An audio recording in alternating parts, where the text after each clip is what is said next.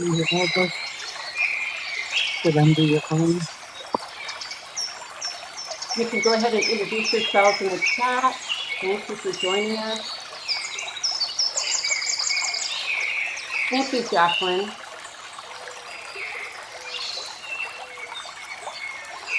Go ahead and turn the sounds off. Thank you.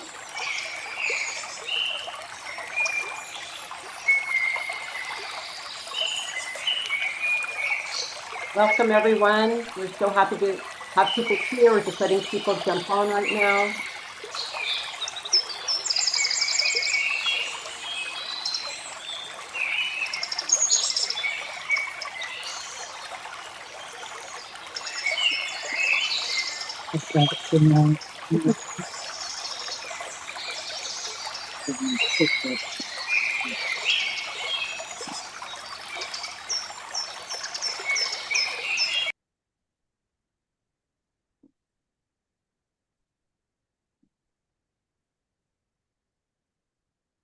Welcome, everyone.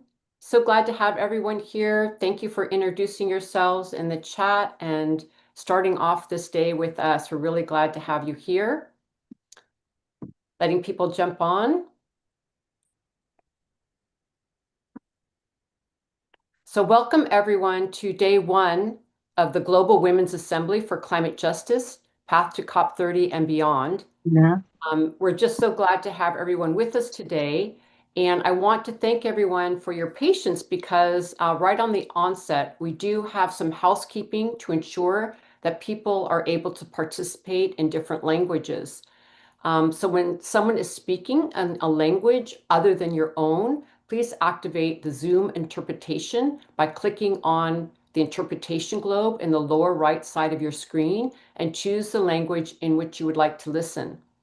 If you're connecting to Zoom through your phone, please touch the three dots at the bottom right corner of your screen where it says More and choose Language Interpretation and choose the language in which you would like to listen and then touch Done. And with that, I want to invite the interpreters to please kindly give these instructions now in Spanish, French, and then Portuguese. Thank you. Muchas gracias. Mi nombre es Megan. Yo estoy aquí con mi colega María. Muy bienvenidas y gracias por estar aquí. Hay interpretación disponible al español. Para escuchar la interpretación al español en una computadora, haga clic en el icono del globo terráqueo en la parte inferior de su pantalla y seleccione español. No hay que silenciar el audio original. Ahora, si usted se unió en un dispositivo móvil, busque el menú en la parte inferior de su pantalla de Zoom, deslice ese menú hasta ver la extrema derecha, luego haga clic en los tres puntitos donde dice Más, luego Interpretación de idiomas, luego Español y finalizado. Si usted tiene problemas con la interpretación, háganoslo saber en el chat. Gracias.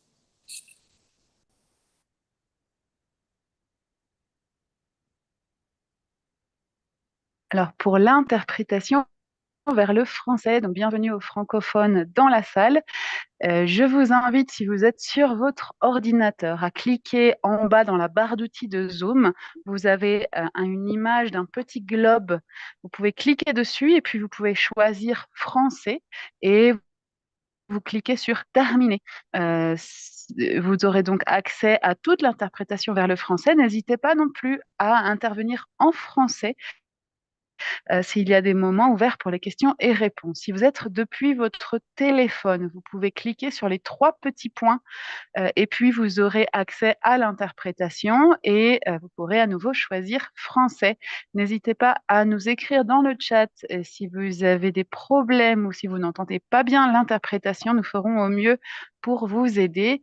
Et donc, nous serons Gaëlle et Rachel, moi-même, ici aujourd'hui et pendant toute cette semaine. Une belle séance, and I give back the floor for the Spanish and Portuguese. Olá, bem-vindas todas as participantes. O evento essa semana vai ter interpretação em inglês, francês, espanhol e português. Se vocês precisarem de interpretação, por favor, clique na barra inferior do Zoom, onde tem os 3 pontinhos do mais. Você vai encontrar o ícone do globo, onde você pode acessar a interpretação em português e clicar em feito ou concluído. Caso você esteja do celular ou de um tablet, desliza o menu na parte inferior até chegar nos 3 pontinhos onde diz mais e escolha a interpretação em português. Por favor, se você for falar, fale com calma. E se você tiver algum problema acessando a interpretação, fique à vontade para colocar no chat que eu, Camila, minha colega Patrícia, a gente está disponível a ajudar vocês. Obrigada. Thank you. Thank you so much. And I really want to thank the interpreters because we really had our heart set on welcoming this space, this assembly to the world, and the interpreters allow us to do that. And we welcome everyone from all over the world. I see people from Canada, from Germany, from the Democratic Republic of Congo, from Kenya. It's really thrilling to see all of you here. So welcome again, everyone, to the Global Women's Assembly for Climate Justice, Path to COP30 and Beyond. My name is Osprey Oriole Lake, and I'm the Executive Director of the Women's Earth and Climate Action Network, or WECAN, and I'm living here on Coast Miwok lands in the San Francisco Bay Area in California. And as we open this gathering, it's great to see people continuing to introduce yourself. We welcome you to do so. It's wonderful to see where people are from. And for those of you who are participating through various live streams, we welcome you from far and wide. And if you would like to hear all of the sessions in your preferred language and also participate in the live chat, please also be welcome to join us in this Zoom space. And the registration link is on our website and across our social media channels. And with that, I also just wanted to start on a note, not logistical, to take a moment to acknowledge this very challenging time and welcome you all to a space for us to be together from all over the world and to support one another. Please know that WECAN is here for you and that you're not alone, and that we send you our love and well-being. The Global Assembly is taking place during the second week of the climate talks in Bonn, Germany, where the continued struggle by our movements is underway, challenging governments to fight for climate justice, the 1.5-degree guardrail, centering gender in the UNFCCC negotiations, climate finance, and just transition, and so much more. The Assembly is time to create a bridge with the vital advocacy work that is happening at the UNFCCC and also with the women and gender constituency. And dear to me, I want to thank our incredible Assembly organizing team who have put in countless hours and heart and soul into the protection of this 6-day event. Jacqueline Duncan, Ashley Guardado, Catherine Quaid, Jillian Lyon, Sophia Lovato, and Summer Sheikh. I can't thank you enough. And today, I'm very honored that we have with us Casey Camp-Hornick, who is the environmental ambassador of the Ponca Nation and a board member and project leader of WECAN. And I will say Casey is truly one of the most important leaders of our time. And we're so honored to be with this Indigenous elder who has such wisdom and knowledge. And as we commence the assembly, she has kindly offered to start off this global gathering with an opening prayer. And then she's going to be joining us for an opening discussion on climate justice.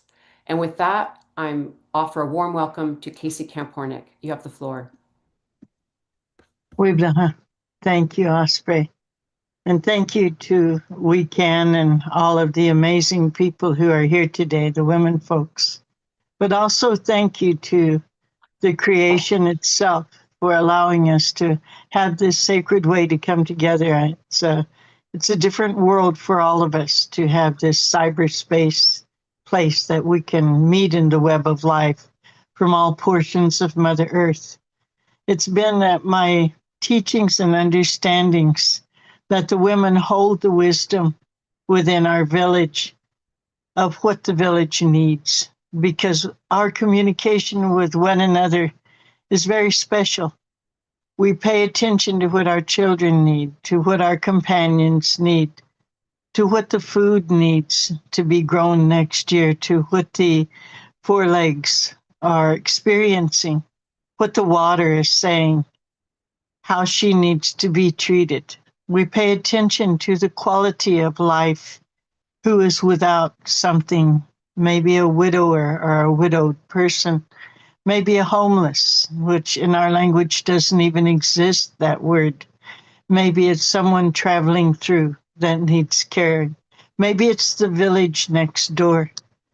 But that is the existence we still have in these days and in these times, coming together from around the world nowadays instead of just our next door village, on what it is that is necessary for this world to continue to live in her own health, as well as to nourish us as one of her children, our Mother the Earth, our Father the Sky, or in whatever way that you happen to be able to make that connection to this web of life, to this truth that is a universal truth of the masculine and the feminine in balance with one another, with the ways of nature herself teaching us what it is that's needed within the natural laws, not within the laws of man. And at this time, at this moment, in this generation, and the generations to come, what is needed is peace. Peace. Peace. Peace. Peace for our children. Peace for the children around the earth, in whatever form they are, but in the human form we relate to those mothers and fathers and grandparents of the children that are experiencing the wars in their areas right now. We relate to the need for there to be a cease to this understanding of what is wealth, that they fight over oil and gas that lives within the Mother Earth naturally and is part of her, not separate from her, just like us. So this prayer also will include that, the prayer for the oil and gas, that it go back to its natural place.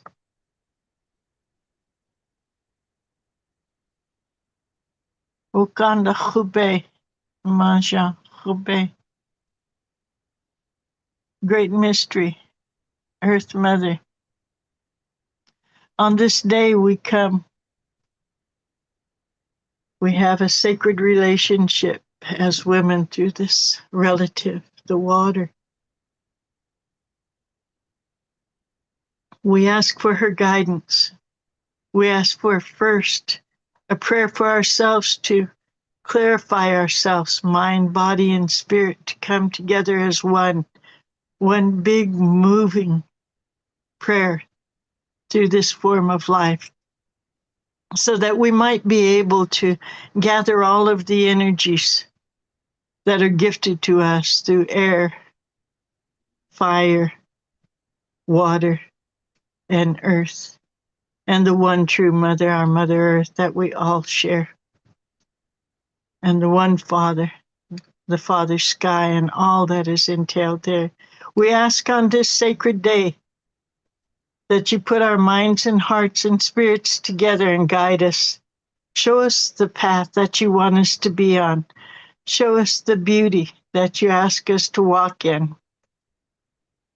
And I'm asking, when I look outside right now to the trees, through the little creek that runs along, through the hummingbird that's been coming to the window to join in this prayer, to the eagles flying over, to the creepy crawlers underneath the earth, and all of those that belong to her, through the star nation, through the moon mother that guides the rhythm, through the great mother ocean, through the mountains, through the eruptions that's going on in that place they call Hawaii.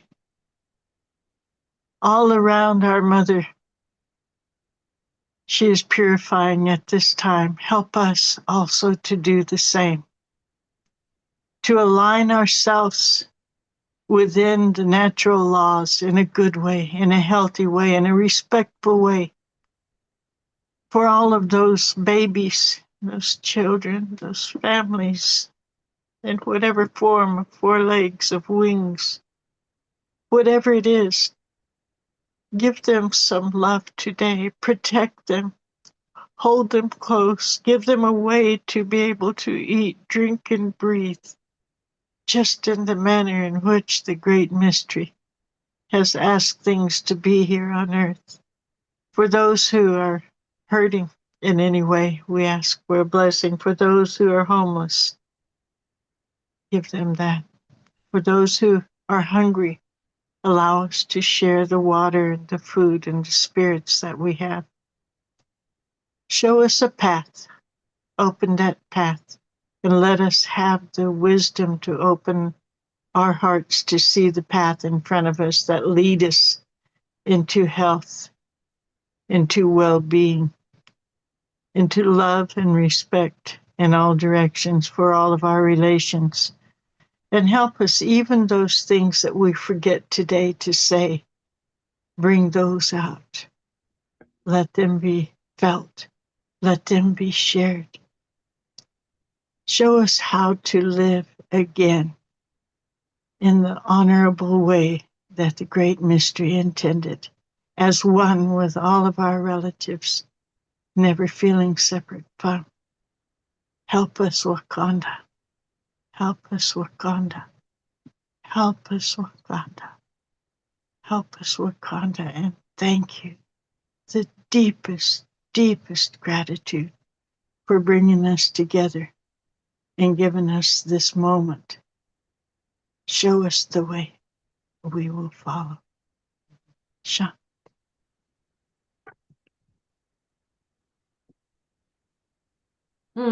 Thank you, Casey, so much for those beautiful words and opening prayer. I deeply appreciate it and very emotionally touched by everything that you shared with us. Thank you. Such important words. Thank you. Mm. When I first envisioned this assembly, I was imagining all of us who are participating in the gathering, connecting as roots converging beneath the surface of a great world forest and drawing strength from one another. I imagine this assembly and all of the speakers and participants, all of you who are joining us, as a mother tree, ancient and wise, standing tall in a world shaking under the weight of interlocking crises. Each person here, wherever you're listening from, is a part of that mother tree with its root network underground, reaching far and wide. And each of you are nutrients feeding a root system of justice, resistance, resilience, and a path forward. We are a living, breathing network, and the health of this world forest depends on all of us and our collective actions. To state it just plainly, the world is on fire, and at many levels. This year, we've witnessed yet another record-breaking year of climate catastrophe. In Brazil, floods have displaced tens of thousands. In East Africa, prolonged drought has driven communities to the brink of famine. The Arctic, once a frozen guardian, is now a mirror reflecting our failure and melting silence. In the United States, wildfires have consumed homes and lives. I'm here in California, and it's been devastating. This is not the future. This is now. But climate change is not just an environmental crisis. It's a justice crisis, a societal crisis. And how we respond and who is centered in that response matters deeply. The most impacted Black and Brown communities, Indigenous nations, island states, Global South communities, low-income families, women and girls are being pushed to the front lines of a crisis they did not start. Climate injustice is a legacy of colonialism, of exploitation, of greed, stitched into the seams of a global community built on extraction. And in too many places, authoritarianism and imperialism are polluting and desecrating our lives. Climate justice and democracy are bound together. Without people's power, profit is raised above life in the deadly extractive economy, and without liberation, rights, and the rule of law, justice is not found. In my own country, we are experiencing grave threats to science, democracy, and justice every single day. The US exiting the Paris Climate Agreement is more than a policy error. It's a moral failure, a global betrayal, and a signal to the world's polluters that it's open season. This is not the time to step back. This is the time to rise. And at WECAN, I know for many of you, we are not waiting. We are not bending or breaking in this moment. It's actually time to get louder. The climate crisis is not waiting on politics. And it's vital to say that there's no climate justice without human rights. The egregious violations in Gaza, South Sudan, the Democratic Republic of Congo, and in other regions must stop. And right now, we must have de-escalation in Iran. Militarism is one of the most under-acknowledged drivers of the climate crisis. The US military is the world's largest institutional emitter of greenhouse gases, and its presence in the Middle East has long been tied to the control of fossil fuel resources. In our current system, there are always government funds for war, but not funds to care for our communities and acting on climate. It's long past time to move trillions of dollars away from death and violence to life and well-being for all. It's clear that struggles for democracy, climate justice, and human rights are deeply interconnected. The systemic injustices we face today are not new. They have been building for generations from outmoded and dangerous ideologies of supremacy. And now we find ourselves at a major crossroads where resistance and courage are more vital than ever. As we look to COP30 and beyond, we are preparing not in isolation, but as a global movement. We want to carry forward the spirit of this assembly. We want this mother tree that is the assembly to nourish our strategy. We are connecting to reach the most local roots, to youth organizers in South Pacific, to water protectors fighting oil pipelines in North America, to solar cooperatives in Kenya, to mutual aid networks in Sao Paulo. Community-led solutions are not an afterthought. They are the front lines of the future. We also know what doesn't work. False solutions like carbon offsets, unproven techno fixes, and market-based schemes that are pushed by fossil fuel companies, big banks, and complicit governments to protect profits and delay real action. These distractions do not cut emissions at the source, do not deliver climate justice, and they only deepen the crisis we are fighting to stop. That's why our climate movements must continue to expose and shut down false pathways, because if we don't, they will hijack our future and lock us into decades more of destruction. We also know what works. Decentralized renewable energy, owned and managed by communities, just transition plans written with and by those who are impacted, rights of nature, indigenous rights, land back, and reparations for colonial damage, reforestation and agroecology movements that are regenerating the earth while feeding families, policies rooted in climate reparations and care-based economies, not corporate greenwashing, a fair, fast, funded phase-out of fossil fuels, and a clear understanding that the leadership of women in all of their diversity across all sectors is not optional, it is essential. From the wisdom of Indigenous matriarchs defending the water and land and carrying critical cultural knowledge, to young women leading divestment campaigns in universities, to fisherwomen rebuilding storm-resistant food systems. Women are not just fighting for climate justice, we are innovating it.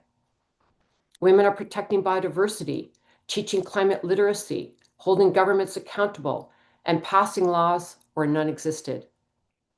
And yet, the space to lead is shrinking.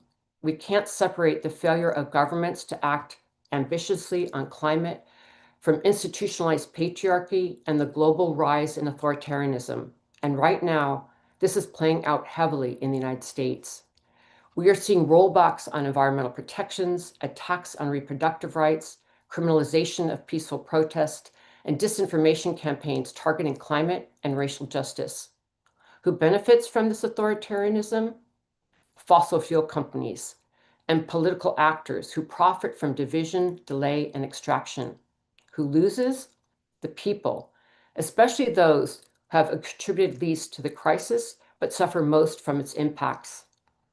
With democracy weakening, climate justice becomes nearly impossible. The same forces suppressing free speech are blocking climate action and silencing frontline communities. The fight for a livable planet is deeply tied to the fight for inclusive, participatory democracy, which we have yet to achieve. Research shows that everywhere in the world where women have greater agency and political power, carbon emissions are lower and social and environmental policies are more effective. Projects led by or inclusive of women have more community buy-in and have better outcomes. Yet women remain vastly underrepresented in climate negotiations and decision-making. At COP29, only 8 out of 78 world leaders participating were women. So we must continue the struggle to center and amplify women's voices, not just as participants, but as architects of the healthy and just world we want. To everyone in this assembly, your courage is fuel. Your honesty is oxygen. Your action is sunlight. Around the world, we see you, we are with you, and we need you. Together we have knowledge, we have the tools, we have the science, the stories, the solidarity. We're not waiting. We don't need another wake-up call. We are on the move. And this is why WECAN is hosting this assembly, to uplift women in all their diversity and community-led solutions, strategies, policies, and frameworks. It's Code Red for humanity, and we are drawing a red line to say no more sacrificed people and no more sacrifice zones.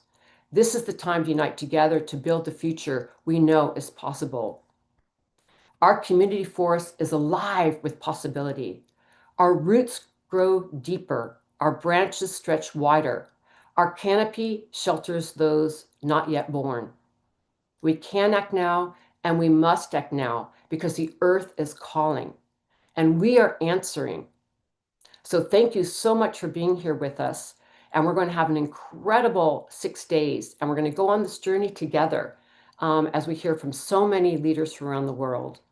And now I want to bring into the discussion my dear colleague, Zukiswa White, who is a project specialist and social justice consultant from South Africa. And I want to welcome you, Zukiswa, and thank you for joining Casey and I for this opening session to discuss framing for climate justice principles. The floor is yours. Thank you so much, Osprey, and to WECAN. Cassie, for opening this work with so much sincerity, as always, the excellent framing, Osprey, and to all of you joining from across the world, and of course, all the convening partners of this brilliant initiative under the Global Women's Assembly for Climate Justice, Path to COP30 and Beyond. I am joining this discussion from SB 62 in Bonn. I'm in community and on the ground with allies and co-creators of a transformative climate just future as we continue to hold the line fiercely at these climate talks. I'm feeling so grateful to be kickstarting this brilliant advocacy initiative and honored always to amplify the tireless and bold organizing and leadership of frontline communities, of women, of feminists, and Indigenous, rural, and local communities around the world. Unfortunately, this tireless work of advocates within the walls of the UN and community activists and leaders on the front lines beyond the walls of the UN is frustrated consistently by unending delay tactics that keep the catalytic potential of this work buried under the bureaucracy and alienating semantics in these climate negotiations. We are in a political climate where inspired action and leadership feels lower than ever, despite this being a record-breaking year in terms of warming. But thankfully, our work continues beyond these soulless walls. The fight for climate justice does not sit outside the fight for gender justice, for health justice, for worker rights, for anti-extractivist struggles, and the many ways the progressive left has continued to organize and fashion struggle. Across the world, there is a growing recognition that climate justice is an urgent political imperative. Movements of land defenders, protectors and nurturers of sacred ecosystems, and social and political activists who are organizing in repressive regimes sponsored by the anti-rights agendas of the North are shaking tables and pushing back against the greed and exploitative logic of extractivism and its unholy matrimony with colonialism, imperialism, racism, and white supremacist patriarchy to offer the world a more human face, even under impossible circumstances. We simply refuse to give in to human-made suffering, death, and destruction at the altar of the whims of the wealthy and elite. They do not represent us. They have never represented us. And because they do not represent us, they cannot take away our collective will to live. And I said this in a previous panel, that if the rich choose to die behind their climate resilient walls, we, the majority, choose to live. We must simply continue to aggressively exercise our refusal to normalize the abnormal. We must continue to choose life. We must live, and we will live. And in choosing to live, we are united by the strength of our commitment to making climate justice outcomes politically inevitable. I want to reiterate that our work is to make climate justice outcomes a political inevitability. This will demand no less than a complete overhaul, a system change approach in analysis, in coordinated action, and in our visions for the future. What we know for sure in this work is that it does not begin outside a framework that positions climate justice within the struggle for ending the world as we know it. An anti-imperialist, anti-colonial, anti-racist, anti-capitalist, and anti-patriarchal and anti-rights agenda is the bare minimum for where we start this work if we are truly to see its transformative potential in fashioning a new future. What we also know for sure is that there can be no climate justice on occupied lands. Indeed, as Osprey said, no more sacrificed people, no more sacrificed zones. This too is a bare minimum. There is no place for settler colonies and their regimes in the inevitable future that we are fashioning. Land must return to the indigenous people, and the rights to collectively govern and decide on that land must be restored to the indigenous and rightful landholders. Despite that this work is happening in the face of fierce opposition, lethargy, and political will across the board, which leaves much to be desired. Despite all of these, what must be absolutely clear is that our movement to course correct does not stand a chance outside of waging genuine struggle against empire. As another grounding political imperative, we must understand that for this work to truly be meaningful and transformative, it must root itself in genuine advocacy for degrowth in the global north as a matter of urgency, quite literally life and death, while the majority world looks towards a post-extractivist future. This is not a condition that can continue to be negotiated. The global north must commit to degrowth. The global south must look towards a post-extractivist future. Ultimately, we must be honest. The so-called development in the global north was sponsored not just by the underdevelopment of the south, but as a result of its exploitation and the total force of racism and colonialism, of our lands, of our minerals, and our very ways of being. And so whether or not we continue on the path of extractivism in the South, this alone will not account meaningfully for our own development, because in the first place, it was not just the fossil fuel industry that catalyzed so-called development in the North. It was land theft, it was plunder, and the genociding of indigenous and native communities that cannot be a model that we continue to look towards. And even if the global south insists on arguments for continued extractivism, what we must always locate is that in the first place, the development of the north depended quite literally on the rape of the pillaging of the global south. So even if we were to continue on this path, unfortunately, we cannot meet our own development agenda with the cruelty that it took for the North, which is today denying the South the resources and the financing it deserves, and ever claim to reach that.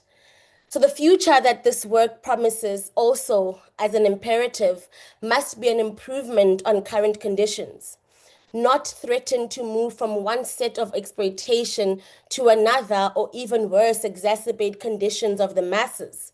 So we must in this work address rather than exacerbate existing injustices.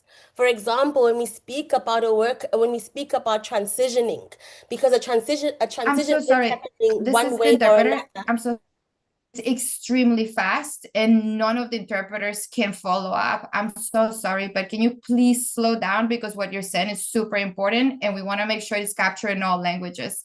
Thank you. Thank you so much, and apologies for that. Maybe I ask Osprey, how much time do I have? Do I have like 2 minutes still? Yes, you have just that, like a minute or two. Yes. Oh, Thank you. okay. Apologies to the interpreters and to everyone joining us and in the language booth. But where I was saying that even when we imagine a transition, because a transition is happening one way or another, we don't want a situation, for example, where we are transitioning from one form of precarious labor to just another form of precarious labor.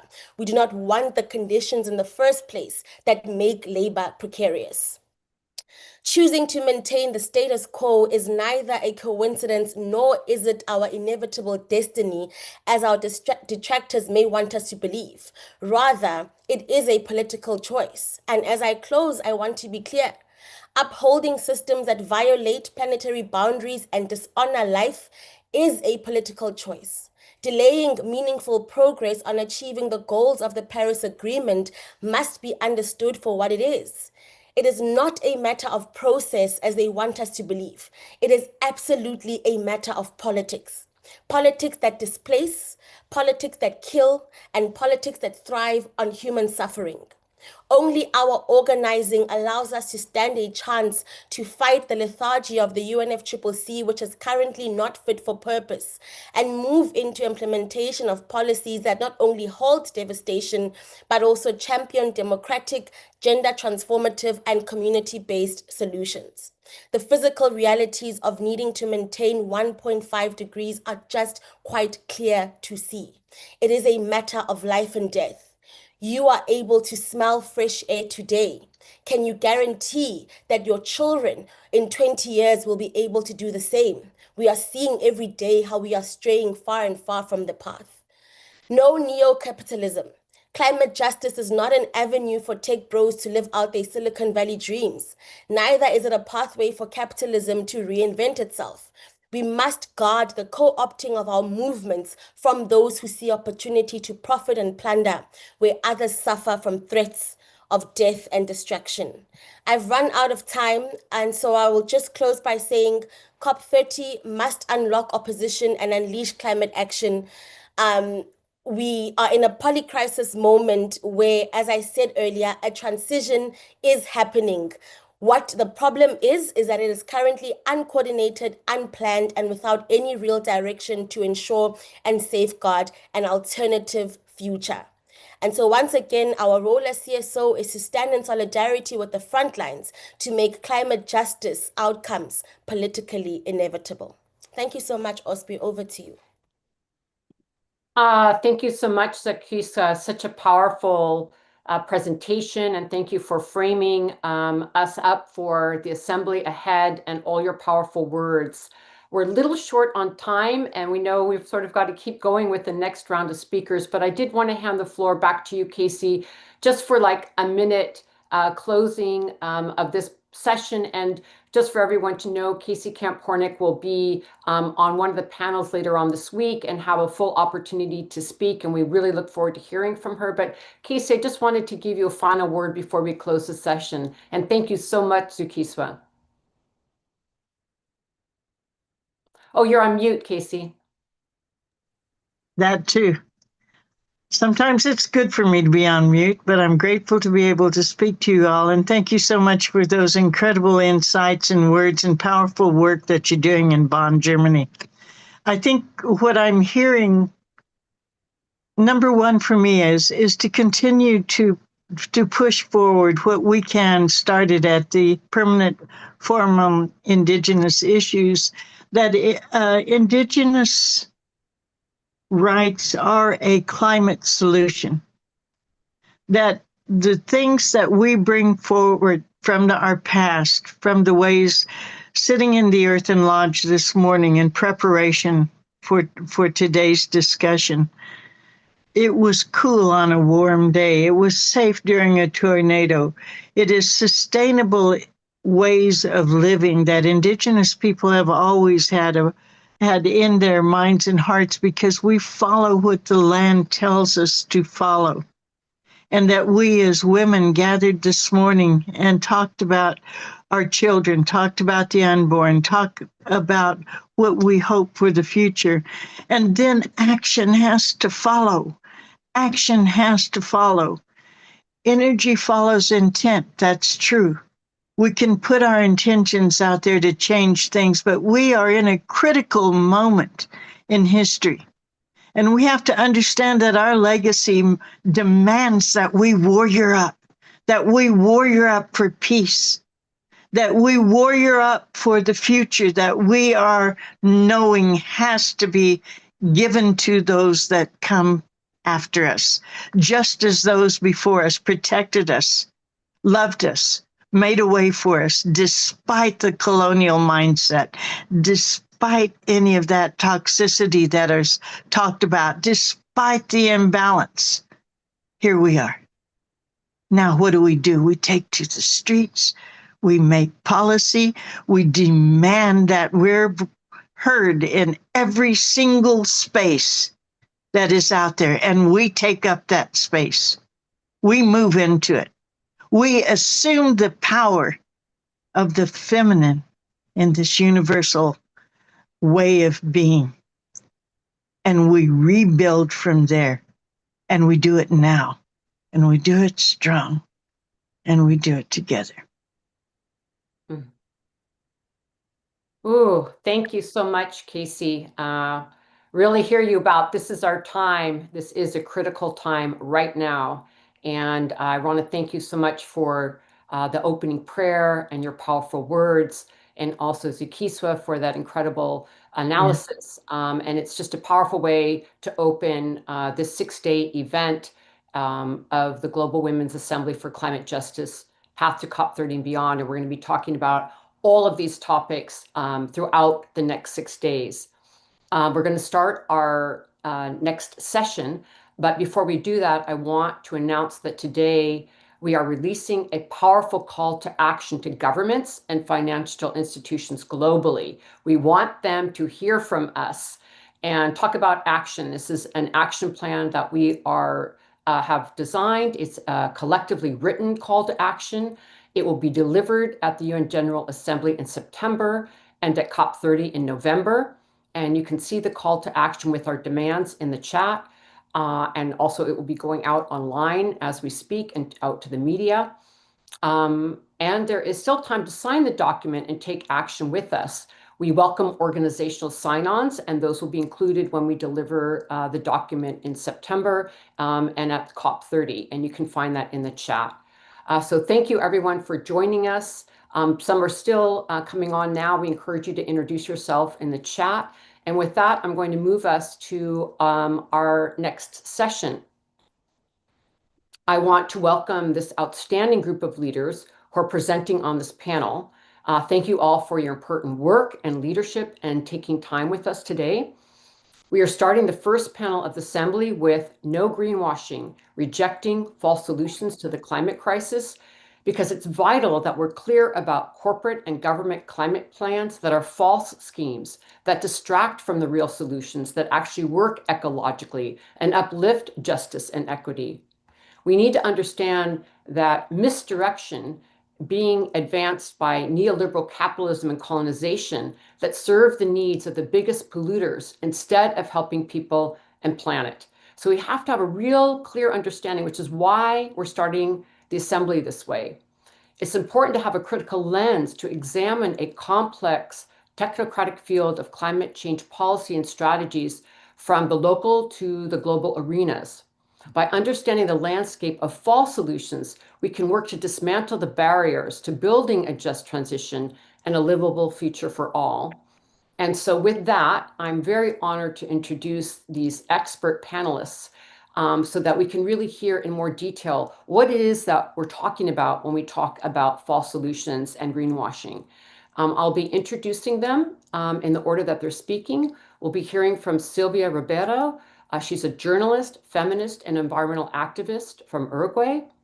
Then we'll be hearing from Rita Uwaka, Environmental Rights Action Coordinator, Forest and Biodiversity Program, Friends of the Earth, Africa, from Nigeria. Then we'll hear from Claire Vondrich, Senior Policy Counsel, Public Citizens Climate Program and Public Voices Fellow with the Op-Ed Project, Yale Program on Climate Change Communications from the US. Hui Miam Lim, Independent Consultant and Code Lead for Article 6 on the Paris Agreement, False Solutions and Dangerous Distractions, from the Women and Gender constituency. She is from Malaysia. And then we'll be hearing from Ele Ravna Nak-a-Davi. She is a Sami leader. She's the chair of the Sami Parliament's Youth Council from Norway. And then we will be hearing from Simone Lavera Bilderbeek, independent academic research, and she's from the Netherlands. As we hand off the floor to our first speaker, Silvia, we will also be putting into the chat a report that WECAN has put out called The Need for Real Zero, Not Net Zero, Shifting from False Solutions to Real Solutions and a Just Transition. So it's another way that you can be more informed about what we're talking about regarding why we need to be aware of false solutions, and that will be in the chat for you. And with that, I hand the floor over to you, Silvia. Thank you so much for joining us. Hi, Osprey. Hi, all friends and all the women that I may have met or not, but I'm really happy to be here and honored. And I thank you for doing this effort to get us to understand some of the things that are very important and going on. And well, I would like to say first to remind all of us that, during 28 Conference of the Parties of the Climate Convention, they have basically not mentioned fossil fuels. And that is it's incredible because, fossil fuels are the basis of the contamination, the emission of greenhouse gases. So in COP28, they mention and they say something like transitioning away from fossil fuels.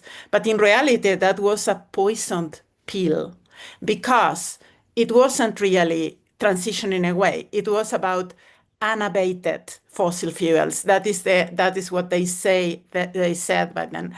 And unabated is all that hasn't been compensated by markets or offset by carbon markets and others, or in a way compensated by different technologies, particularly geoengineering technologies, ways of removing carbon from the atmosphere. And all of these are new business for the same actors that were the main causers of the climate change. So in COP29, that proceed to instrumentalize this, and they approved a new frame for carbon markets with Article 6 by allowing, for instance, opening for allowing carbon markets not only in soils, not only in forests, but also in the seas, in oceans. And the way of doing this is particularly through technology. So I wanted to mention for you some of these false solutions. I'm really very honored, not only with the other people in this panel, the dear women in this panel, but also in the other panels that following during this week. And I know we all will be completing the different pictures we need. So I will focus to give you some examples on what are these really dangerous technologies that they are proposing that are geoengineering, the manipulation of climate, and it's on land, on the seas, on marine systems, but also what we call solar geoengineering in the atmosphere. So the one that is most known is one that industry has created many decades ago, the oil industry, which is carbon capture and storage. And this technology was before called enhanced oil recovery.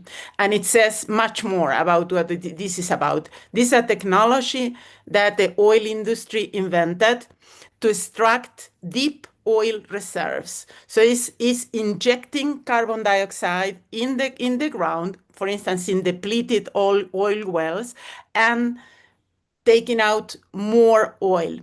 They have this technology for a long time, decades in fact, but they haven't been using it much because it wasn't economically viable. But now, by presenting it as a climate technology, because it's injecting carbon dioxide in the soil, then in the soil or in the sea, and then they call it climate technology, and they are claiming carbon credits. They are also getting a lot of subsidies, public subsidies.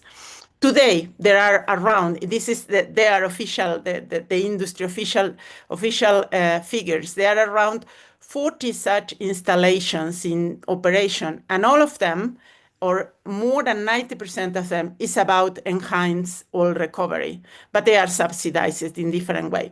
The other part is also heavily subsidized. It's in Canada and Norway, and it has been a lot of subsidies from the states, from public money. So that means that instead of putting the money in real solutions, they are investing again in subsidizing the main culprits of climate change. I am, of course, not laughing. It's just that it's so ironic. This is the way. The other new technologies they are using are, for instance, to how to convert the whole marine ecosystem everywhere on a giant carbon sink. And they want to do this by manipulating the chemistry of the ocean, by, for instance, ocean fertilization. This is another geoengineering technology, or what they call enhanced oil recovery. And this what they call enhanced alkalinity in the ocean. And for doing that, they want, for instance, one of the technologies to add tons and tons of grounded minerals.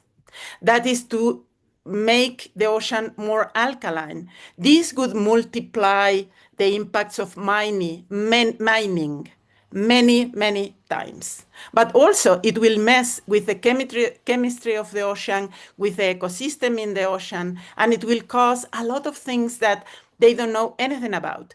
There are already over 40 experiments trying to do either this or adding other kind of marine geoengineering. They are selling credits in the voluntary market without having any single demonstration that this is really absorbing more carbon. I want to mention another marine geoengineering technology, which is giant farming of algae. And this is promoted as something that is very nice. You know, we all like algae in the seas, but this is about hundreds of thousands of square kilometers of monoculture of algae. This will have so many impacts in the sea because it's like these tree monocultures putting in the sea. This will have on the marine food chain, but also on the deep sea and many other impacts.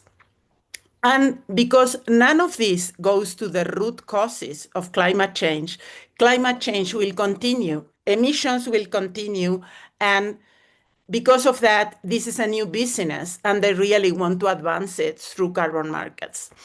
I will leave this here, but I want to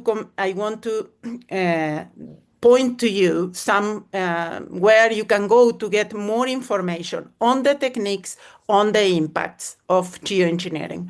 One is geoengineeringmonitor.org, and the other one is the handsofmother-earth.org, which is an international alliance against geoengineering. Thank you. Thank you so much. Really important work you're doing, Sylvia. Sylvia's been working on this for years and years and is such an incredible expert on fall solutions. Thank you so much. And with that, I'd love to invite Rita Uwaka to please join us. Thank you, Rita. Thank you, Osprey, and everyone. Oops, we've lost your video. Oh, sorry. There you go. Perfect. Thank you. Hi. Awesome. Nice to be here. Good day, everyone, from wherever you are in the world.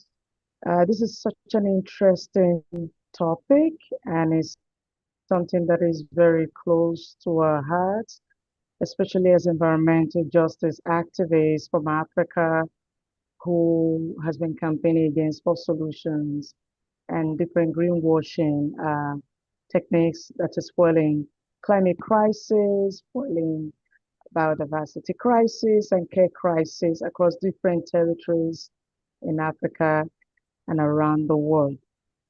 Today, my presentation is going to be centered around, how greenwashing is impacting, the climate crisis. And we know that no greenwashing is something that we are speaking against, rejecting for solution to the climate crisis. It's a key area of work that we'll continue to speak on. The point is, how green is greenwashing? We talk about greenwashing and the impact it's having on ecological justice, on climate justice, on environmental and social justice. It's more of a sheep in wolf's clothing. It's all about, diverting attention from climate injustice that is flourishing in different territories around the world. It's all about environmental harms. It's all about fossil fuel industries, injustices, pollution. It's all about agro-commodities businesses expansion in different territories. It's all about that. Uh-oh. I'm not sure what happened right there. I'm sure that Rita will be joining us again. She must have lost connectivity. So I think we're going to move to our next speaker. Clara, if you're available to jump in, we'll go ahead and then we'll come back to Rita when she joins us. Thank you for your flexibility. Let's go ahead and hear from Clara Vondritz. Thank you, Clara. Hi, everyone. It's so nice to be here with you. And it's funny, Rita and I were on the same wavelength because I was going to talk about greenwashing as the wolf in sheep's clothing, or better yet, the oil CEO in green clothing, right? I love what Sylvia said. The same oil barons and powers who created the oil industry are now pushing these false solutions like CCS, geoengineering, and nuclear, I would add. Many, carbon neutral folks are, cautiously optimistic about nuclear, but we know from the research and just the practical experience of countries around the world that it's vastly more expensive than public coffers can support, and the timeframes are ridiculous. I mean, to build one nuclear reactor can take more than 20 years, and these projects are always facing delays and cost overruns. And so I actually think, in addition to being false solutions, they themselves are a form of greenwashing, because the powers that be know that these technologies aren't ready for prime time, and yet they push them anyway, creating a false sense of hope that allows them to burn oil for even longer. But I'd like to actually read a passage from Osprey's book, because she has been such an inspiration to me. And if you haven't checked out the stories in our bones, I would really recommend it. And I just play this game where I open a book at random and I read the passage in order to get some inspiration. So this is the one I got to today.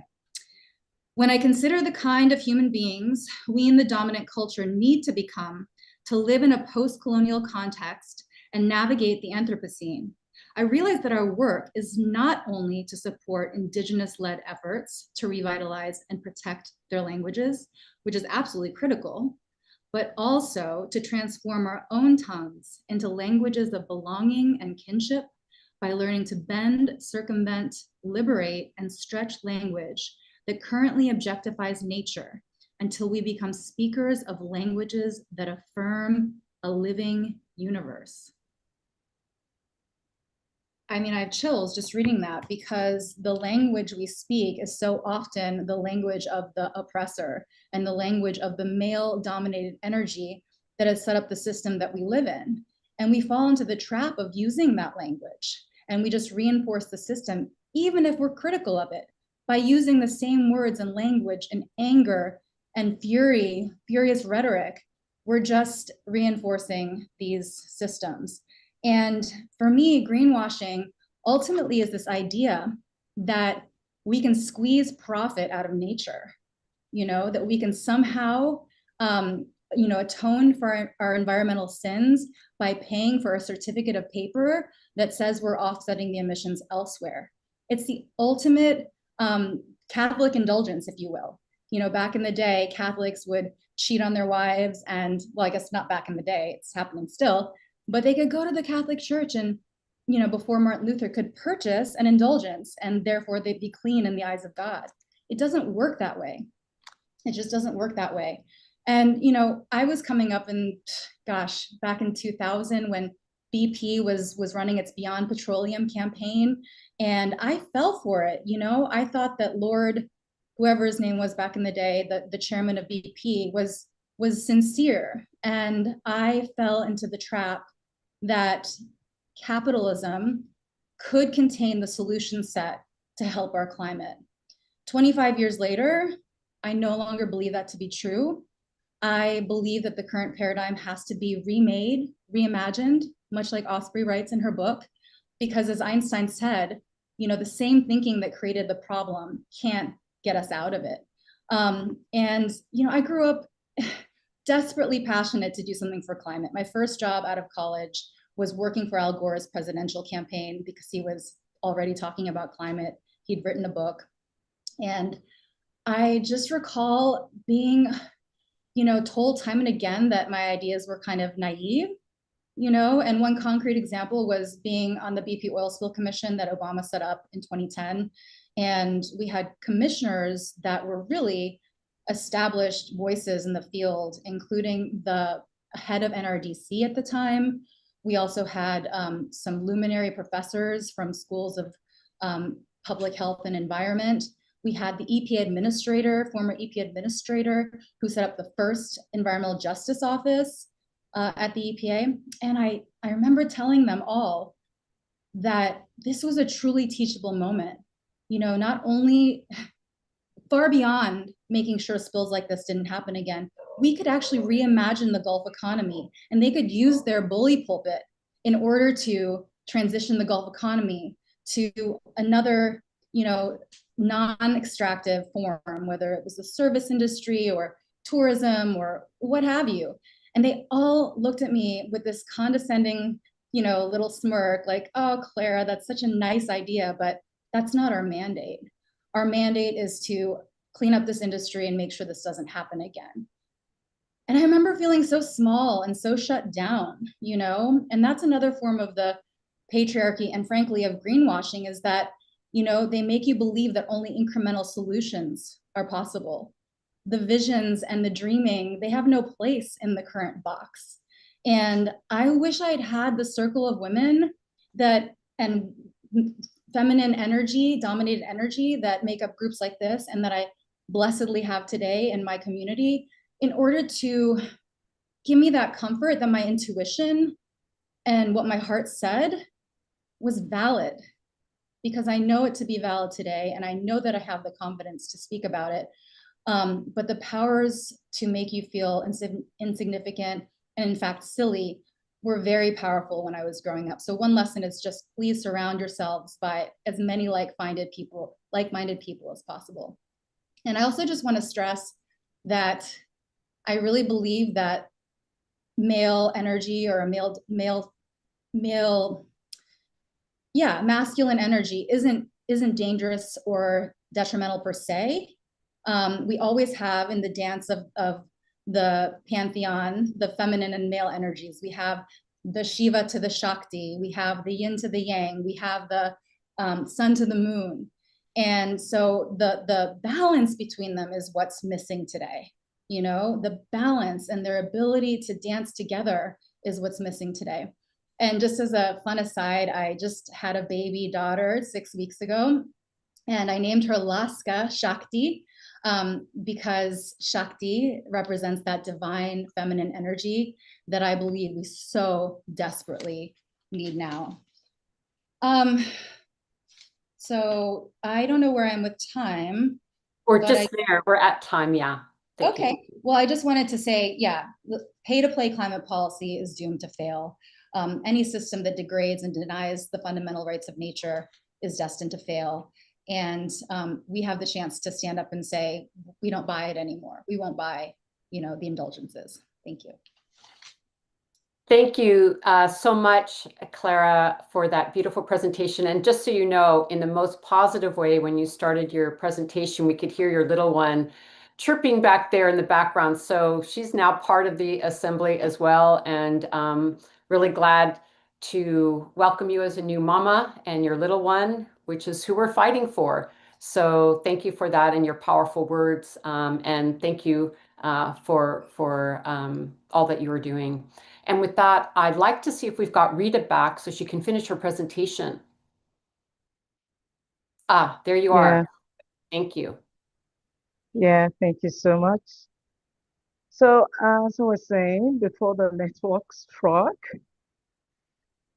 okay, the idea about greenwashing as a first solution has continued to bring more carbon market initiatives like RED, hydrogen foils, industrial plantation expansion, geoengineering, and this is reinforcing social, environmental, and gender injustices across different territories.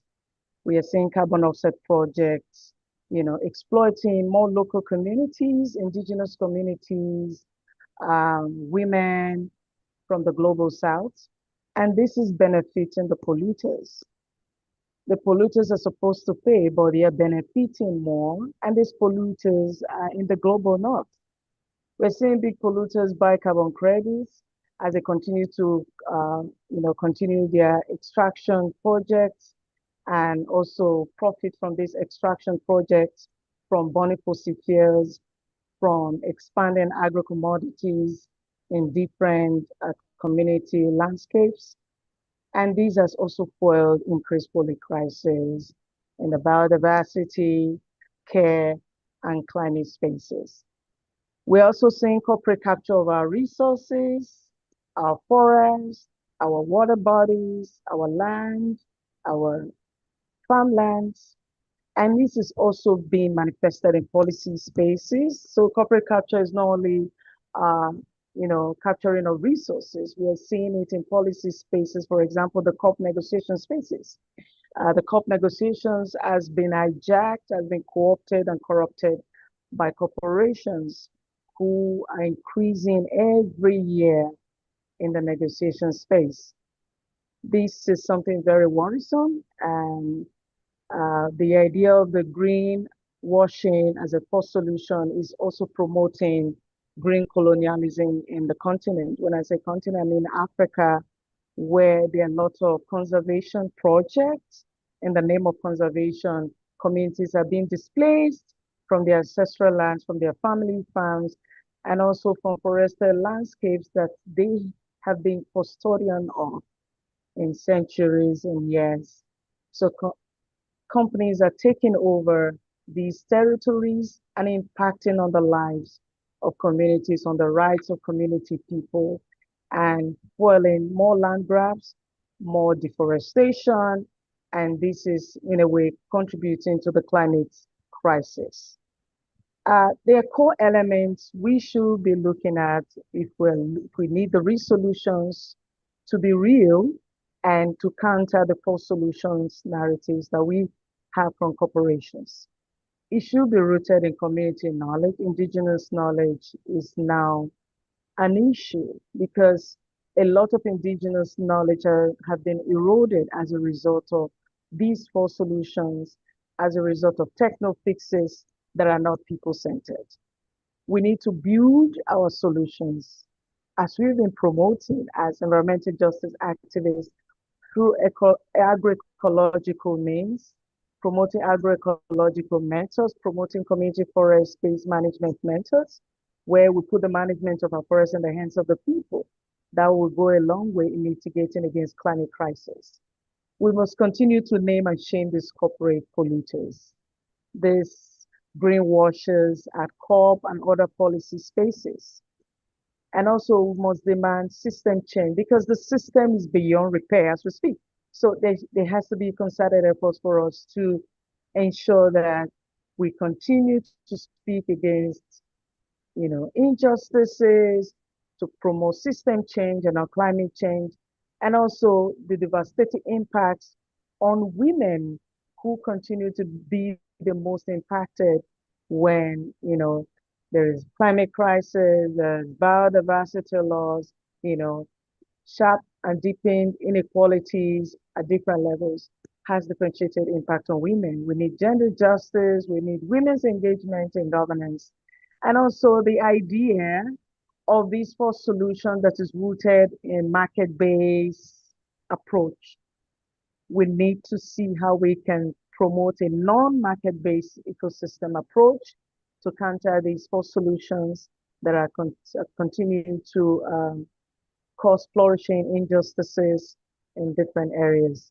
We need collective solidarity, collective rights, amidst deepening inequalities and systemic injustices.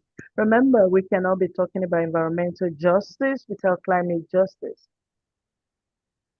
And we can't be talking about climate justice without women. So we need to build a collective solidarity, build people power, dismantle all patriarchal, tendencies that continue to fuel corporate capture of our resources, of our policy spaces, and undermine the rights of indigenous peoples and local communities everywhere.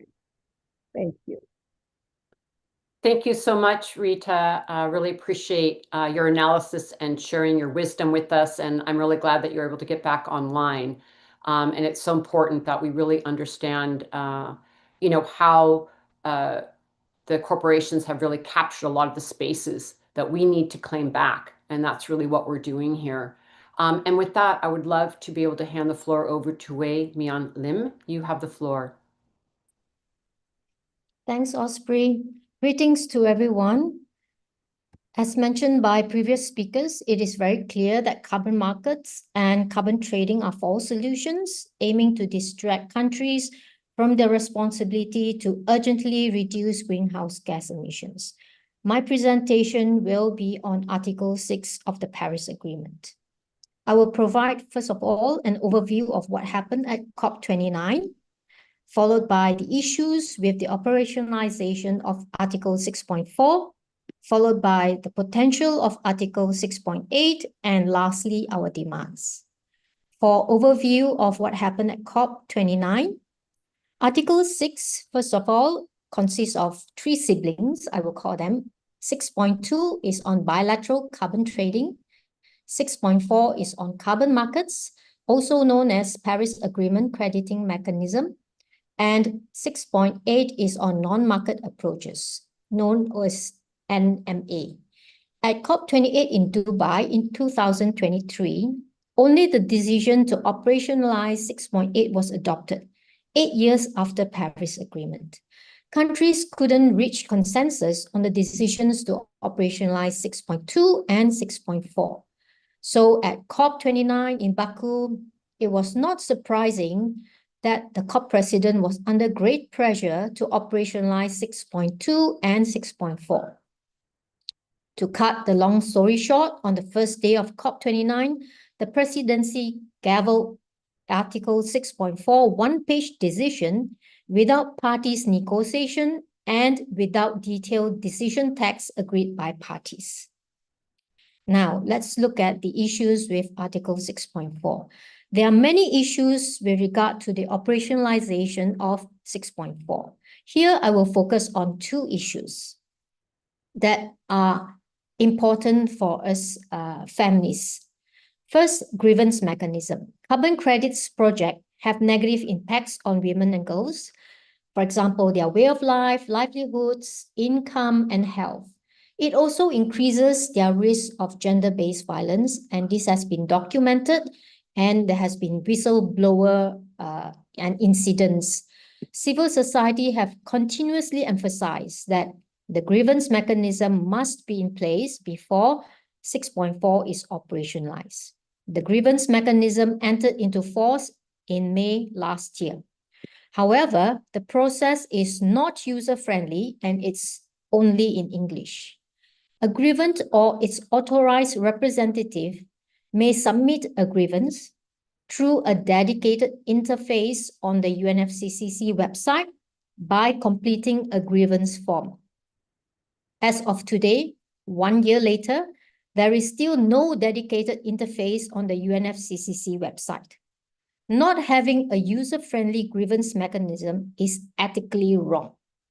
With this current grievance mechanism, will it help to protect and defend local women and Indigenous women's right to seek gender justice? The second issue, gender inclusion.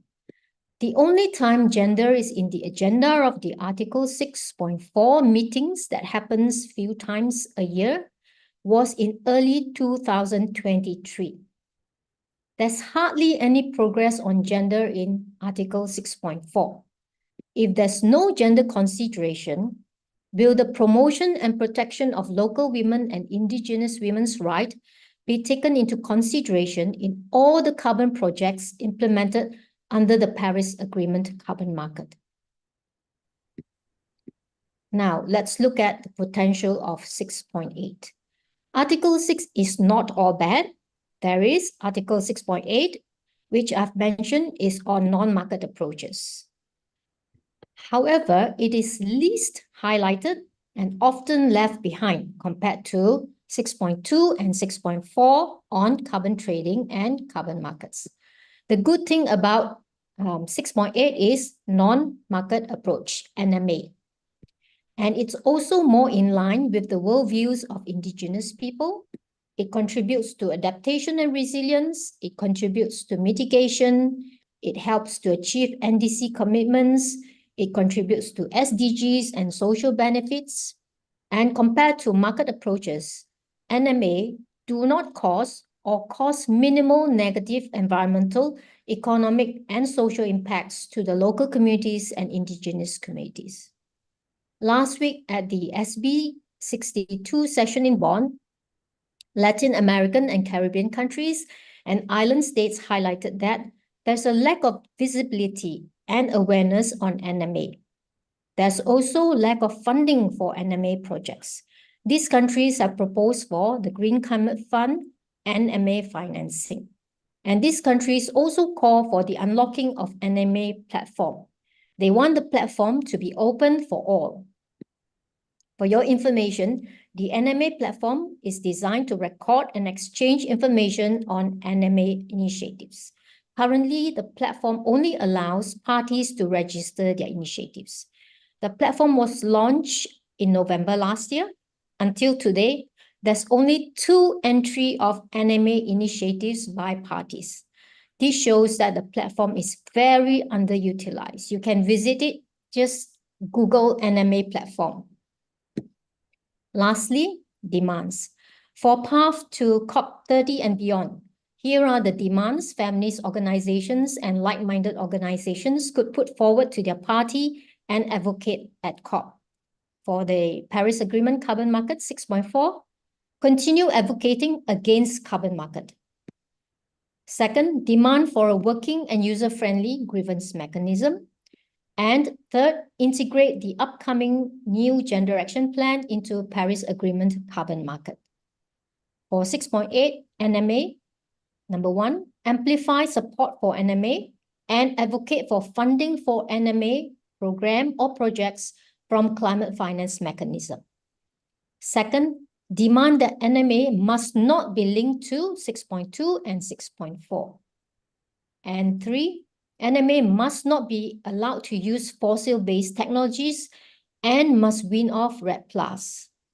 Fourth, integrate the upcoming new gender action plan into NMA. And lastly, unlock the NMA platform, allow non-parties to register NMA activities or initiatives as well. Thank you. Thank you so much, Wei, for that great presentation and really very informative. And I wanted to share with our audience that throughout the next 6 days, we're going to be hearing from advocates all over the world who have different levels of expertise in many different arenas. And we wanted directly to bring in leadership who has expertise on the actual COP negotiations as Wei. And we've worked together on Article 6 over the years. And we want to also sort of demystify what's happening inside the climate negotiations by bringing some of that information into this space, because we're all like an ecosystem working together to talk about these issues. And what I would also suggest, as I mentioned before, and we'll put into the chat again, a report that we can put out called The Need for Real Zero, Not Net Zero, because it will also help you with finding some other resources, not just this article, but will help explain in more detail a lot of things that are being discussed here, because it is, I can't stress enough how important it is that we understand what these false solutions are, what market-based mechanisms are, what we're talking about, because so often when we are hearing in the mainstream media is about these quote unquote solutions that governments and financial institutions are putting forward that are not real solutions, but they fall into the realm of continuing imperialism, capitalism, and the structures we don't want. So we are talking today about systemic change, and it requires analyzing these policies and understanding where they're real and where they're not lifting up climate justice, and how they actually perpetuate us continuing to burn the planet and harm communities. So all of this is critical to understand, and that's why we're having these different presentations, but also knowing people are coming into these dialogues at many different levels. So I would also suggest these resources that are put into the chat from Clara, from Hui, from Rita. We're sharing more about these speakers so that you can go back and also learn more as we all catch up and learn this language, as Clara pointed out. And with that, I want us to hear a presentation from an Indigenous perspective from LA. And we can go ahead and hear from her now. Thank you. And thank you, Osprey and WECAN, for organizing this panel and for inviting me to speak beside these other amazing women. My name is Elra Nanakelervi, and I'm a 24-year-old Sami activist.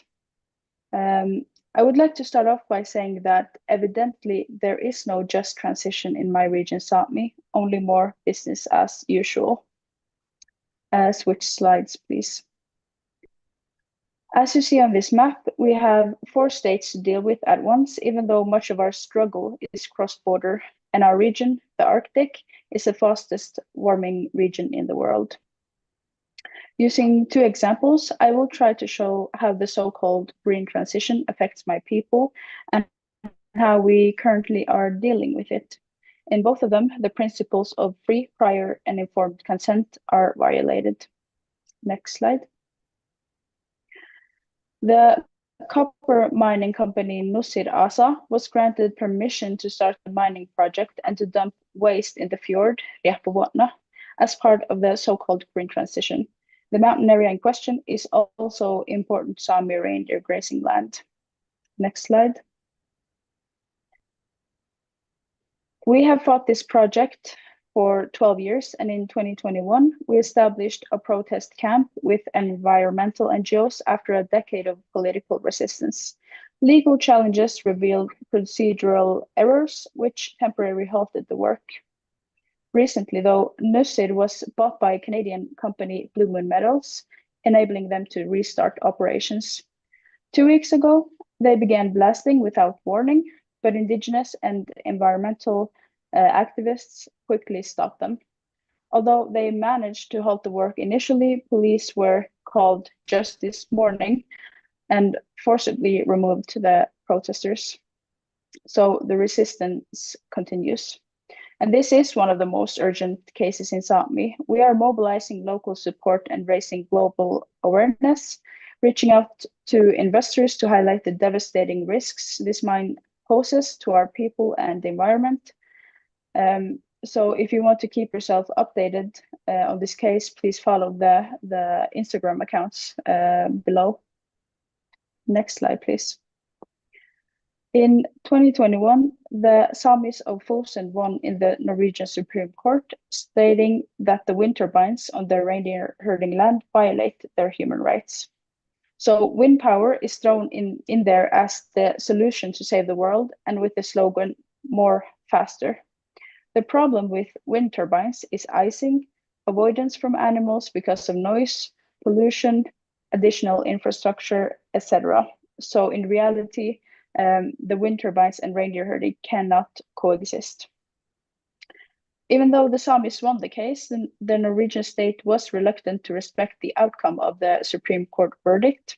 For the following 500 days, the wind turbines kept spinning and no political action moved the case in any way. Next slide. This resulted in Sami and Norwegian environmental youth to take action by occupying the Ministry of Petroleum and Energy. We were inside the ministry for the whole weekend until getting arrested by the police in the middle of the night of the 4th day. Next slide. So this sparked the biggest Sami civil disobedience protest since the Alta case in the late 70s.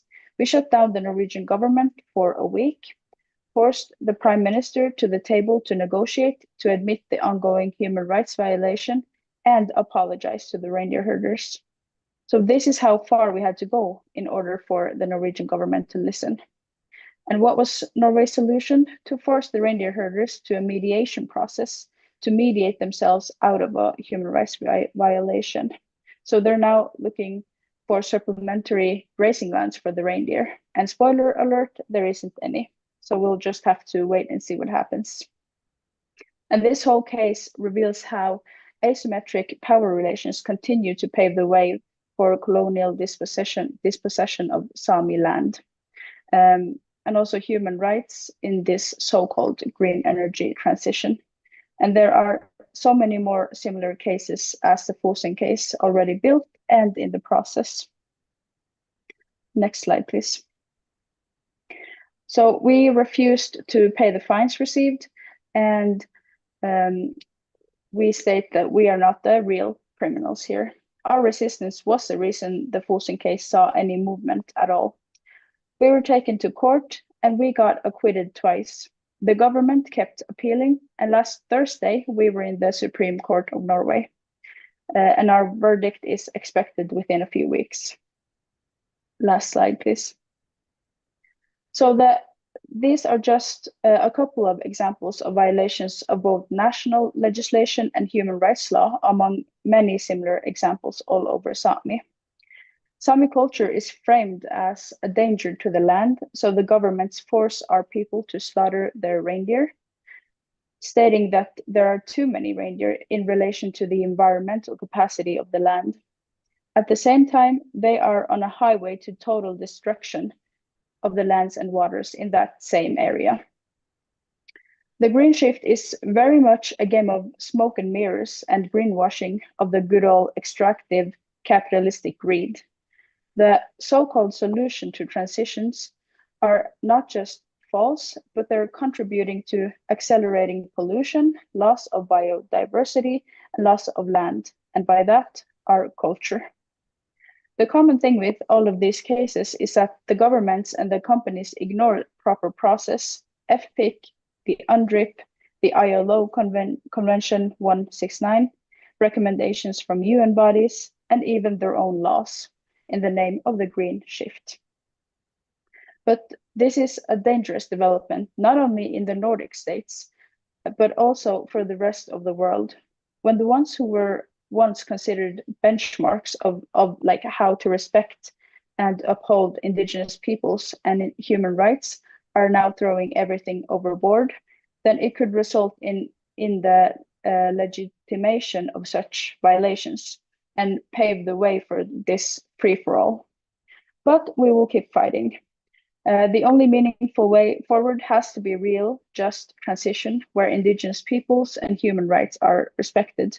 We should not have to occupy ministries, tie ourselves to heavy machines, or take every single issue through the court system. It's as easy and as hard as that. So we will keep leaving the land as we find it. We will keep asking for permission from the land and the ones already there before we enter. And we will keep thanking the land for all that we receive. That is our obligation. So thank you for your time. Thank you so much, LA, for your incredible work. And, you know, we just all applaud your incredible courage, your resilience and resistance effort. And it's just so meaningful to all of us to hear your work and how important it is that we continue to center frontline communities, Indigenous leadership. And this is why, you know, you are listening to the land and you are showing us the way. And I wish you all of the best. I know everyone here does. And really, truly, thank you for your courage and leadership. You know, this is the result of colonization over so many years. And thank you for your resistance and resilience.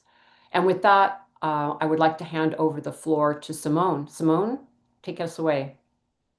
Yeah, thank you very much. If you can put up the slides, that would be great.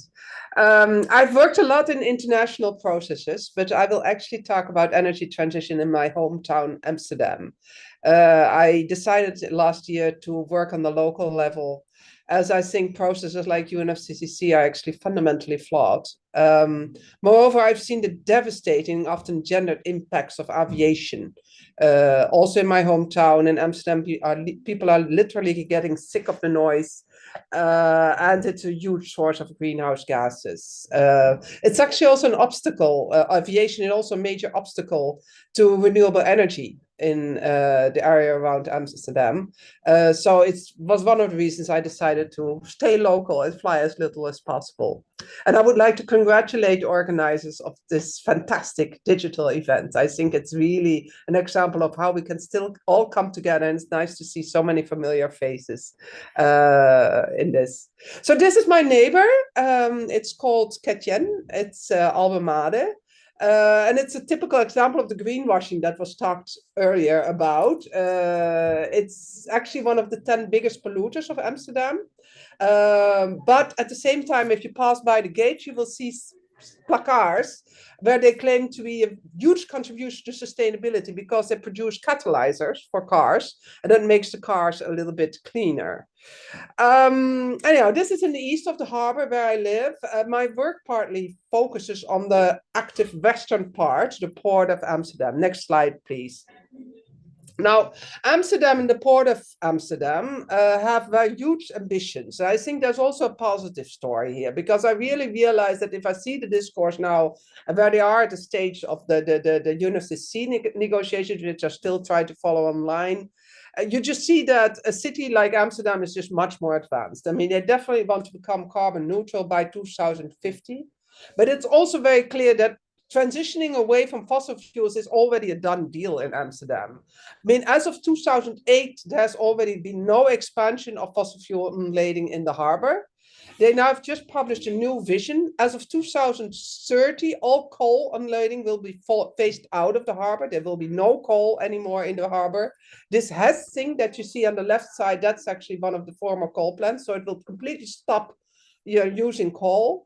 There's a huge promotion of wind energy, electrification of industries. All the other fossil fuels are also being phased out. There's promotion of circular industries, several big zones, reuse of plastic, etc. There's also promotion of bioenergy and the bioeconomy in general, which sadly is still seen as positive. I'll get to more of that later. Next slide, please. So, I should say that the wind, you saw a lot of windmills also. There's the wind energy expansion is one of the things that's been hampered by the airport, because the most efficient windmills are actually so high that they hamper the flights of the airport, which is just far too close to the city. And the airport has also just ordered the close down of a huge solar field because they are being blinded by the light reflection from the solar field. So you see that there's actually a huge conflict also between aviation and some of the renewable energy strategies they have here. On the other hand, I think I would support, I was impressed by Ella's story about the windmills. We have a bit of the same thing here in Amsterdam on a very small scale because they're desperately looking for alternative places for these windmills. And typically one of the priority locations is in one of the most marginalized neighborhoods of Amsterdam, because there people are not bothered by windmills. So all that is going all over the world. Anyhow, this is the good story insofar that these are former oil tankers. They're still being used for also old storage facilities. In 10 years from now, these will no longer be used for oil. They will be used for hydrogen and biofuels because they're mainly used as fuels for aviation, for Schiphol. And the big alternatives they are promoting in Amsterdam are hydrogen and biofuels. And to complement all the fantastic stories just told, I wanted to go a little bit more deeper into these two fall solutions. Next one, please. So hydrogen, I've actually learned a lot about that last year. It's quite fascinating because you see a huge push in Amsterdam and in the Netherlands for hydrogen. It's considered the big, great solution for the future. However, at this moment, globally, 97% of all hydrogen is still gray. It's made by fossil fuels, which means it's actually worse for the climate than fossil fuels itself. And in the Netherlands, only 0.03% is actually green, so produced by green energy. But even green hydrogen has often devastating gendered impacts on communities in, for example, also the production countries, because they're also importing green hydrogen. There was impressive stories. I'll leave it to people there to describe them more. But here also there's a lot of land grabbing for these huge energy projects. Hydrogen also requires massive amounts of water and electricity. And that contributes to water shortages, which is actually a huge problem now with climate change. It's one of the climate change impacts that the Netherlands faces is actually water shortages, causing also siltation, drink water problems, etc. And net congestion. Now, the net congestion is actually a huge problem, partly caused by data centers and artificial intelligence, because half of all the electricity is already going in Amsterdam is already going to data centers. And because of that, they've just declared code red in Amsterdam. So there's now no new space for big electricity connections until around 32 or 2035, and in the entire province of the Netherlands, North Holland actually. And that while for a lot of industries, they see the main transition they can take is to switch from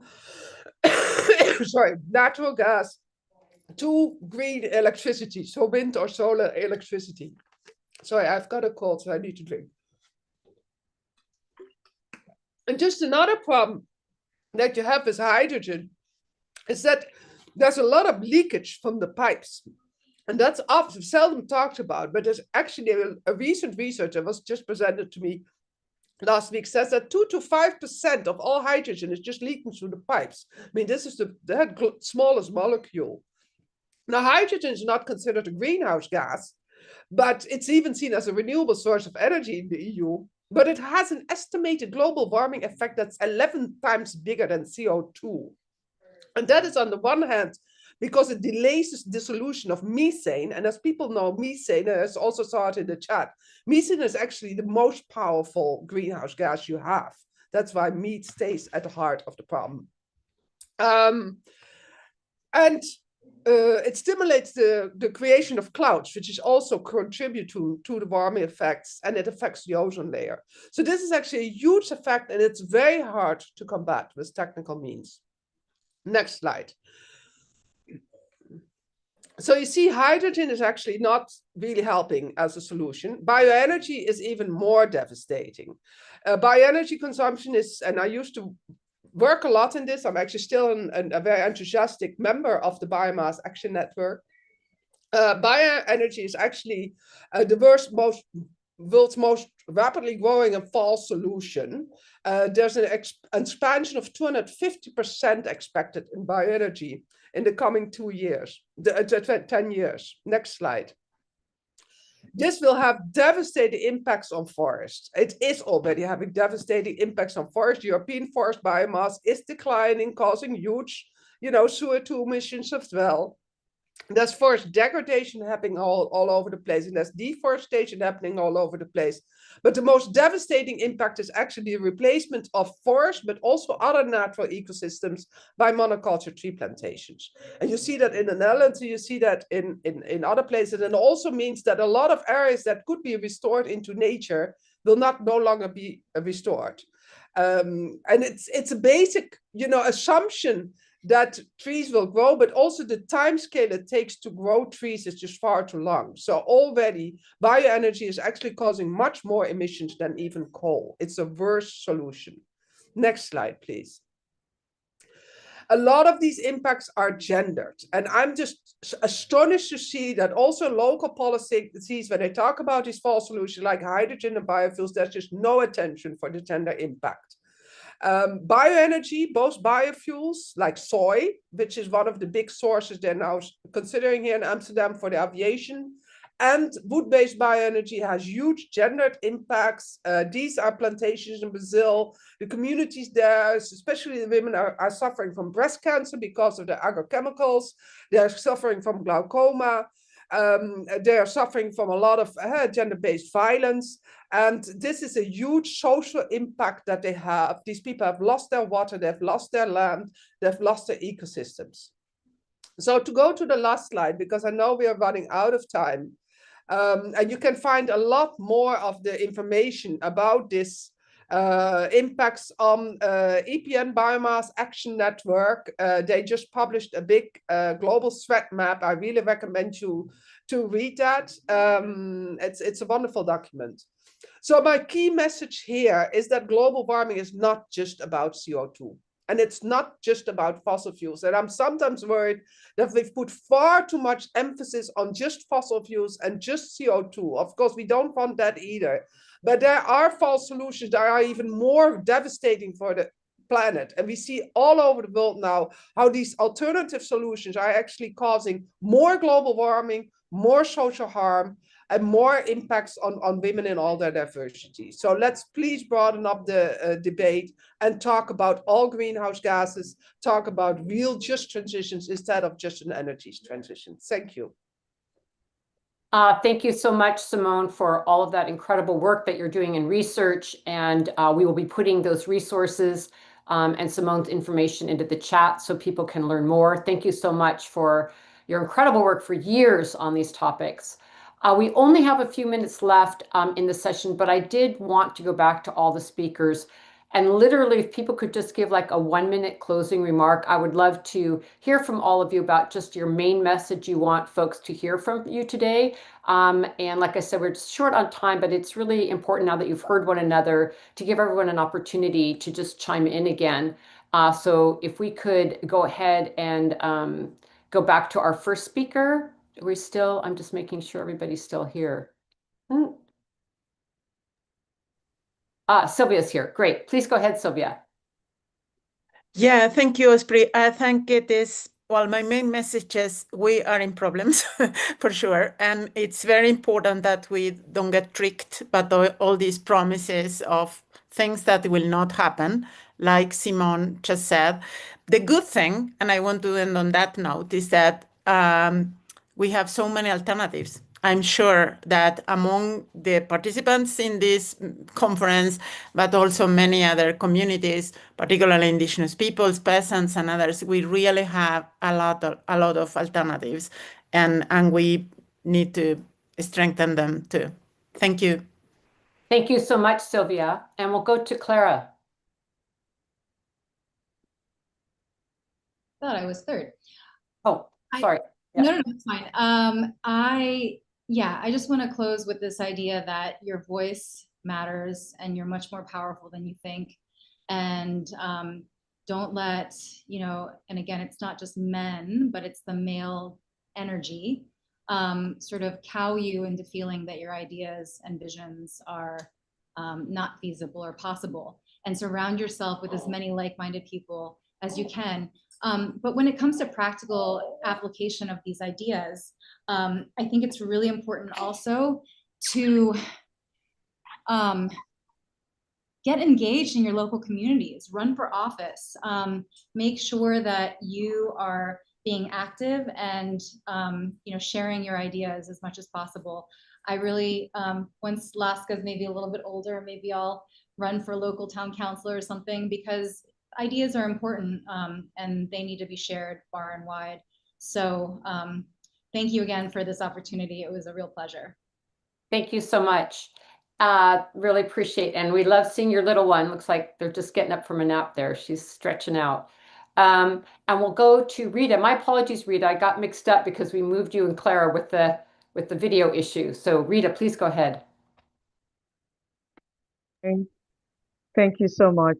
We need to build collective people power, because that's the only way we can dismantle the systems of oppression that is all around us, the corporate capture of our resources, of our policy spaces.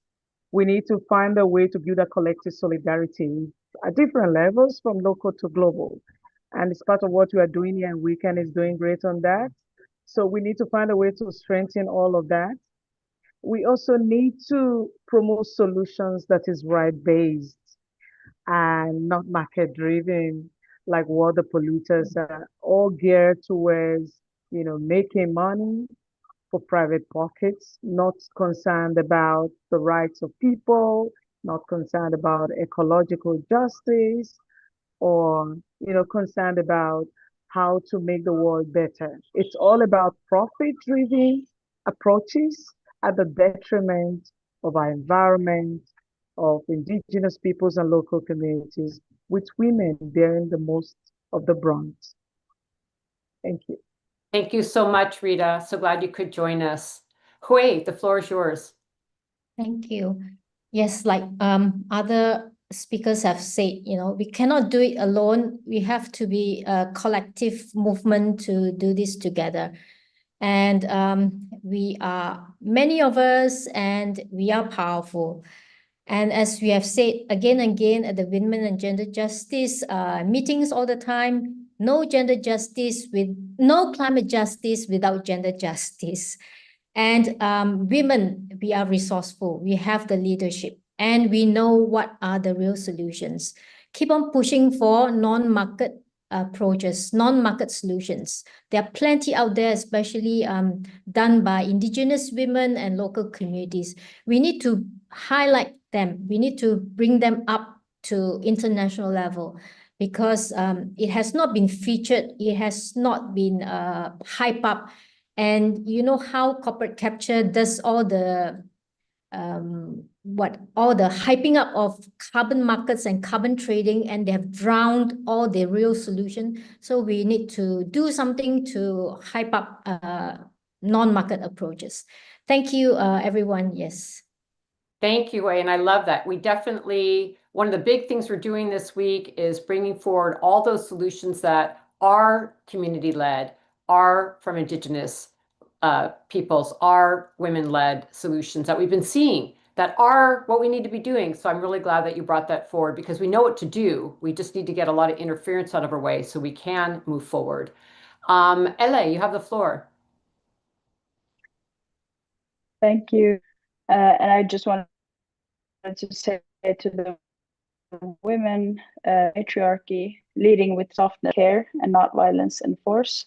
Thank you. That's what we need. And I wanted to highlight the importance of people's allies, and that Indigenous peoples truly need to be in the rooms decisions are made. We need to think about environment, biodiversity, and climate at the same time.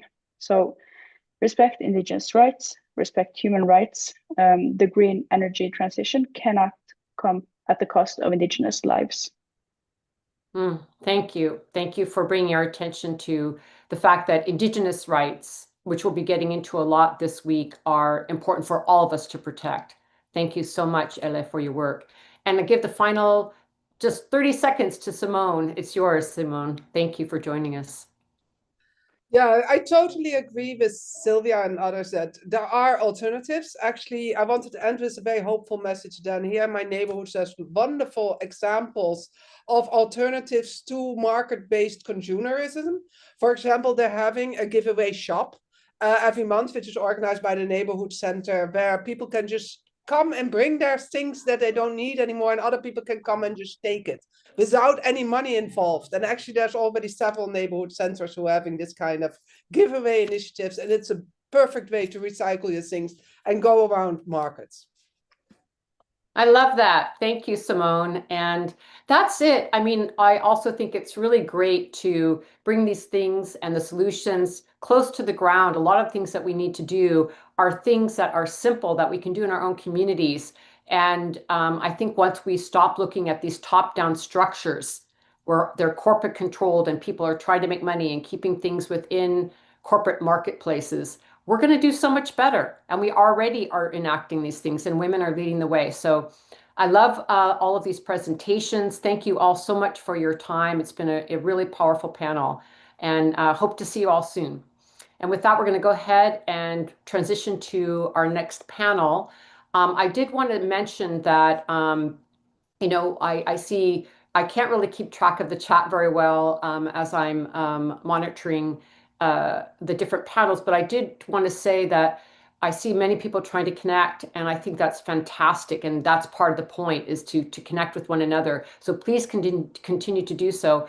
But at the end of the day, I'm going to be talking in more detail, but I'll mention it right now in case some folks are not going to be here, that we're also launching a What's Up group so that people can continue to have conversations outside of this space of the assembly and continue the dialogues. So we can put that link in the chat right now, and I'll be talking about that later on in the day when we have more time, about how to connect on What's Up group so we can continue to mobilize together and share information and knowledge.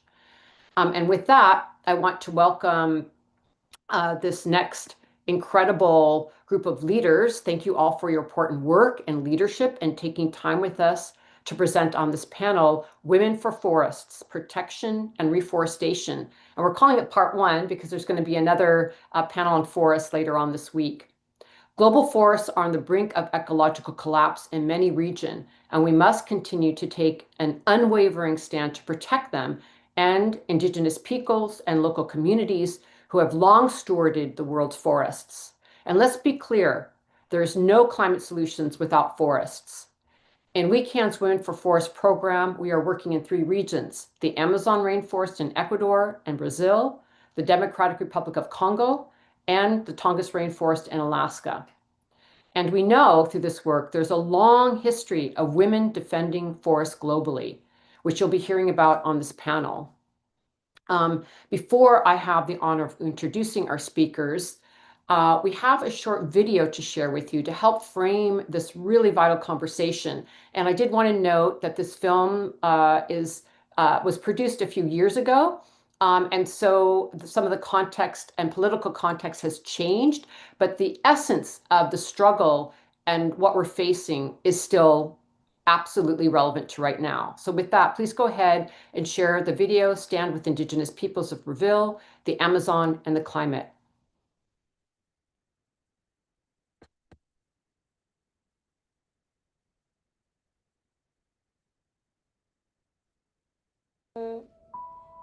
Piraira nerazi ewa tupã.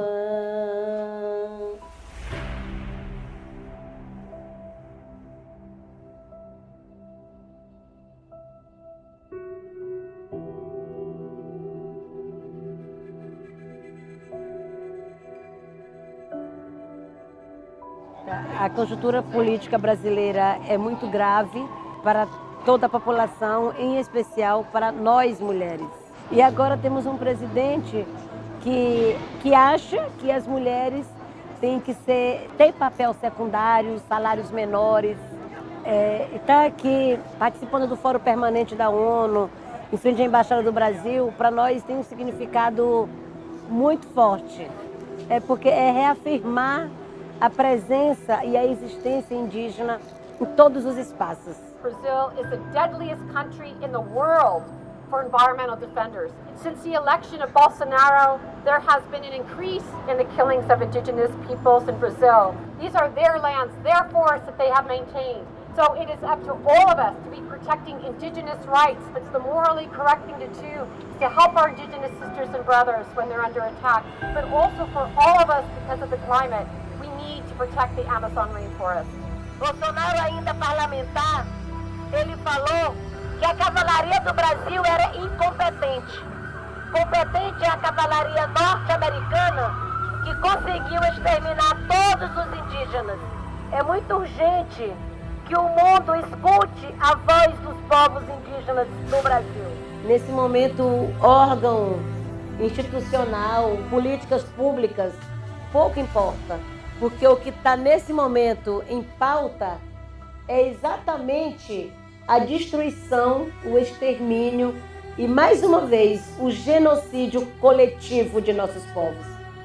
Eu não sei o resultado da nossa mobilização.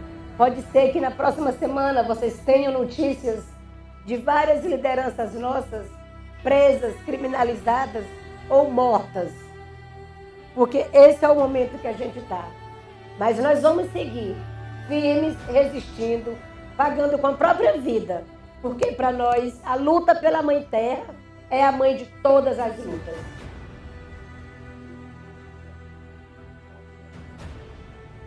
É que são nossos territórios sagrados que garante o ar, a água, né, o clima e que garante a vida no planeta. Nós precisamos urgentemente romper com esse modelo de desenvolvimento que usa de forma predatória a Mãe Terra. Estamos aqui para reafirmar que a luta pela Mãe Terra é a mãe de todas as lutas. Nova York pode até ser o centro do mundo, mas o que garante a vida no planeta é a Amazônia.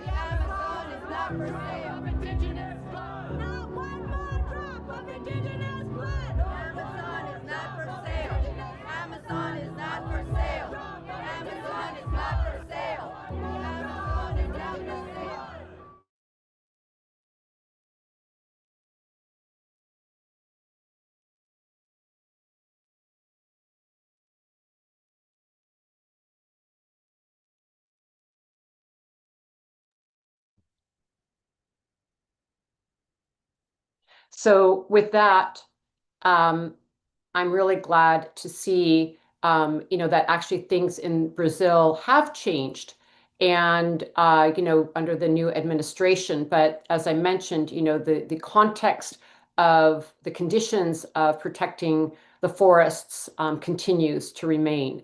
So I'm really glad we could see that video and provide some context. And with that, I want to introduce the speakers in the order they're presenting. We'll be hearing from Aditi Sen, who is the Climate and Energy Program Director from Rainforest Action Network in the US. Then we'll be hearing from Devi Agrigrani.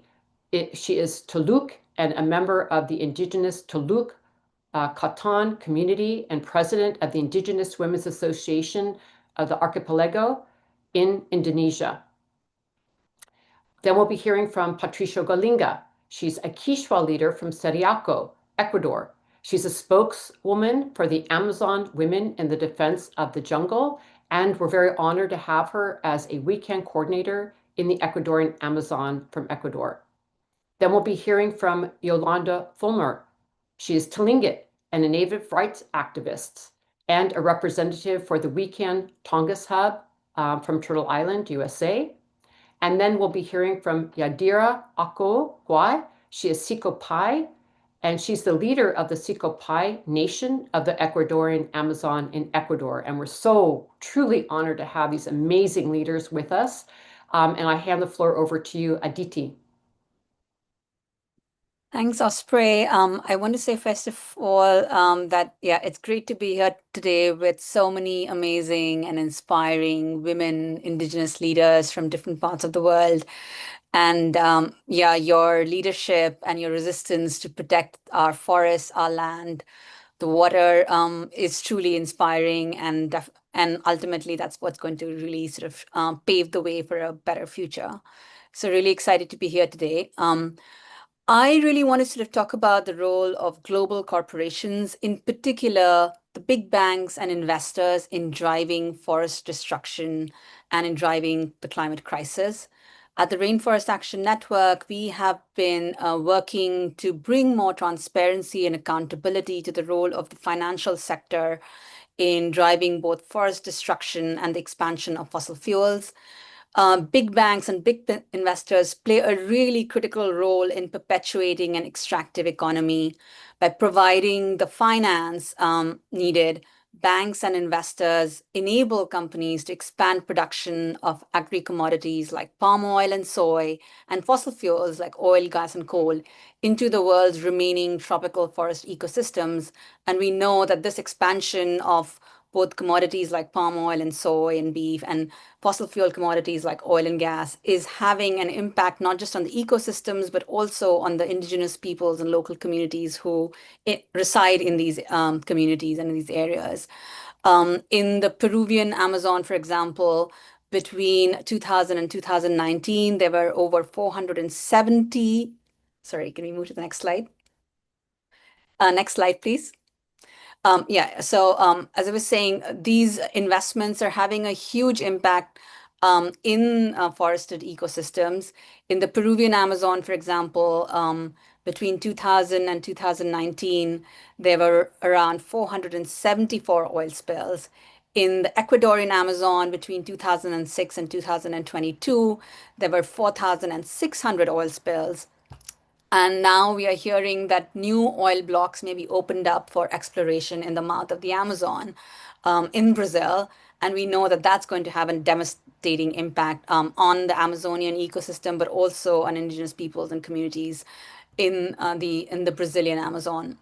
So when we talk about forest protection, we really also need to talk about fossil fuels and the role of finance. And as we head into COP30, forests, fossil fuels, and finance really need to be sort of looked at as part of that agenda. So my presentation today is really going to be focusing on the role of finance. And I wanted to share some of the findings that have emerged from a recent report that we just produced last week on the role of big banks in financing fossil fuels and fossil fuel expansion. Next slide, please. Maybe we can go to the next slide. So this report that we have produced annually is called the Banking and Climate Chaos Report. It looks at the finance that comes from the world's biggest banks, the Wall Street banks, the banks in Europe, North America, Japan, that's going towards fossil fuel and fossil fuel expansion. And some of the findings from this report are truly quite staggering. So in 2024, $869 billion went towards the fossil fuel sector from these banks, of which $429 billion went towards companies that were actually expanding fossil fuels. So companies that were putting in place new oil wells, new pipelines, new gas terminals. And what's truly shocking is that between 2023 and 2024, we actually saw an increase in financing, a $160 billion increase. And this is really unfortunate because we'd actually been hopeful that we were going to be seeing a decreasing trend because financing numbers had been declining, but we've seen a massive uptick in the last 1 year. And this, despite the fact that we are seeing the climate crisis escalate, and 2024 was the hottest year on record, and yet instead of actually reducing financing towards the fossil fuel sector, banks continue to pour more and more money into fossil fuels and into fossil fuel expansion. And the science is absolutely clear that we cannot afford to burn more fossil fuels if we want to limit global warming and if we want to have a stable climate. But the financing that these banks are providing to fossil fuels is not just impacting climate change, but also really having a profound effect on ecosystems, forest ecosystems, and marine ecosystems, and on frontline communities and indigenous peoples who live in the areas where fossil fuel expansion is happening. Next slide, please. We can go to the next slide, maybe. Let's just skip the slide. So I wanted to sort of talk about one particular example. If you look at the Banking on Climate Chaos report, we've actually not just pulled together the data that looks at financing trends over the last, since 2021. And if you look at the financing trends since 2021, over $3 trillion has gone towards the fossil fuel sector, and 1.6 trillion has actually gone into expanding fossil fuels, new gas, new coal, new oil. And this is both obviously has a direct damaging impact on climate change and emissions, but it's also impacting frontline communities and vulnerable ecosystems.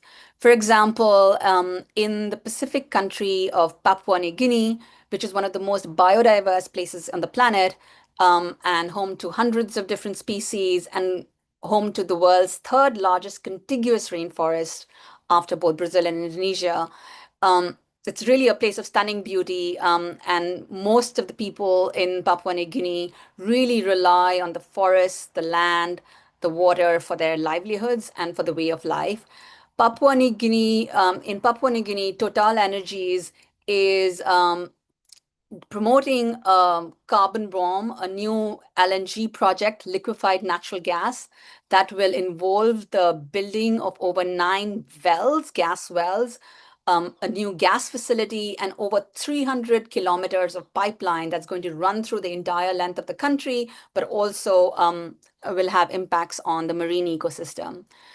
But what has been really inspiring and amazing is that we've seen some fierce resistance from frontline communities and indigenous people in Papua New Guinea. And as a result, some of the biggest banks, including French banks and the Australian banks that had committed to financing this project, have actually now withdrawn their financing from the Papua LNG project.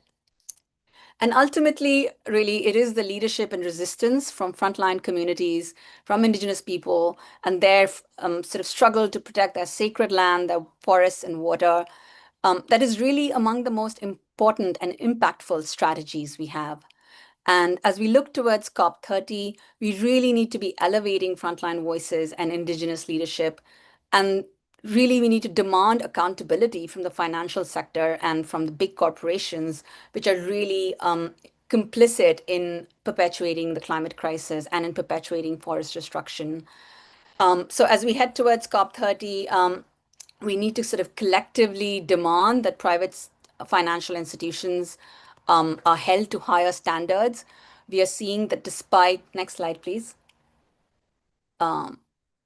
We are seeing that despite the fact that there's a growing climate crisis, many banks and financial institutions are actually rolling back their climate commitments.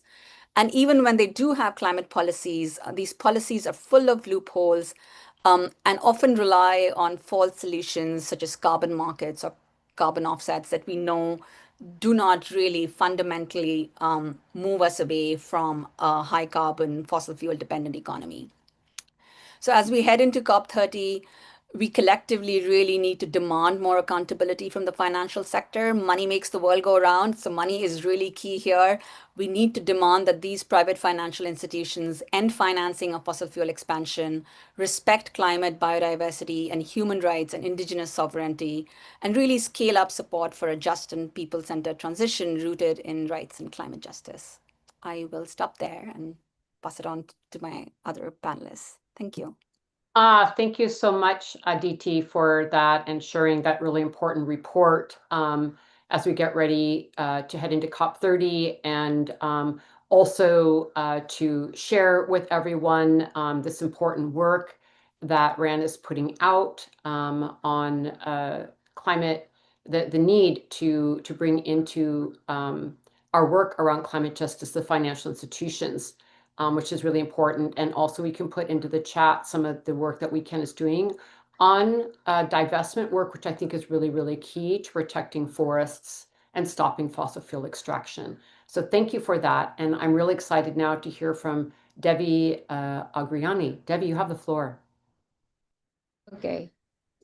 Thank you, Osprey, and to be honored to be here with all of you. What Aditi is already opened the conversation is so really interesting.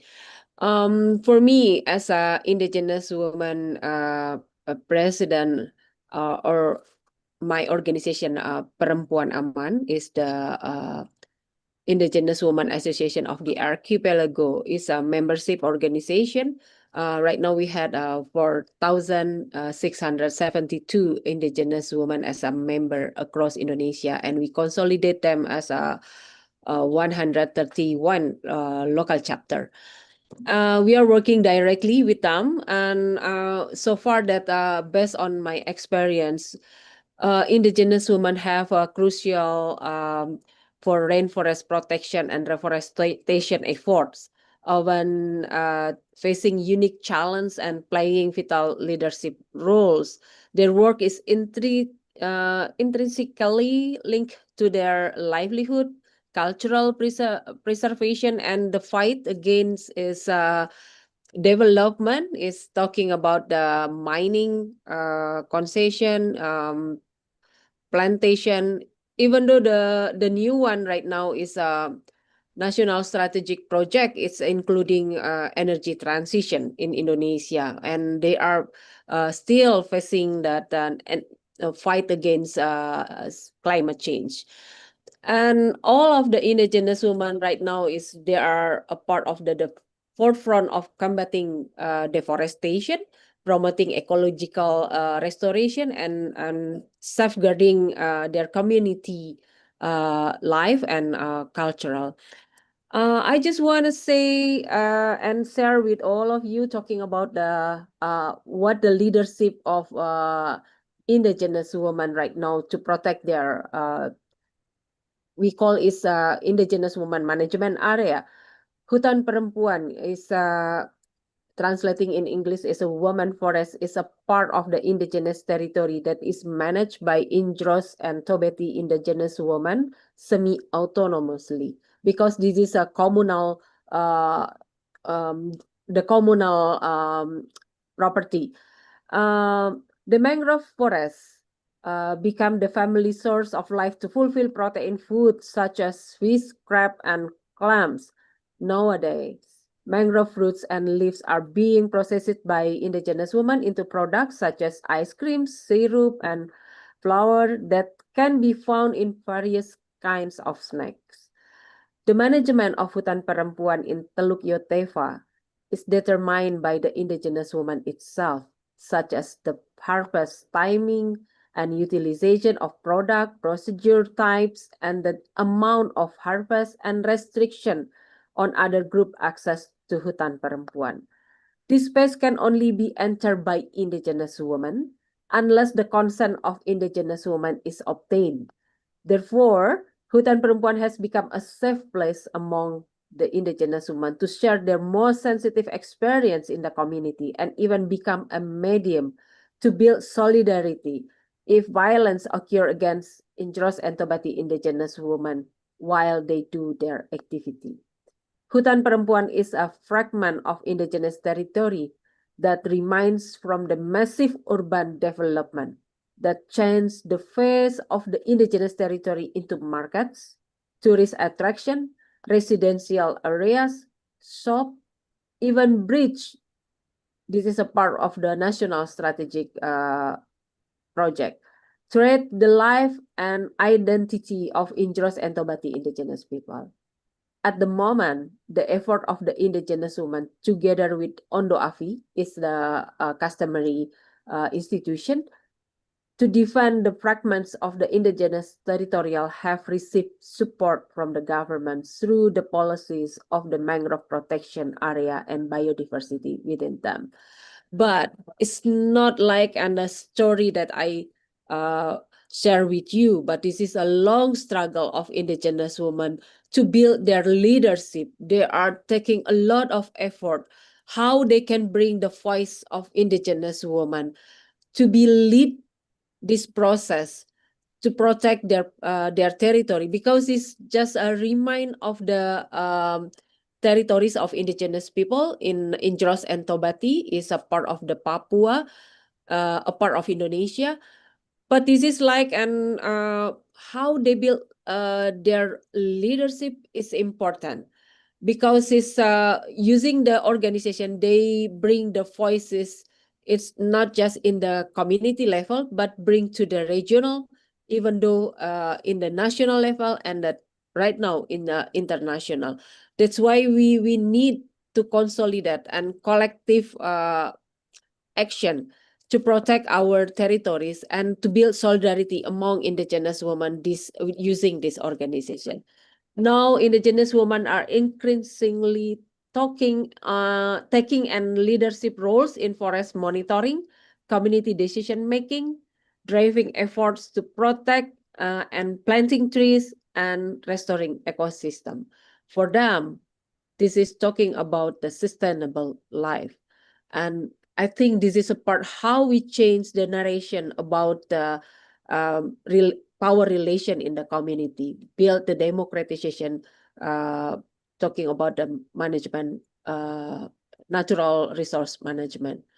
So far that I can share, and I want to stop there. But for me, this is the time for us to bring the success story of the Indigenous woman as a leader and lead the community to protect their life. Thank you, Osprey. Back to you. Thank you so much, Debbie. And I couldn't agree with you more.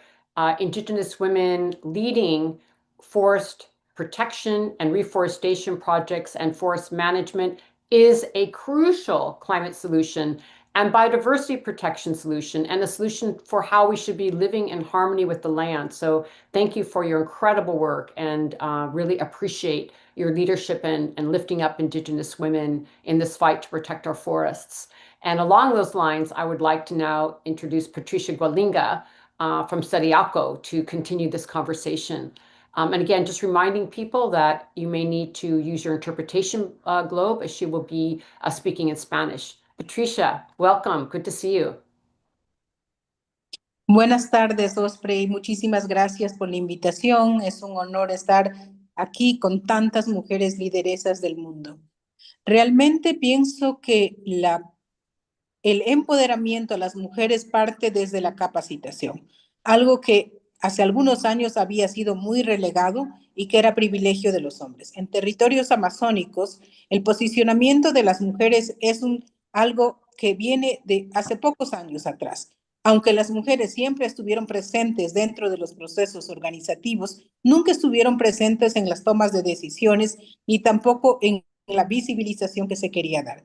El colectivo de mujeres amazónicas defensoras de la selva lo que ha hecho es tratar de empoderar a las lideresas comunitarias, pero que ellas a su vez mantengan toda la capacitación adecuada para que dentro de sus funciones, dentro de las estructuras organizativas, puedan tener las herramientas necesarias para poder participar de una manera activa, pero en igualdad de condiciones.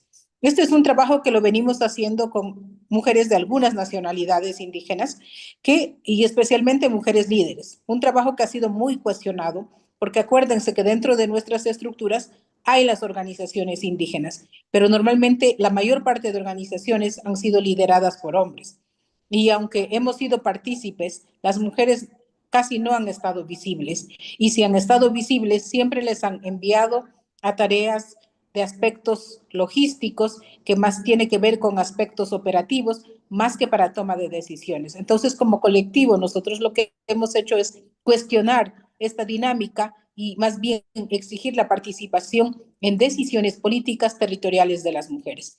Llevamos varios años trabajando y hemos podido ver que ya en algunos espacios hay mujeres que están asumiendo funciones muy importantes. Falta impulsar más. Y la lucha también es casa adentro, porque casa afuera ya sabemos con quiénes nos enfrentamos, las industrias extractivas, los gobiernos autoritarios, están las petroleras, hay una serie de cosas, pero casa adentro también nos enfrentamos a esa invisibilización, a ese opacamiento, a esa falta de hacer que las mujeres puedan ocupar roles importantes. Hasta ahora, todavía en las organizaciones, ya más de 35 años han sido lideradas por hombres y las mujeres hemos tenido una escasa participación. Aparte de eso, yo creo que es importante manejarnos en espacios de mujeres porque tenemos la posibilidad de crecer de las formas que nosotros queremos, de sanarnos en las formas que nosotros queremos, porque muchas mujeres muchas veces vienen de situaciones de violencias que no vienen curadas y ese espacio de mujeres permite que haya esa curación y ese crecimiento y ese acompañamiento entre mujeres. Yo siempre digo que la visión de la mujer es mucho más integral cuando se refiere al territorio, porque estamos dotadas de sensores y de antenitas que los hombres no lo tienen. Por eso vemos toda la diversidad, toda la tierra de una manera mucho más integral. Y esta lucha estaría completa y se estaría transformando de una manera positiva si tuviera la participación mayoritaria de mujeres.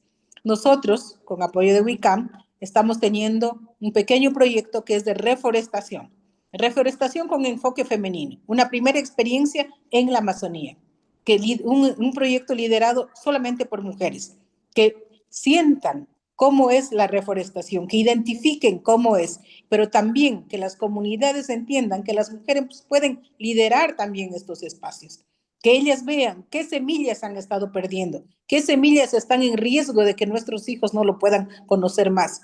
Y hacemos un trabajo hermoso, que no solamente es luchar desde nuestros territorios, sino más bien ir con propuestas que puedan demostrar la posibilidad de que las mujeres pueden hacer que haya proyectos exitosos, resultados exitosos, alternativas que complementen y que de alguna manera den fuerza a la lucha de la resistencia en territorios de los pueblos indígenas. Hoy es muy urgente la participación de la mujer en la Amazonía, de una manera fuerte, de una manera que tome decisiones, porque el territorio amazónico siempre está siendo considerado territorio de sacrificio.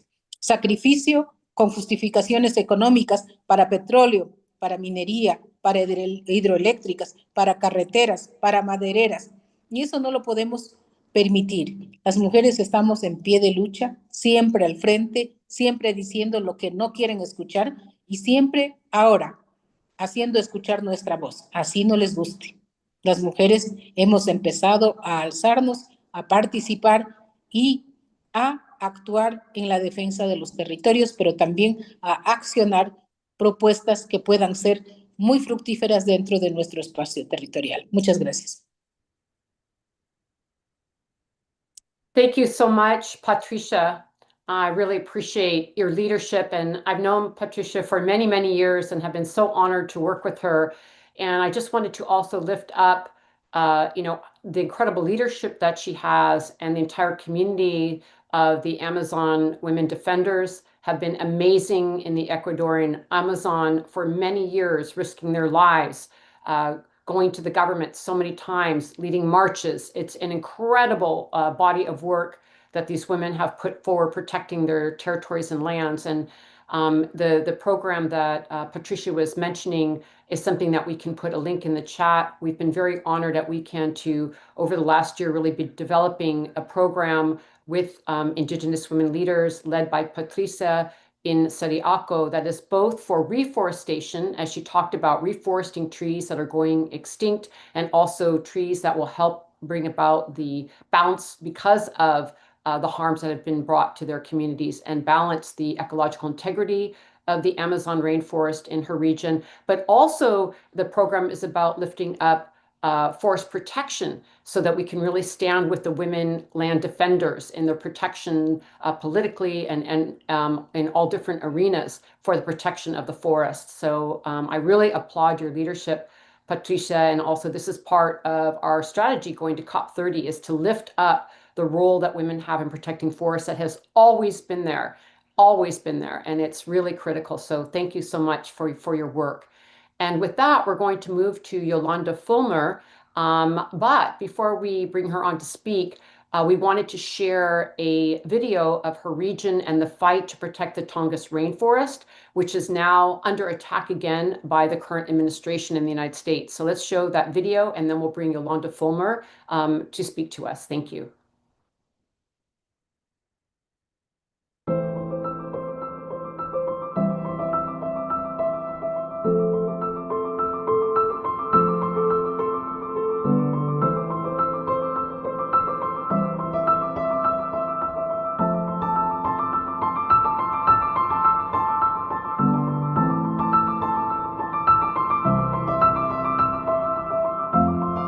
We fought real hard for what became the roadless rule for Alaska in 2001. Now they want to roll it back and weaken it. They again haven't talked to us. We have come here to speak with those on Capitol Hill to ask that we be looked at as human beings not as relics that have been put into the museum. We need to be heard. It's important that we work towards making this roadless rule a law so that it cannot be tampered with at the whim of one election to the next.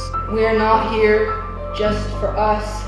We are here for Alaska and Southeast Alaska, and it is about 90% say that they are for the roadless rule. It is working. We are seeing stuff coming back. It's like a dominoes effect. You take these trees away, everything else is gonna fall. Not just the animals, not just the plants, but the people. The roadless rule is making a difference, but we need to keep it there. Otherwise, it's gonna be gone.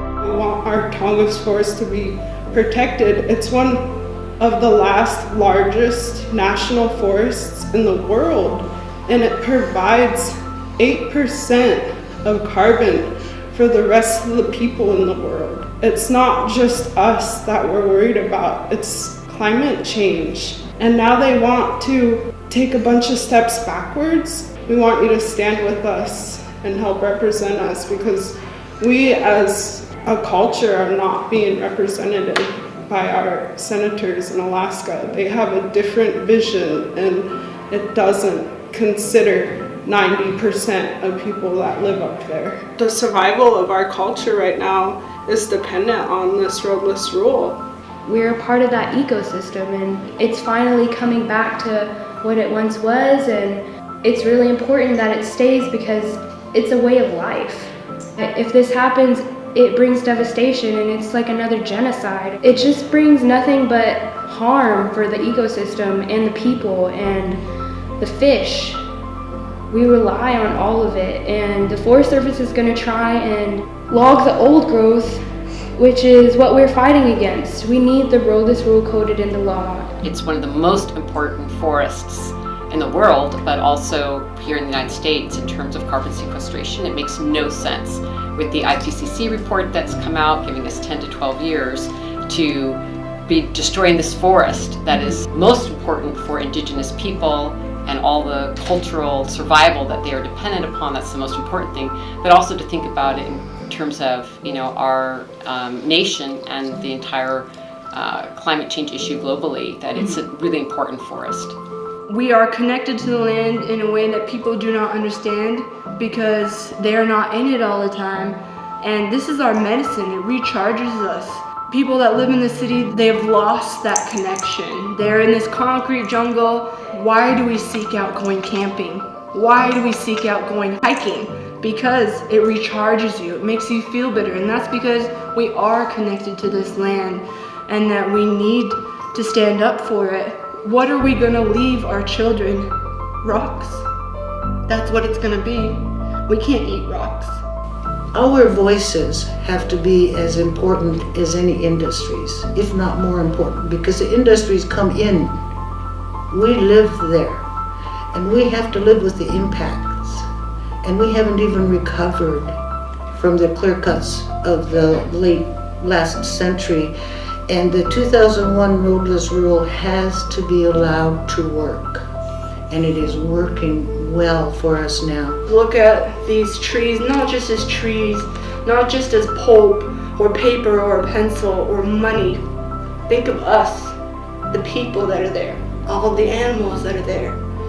There was a vote last year to exempt the state of Alaska from the roadless rule, putting the Tongass at risk, but luckily they failed. There will likely be other votes this year, and we want you guys to stand strong and help our voices be heard and be amplified. And I feel like you guys can help us do that and help stand behind us and with us and stand up for the Tongass National Forest.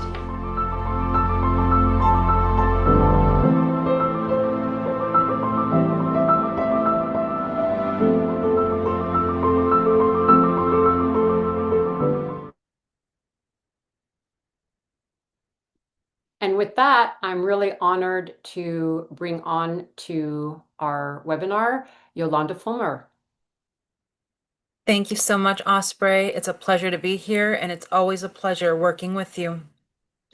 Yak e uch satini kat yuhan. Gunalchish hat yadi. It's good to see all of you. Thank you for being here. I am honored to be speaking to you from the heart of the Tongass National Rainforest here in Juneau, Alaska, the lungs of North America. It is a responsibility we feel we share with the Amazon.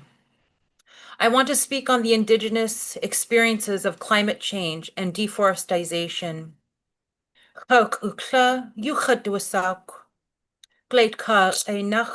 Yolanda Fulmer My Tlingit name is Chokukla. My taxpayer's name is Yolanda Fulmer. Dak Dain Tan Nachatsiti. Sit iti gayi achtuwu at.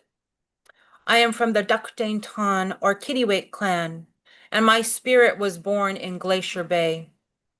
I am a Tlingit matriarch in a long line of proud matriarchs. So everything I do is for the children, our future. Today I am representing that beautiful group of Indigenous women that you saw in that video. Here in Southeast Alaska, from the Women for Forest Tongass WECAN chapter.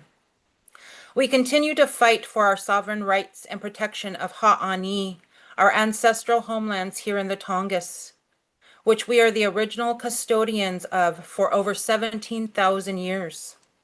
The Tongass rainforest is the world's largest intact old-growth temperate rainforest, a vital carbon sink, and home to unique ecosystems that continue to support the health of our planet. It is a land where the forest meets the ocean and supports some of the largest wild salmon population left in the world. Old-growth forests like the Tongass are some of the most resilient areas to climate change. Protection of the Tongass is integral to protecting our climate, our wildlife, our cultures, and economic systems that depend on it. And the Tongass is currently under attack again by the current administration of the U.S. I stand here today not just as a Native woman, but as a descendant of ancestors who have cared for these lands since time immemorial. And we are in an ongoing battle, as many of you are, to protect our most precious resource, our Mother Earth. But for Indigenous people, this isn't a new fight. It is a continuation of the struggle our elders and ancestors have carried since the moment colonization began harming the balance we have with Earth. Akachyanik adusa dayechatan. They are not just trees. They are who we are. When you view the trees as relatives and not just resources, climate change looks different. It's like watching your family die in front of you. Every part of us is rooted in the land. And as parts of the land die off, parts of us die as well. Our culture is about understanding natural connections with the land and with each other. When we talk about the knowledge and understanding of the needs of the land, Indigenous people need to be at the decision-making table. Every mountain, river, and tree has a name, a story, and a meaning. Ya'at du khani ha tuwu. Everything has a spirit, and we are the ones connected to the spirit of the land. We carry the intergenerational ecological knowledge passed down through oral tradition, practice, and lived experience. We understand how to care for the land without taking more than what is appropriate.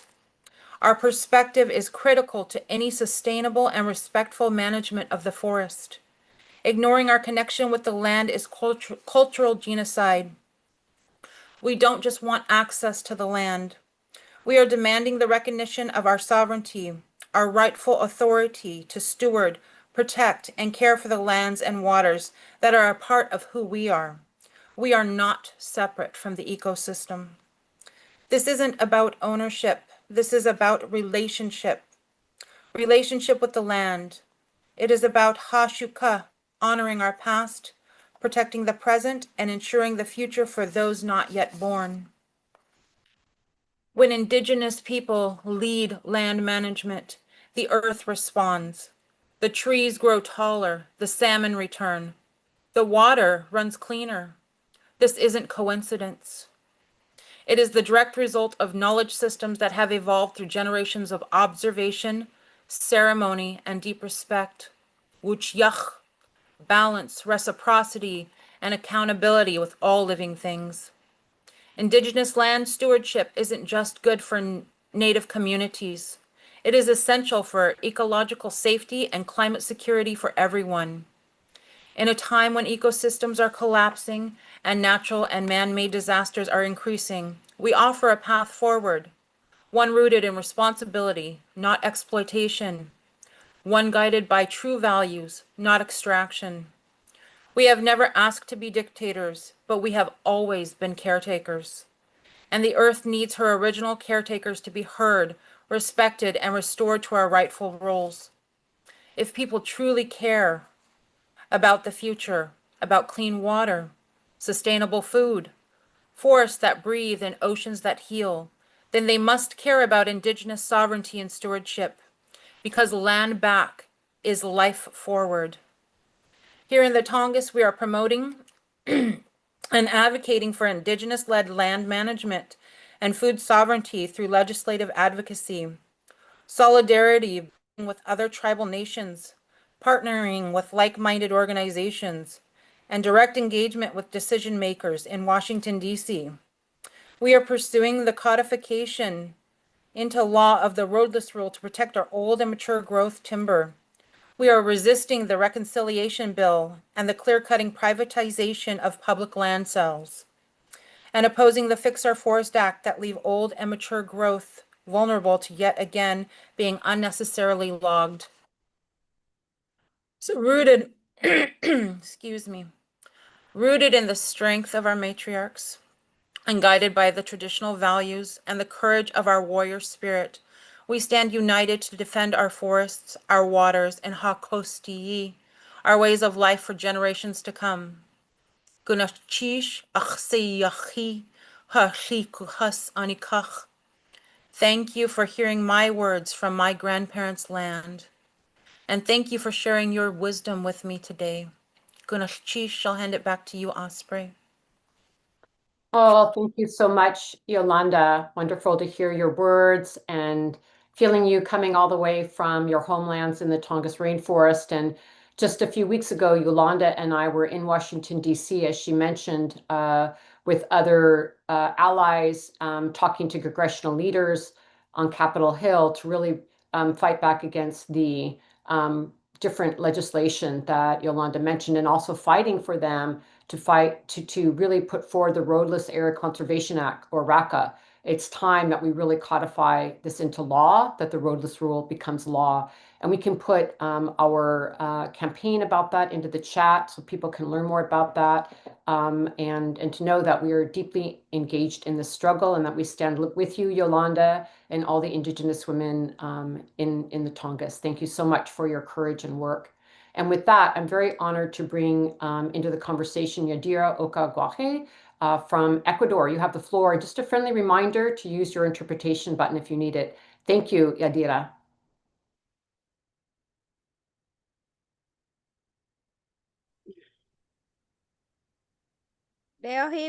Payesia Waide Kahewai, y Saroña Kowaide, Quine, y espacio, y si Kowaide panelista, si Awide Siwa Paye, no mi Waide. Muy buenas tardes con todos.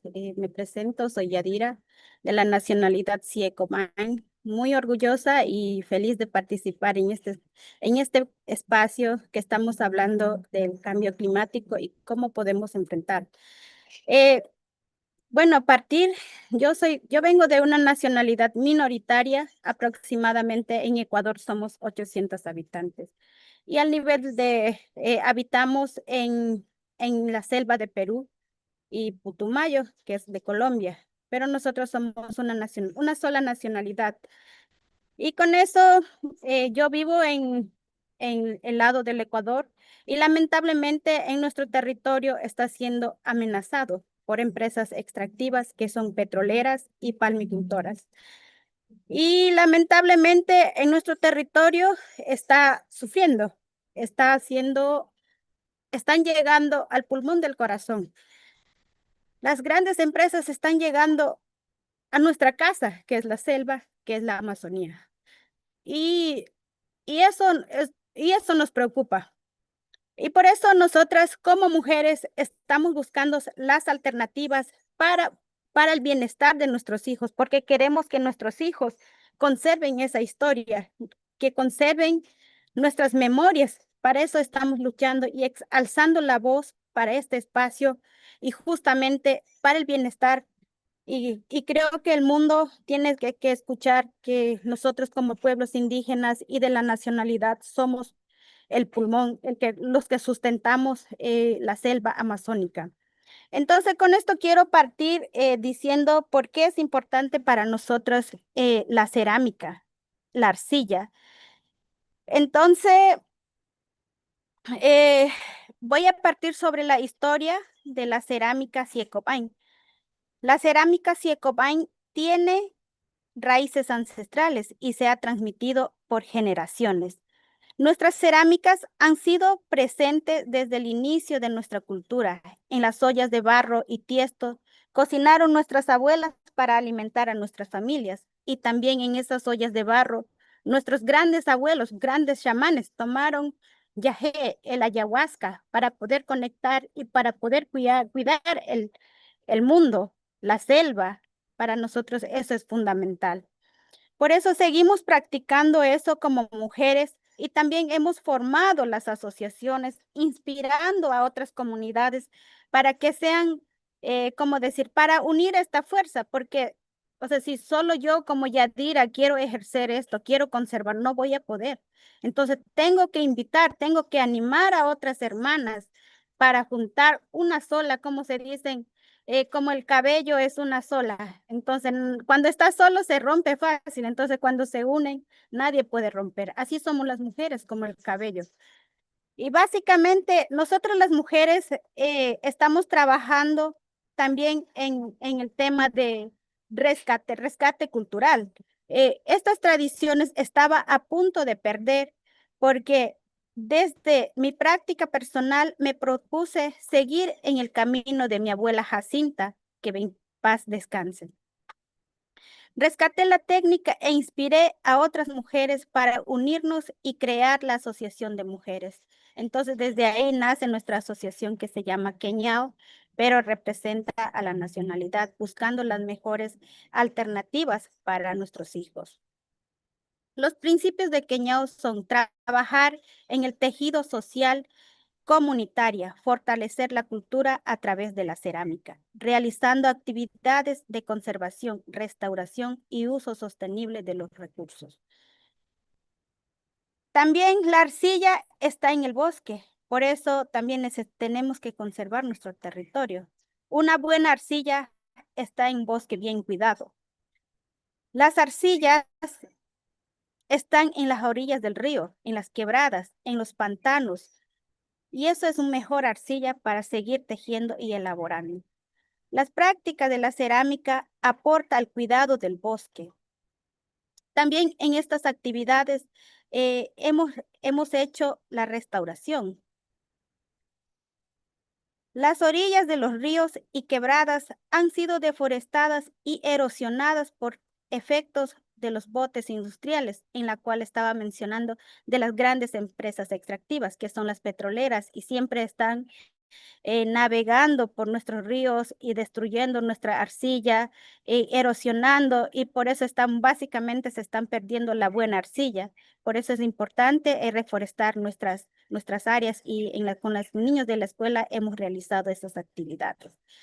Para restaurar estas orillas y áreas importantes de la comunidad, hemos hecho algunas actividades de reforestación con los niños de la escuelita, involucrando a la comunidad y con los profesores también y con los padres. También siempre buscamos la mejor manera de poder cuidar, porque nosotros somos una de las nacionalidades minoritarias, entonces tenemos que cuidar, pero ¿cómo? Siempre buscando la mejor manera y también hemos gestionado energía comunitaria, lo cual hemos hecho sistemas de paneles solares con nuestras instalaciones con nuestros aliados, en este caso como Asociación de Queñao.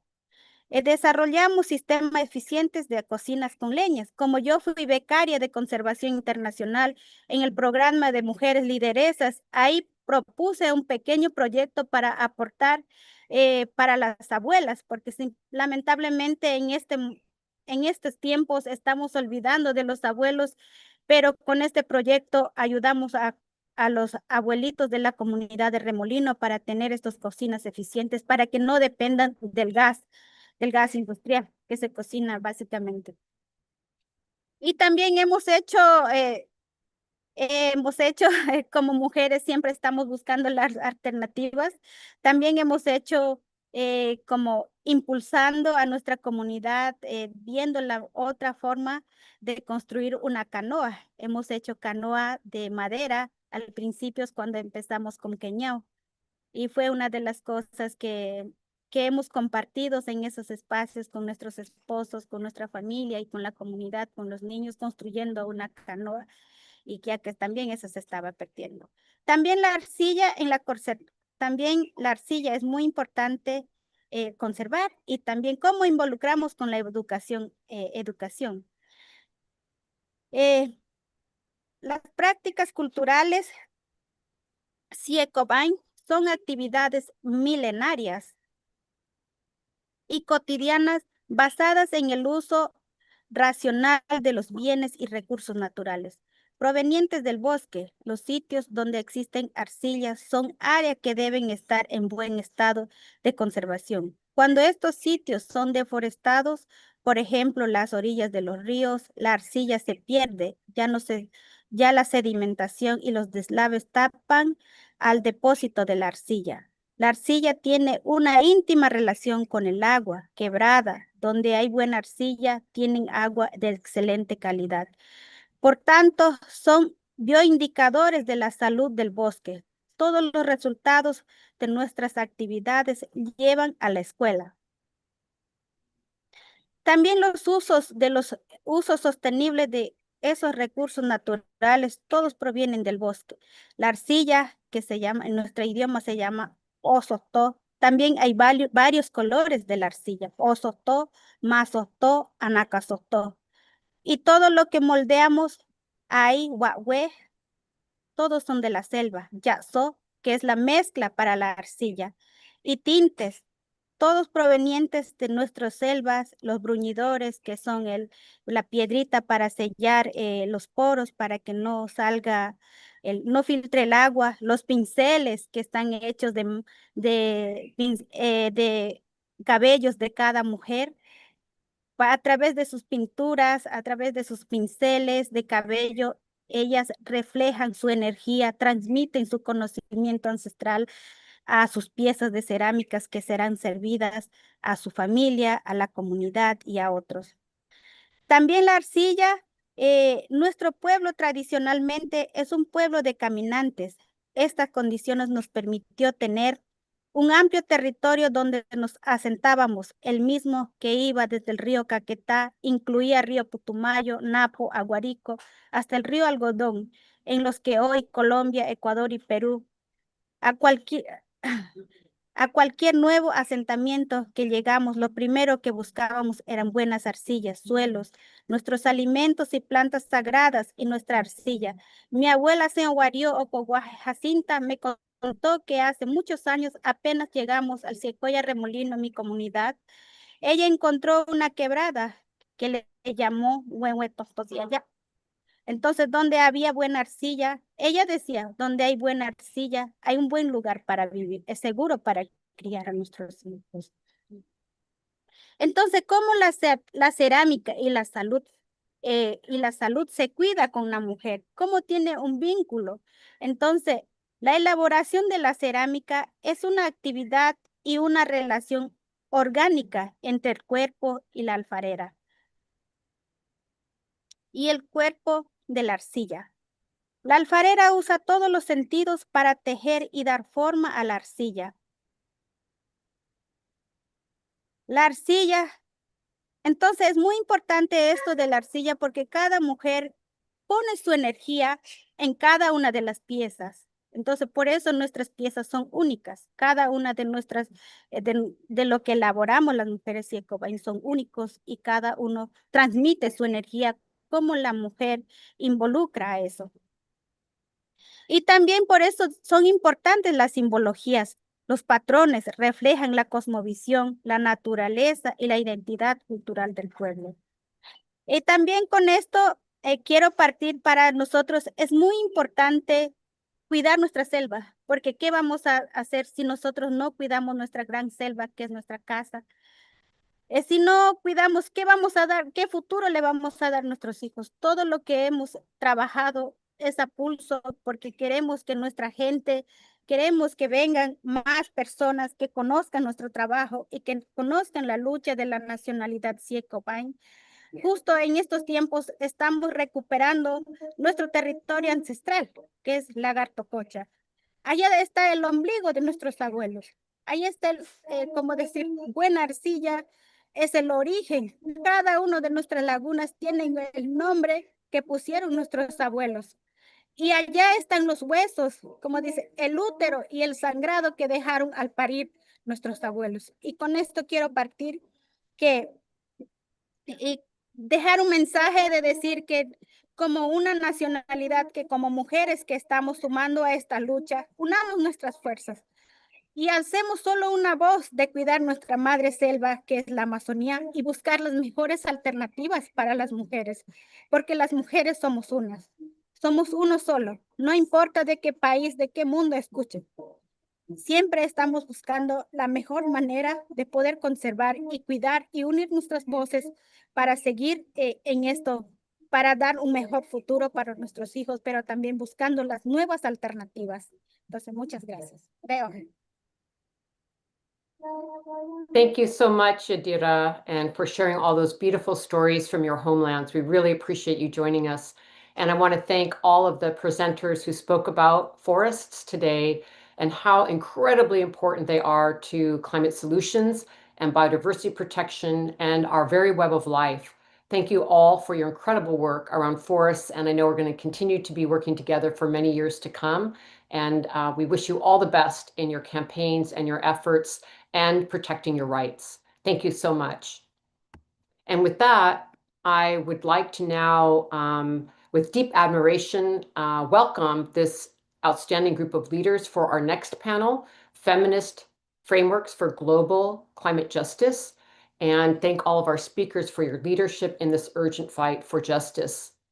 To truly meet the climate crisis at its roots and at the scale and depth it demands, we need bold systemic policies that cut across every sector of society, grounded in feminist principles and unwavering in commitment to dismantling historic systems of oppression. This crisis didn't emerge out of nowhere. It's the direct result of deeply entrenched interlocking systems, as we've been talking about, of capitalism, resource extraction, imperialism, labor exploitation, colonialism, and patriarchy. And tackling the climate emergency means bringing coherence across all policy sectors and centering those most impacted. So when we interrogate these root causes, we see that women in all their diversity are bearing the brunt of this crisis. Why? Because their basic rights continue to be denied, ignored, or rolled back across the globe.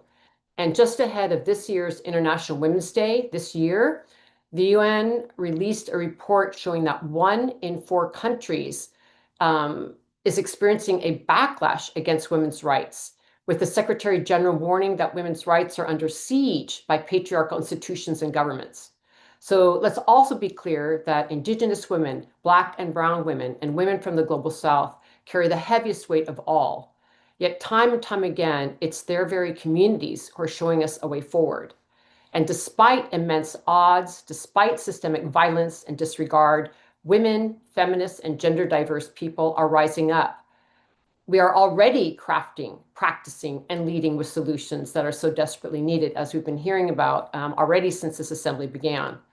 And with that, it's my honor to introduce these remarkable group of feminist climate justice leaders. First, we'll be hearing from Noeline Nabulivo, who is Dravovalu, Naseva, and Kadeavu. Noeline is the Executive Director of DIVA for Equality and movement-led committee, Pacific Islands Feminist Alliance for Climate Justice from Fiji. Then we'll be hearing from Dipti Bhatnagar, from the Commission Project in Mozambique. And then Adeneke, who is Adeneke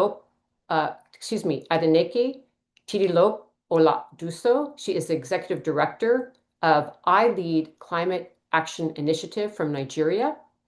Then we'll be hearing from Bridget Burns, the Director of Women's Environment and Development Organization in the US. Then from Sydney Weisner, Executive Director, Grassroots Global Justice Alliance from the US. And then wrapping it up, Sasha Galbazon, who is the Executive Director of Women Engage for a Common Future from the Netherlands. And what an incredible powerhouse we have here. And I'm going to go ahead and hand it over to you, Nolene. Thank you so much for being with us.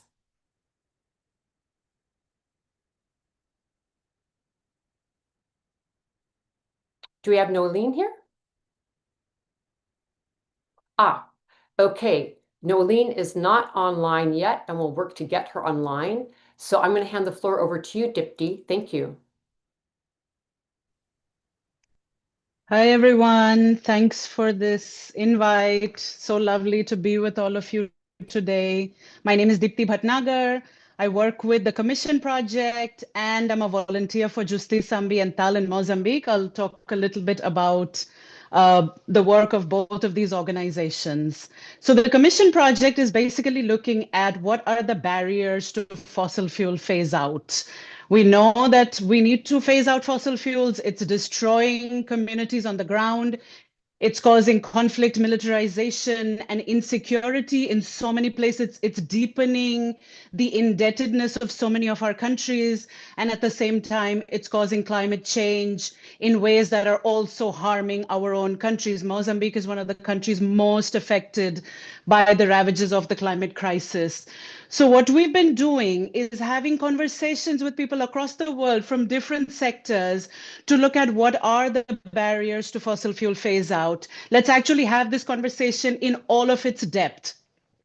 Let's target the international financial architecture as a barrier to the fossil fuel phase out, meaning that when Ecuador votes, that when the people of Ecuador vote to say stop drilling in the ITT block of Yasuni Park, and Moody's credit rating agency downgrades Ecuador's credit rating, that is a barrier to the phase out. When Mozambique has the highest ISDS burden in the world. That means the investor-state dispute settlement, which is a mechanism by which companies take our countries to court. Mozambique's ISDS burden is up to $30 billion. If Total, the multinational fossil fuel company from France, decides to take Mozambique to court, the bill will be about $30 billion. This is an absolute travesty. This is a barrier to the phase out. So we've been looking at what are the different barriers and what are the bridges that we need to build to be able to get over those barriers. Friends, sisters, brothers, I've just come from Bonn, from the Intersessional. I'm sure some of you have been there or your colleagues have been there. It is becoming increasingly depressing of a space. It's amazing to be with our sisters, to be with our colleagues and comrades there, but it's getting increasingly depressing because we are wondering how that space is going to actually deliver for what it needs to. With the current global geopolitics, we're seeing multilateralism in great crisis. And multilateralism is the best that we have at the moment as Global South peoples, as Global South countries, because at least our countries can raise that flag and say, hey, I want to speak.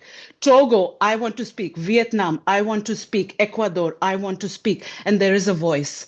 That multilateral space is getting harder and harder for us to be able to hold accountable. And of course, we use all terrains of struggle. We continue to struggle there. We continue to struggle at every single terrain that we can use to be able to push back on all of these systems. So one of the things that we're doing at the Commission Project is trying to understand what is it? What are these conversations that we need to be having? In this time, with this current global geopolitics, it feels like we need to be able to strengthen our own unities. We need to be able to see each other, to be able to have those deep conversations, and to be able to hold each other and say, this is getting increasingly depressing. What do we do? What feels like the way out? So that's what we're trying to do. We've held about 1,700 conversations with people across the world in the last 2 years, talking about what are the barriers to fossil fuel phase out and how can we move ahead. And this is what I love doing this. This is my work. I want to continue doing this. What does that mean? What does that look like? It means bringing along doctors and health professionals. Oh my goodness, somebody's saying there's no sound. Is everything okay? Everything's fine? Okay. Yes, everything is fine. There might be some issues with a few people. We will work to fix it. Please go ahead. Thank you. Okay.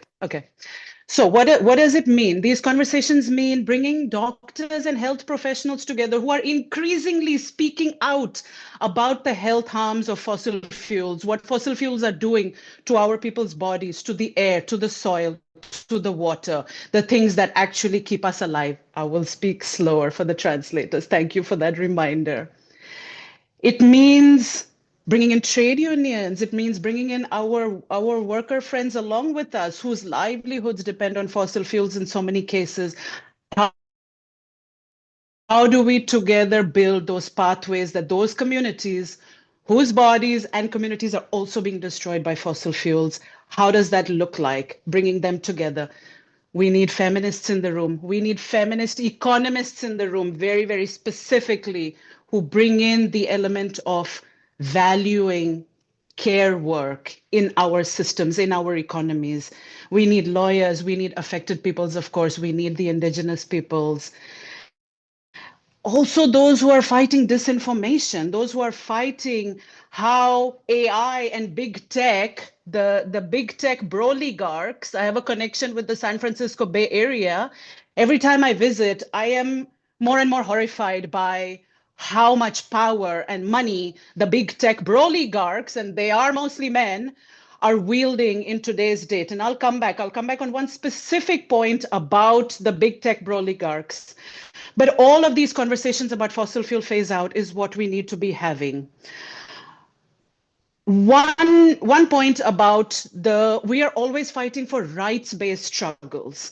Right to energy, right to food, right to clean water, right to sanitation, right to communication, right to transport, rights for our peoples to have rights over the things, the basic things that we need to keep ourselves alive. At the same time, you have billionaires like Peter Thiel from South Africa. We, of course, know some other white South Africans who are creating havoc in the world currently. Peter Thiel and company go to Honduras, go to an island in Honduras and try and create a private city over there. And what do? When the local people start to protest, what do? They switch off their energy and water. We are fighting for rights for people because we know that they are going to weaponize those very rights, those very basic things, food, water, shelter, that our people need to stay alive. They're going to weaponize it. That's why we need to fight. Really quickly, Justiça Ambiental is my home organization in Mozambique. We are hosting the 9th Maputo workshop on corporate impunity and human rights. This is happening the week of the 28th of July. I would welcome all of you to come through. We'll be talking about Pan-Africanism, but also connecting it to the whole world.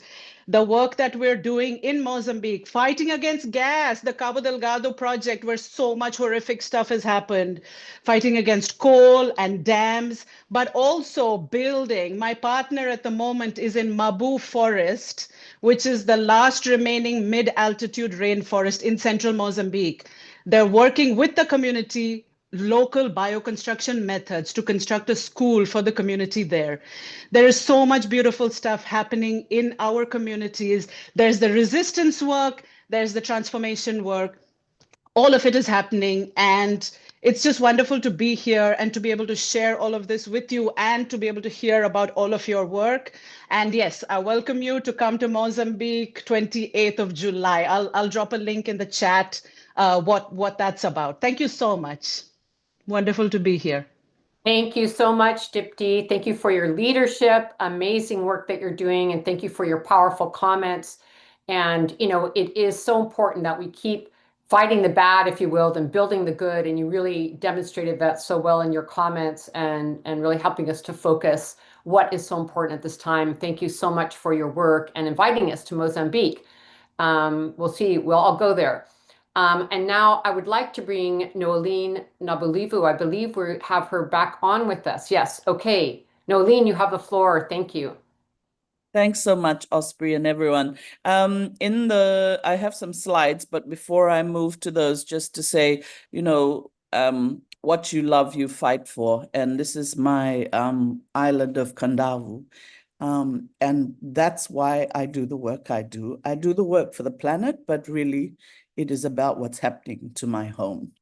I'd like to move to the second slide if I can, and then we'll just go straight through and I'll speak to the slides. Thank you. Are those ready? Thank you. Just the second slide, yeah. And we'll move fairly quickly, so I'll just keep making this movement as we go. I really wanted to just start by saying we're Pacific feminists defending the living planet, and it really started with a small group of us who were really, really clear that we had to work on issues that we're dealing with on a daily basis in our own place. So if you look at, you know, in the Pacific, we have double the global rates of violence against women and girls. We have many of the challenges that are about Pacific women and gender non-binary people and all our communities that are trying to negotiate in our diverse bodies, in our intersectional bodies, with fluidity and change, and trying to do it in a quarter of the world's surface, you know, in an oceanic continent that's the largest in the world with 22 island states and territories. And that's sometimes very difficult for us to feel, one, located with each other, to feel the solidarity when we have, you know, 60 years of genocidal experiences of the women in West Papua. We still have some of the remaining colonies in the world.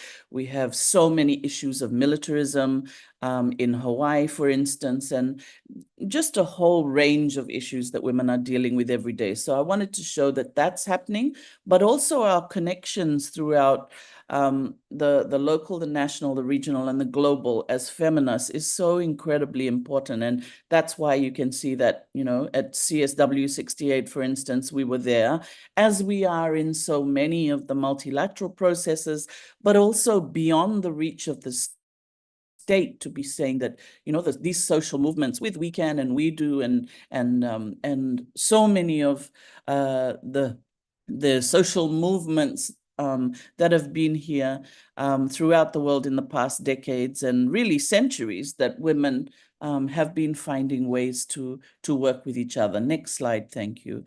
And I mean, this urgency that we find ourselves in, you know, it doesn't matter. Thank you, Dipti, and to hear, you know, the amount of work that's going on around the world is always just a wonderful thing for feminists to be able to assure each other that this work is ongoing and fierce and strong. And for us, it's about this issue of, you know, the changes that we can see from the local to the global and back, and the fact that already we know that we've crossed 6 of the 9 planetary boundaries, and that we're thinking that the next will be ocean acidification, which takes us into a whole new set of worries in terms of the ocean and cryosphere, which we already know is a problem. We know that by 2050, we're likely to see more plastic than fish in our oceans. And for Pacific people, as with people all around the world, this is a really worrying time, a time of ecocide. And often we still see these platforms and sets of initiatives that look like they're not acknowledging the fact that we've put so much pressure on our living planet, and that we need to move and to break and to build in very, very different ways, and with an urgency that, you know, is exponential from where we've been in the past decades. I'll just move to the next slide.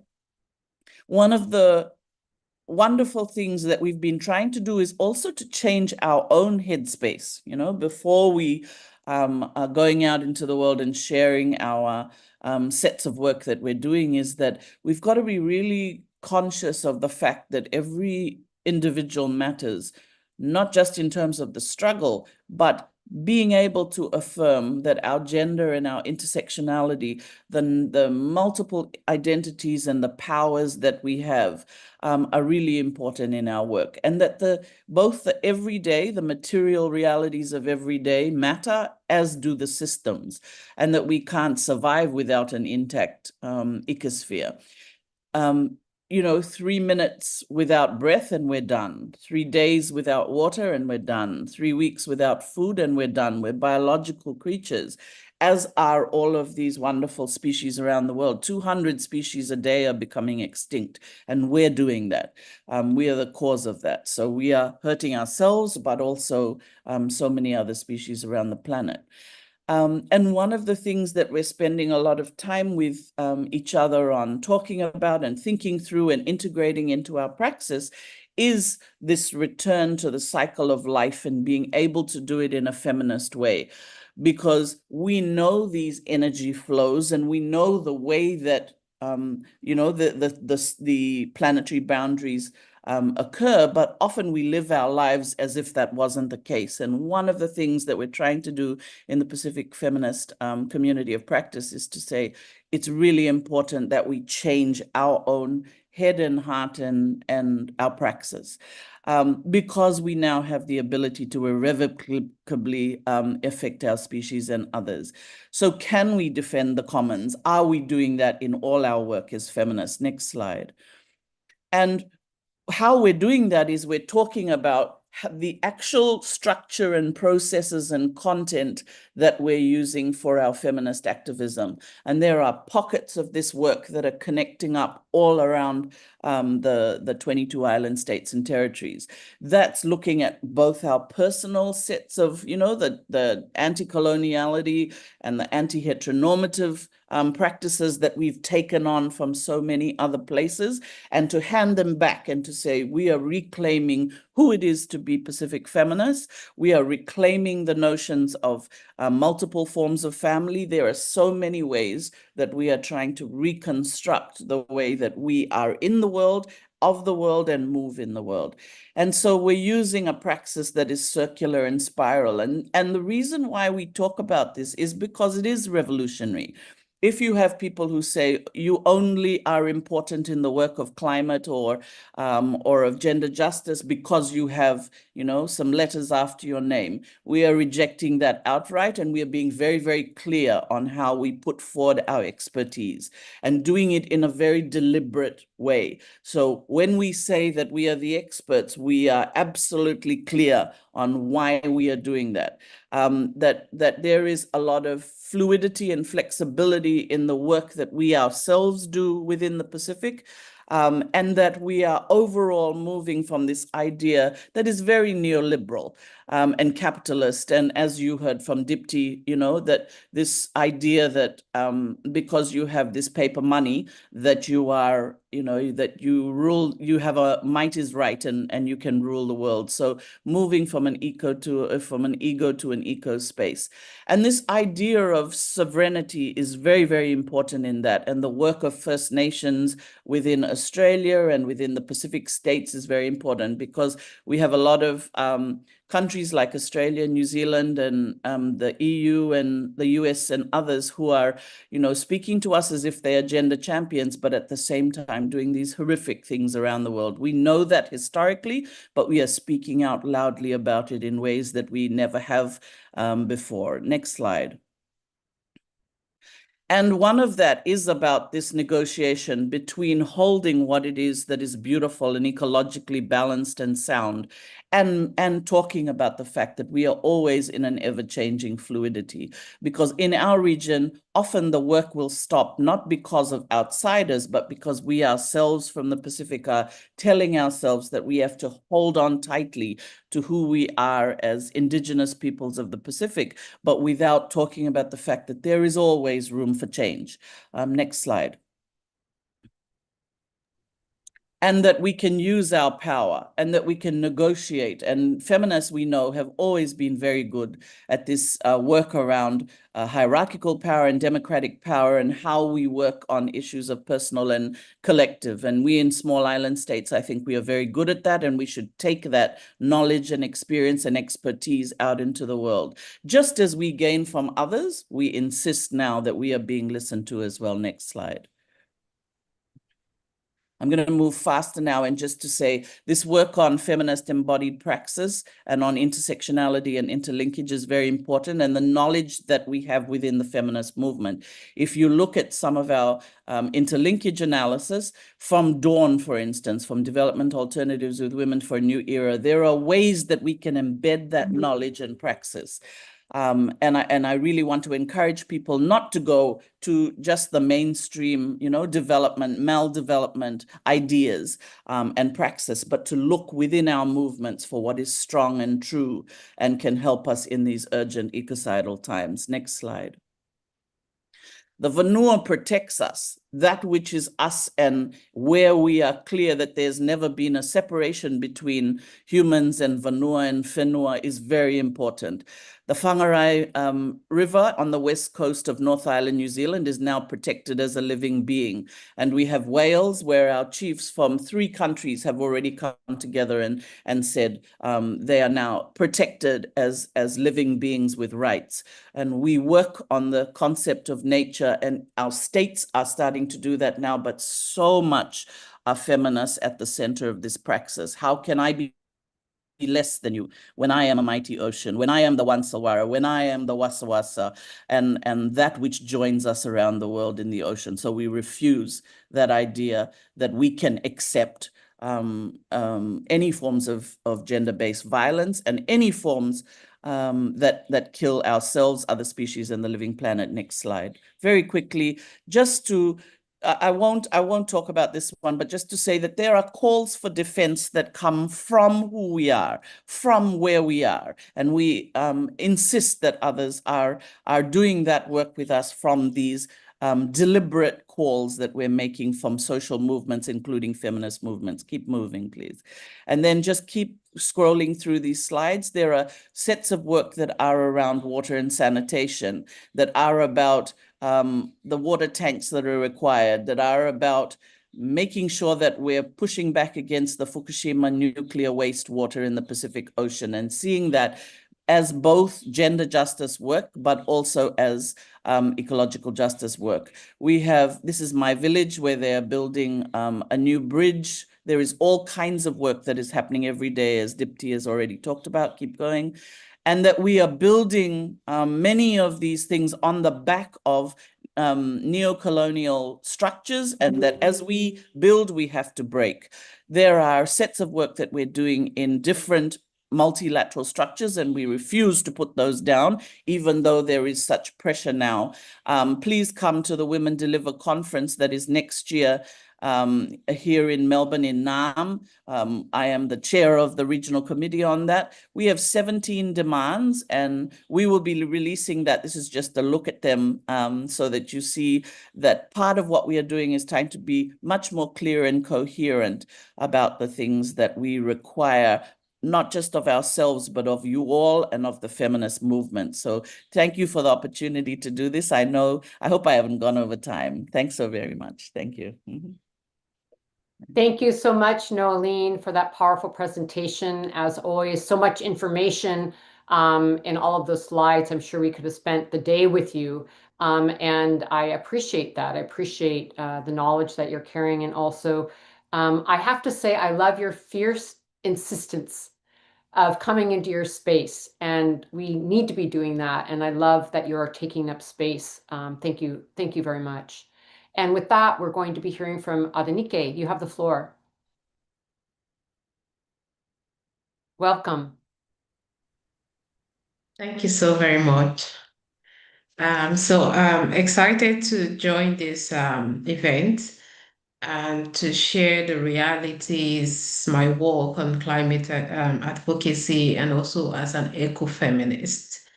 And so I'm the founder of I Lead Climate Action Initiative from Nigeria. And one of our works include the fact that spotlighting women and also supporting women with resources, that we need to bridge effort towards achieving equality. And one of those several realities of how climate change is impacting women in Nigeria is the fact that once there is drought, women tend to walk farther. That means a longer distance to get water. And so it could take several kilometers. And so over time, as a climate researcher as well, I find out that women spend 40 billion hours in a year to search for water in sub-Saharan Africa. So that 40 billion hours in a year, when it was estimated, we find out that it's the amount of hour that the working force in the US spend on productive activities that women in Africa waste on trying to get water and the source for firewood and other things. And so there's the time poverty of trying to look for those resources. So imagine that 40 billion hours is put into use towards environmental protection, or even as a care work, their time is also being compensated. It would have helped to enhance progresses in achieving climate justice and also help to achieve several goals that women have in the society. So that is one issue that we are faced with, and the impact of how climate change is to women. And as well, why I call myself an eco-feminist is also from the fact that young girls, once there is drought and flood, young girls are given out in marriage as a survival strategy to deal with the harsh condition of the climate crisis. Because one thing is that when the flood comes, it sweeps away the farmers' land, and then it takes away their livelihoods. And then the young girls are being given out because in return, they get money for the family to take care of the family. And so those young girls fall victims of their rights being deprived to go to school or even have access to become change makers in their society. So these are things I see every day, and I've also been the reality of me trying to walk several distance to get water and at the same time affect education and even other rights in the society. And so when I look at this reality, I see a reflection in it, and I see there is a need for us to act on these realities. And also the third point for me is the fact that women in my society or my community doesn't have the right to own a land.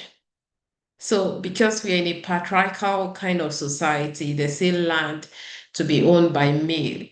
And so without having access to own a land, women are deprived of resources. For example, resources that they need to grow their agricultural farms or even own a land of their own. And so because women that doesn't have that land, it affects agricultural productivity.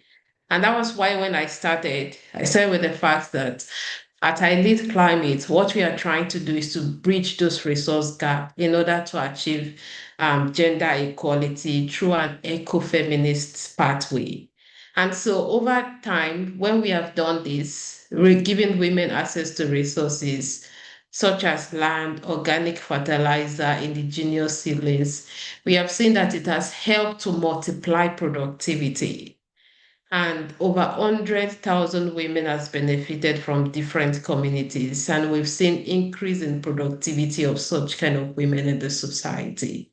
So this is the kind of eco-feminist pathway that we're trying to create, where women have those platforms, those safe space for healing, to become the true custodian of the environment and to also become change makers in their society.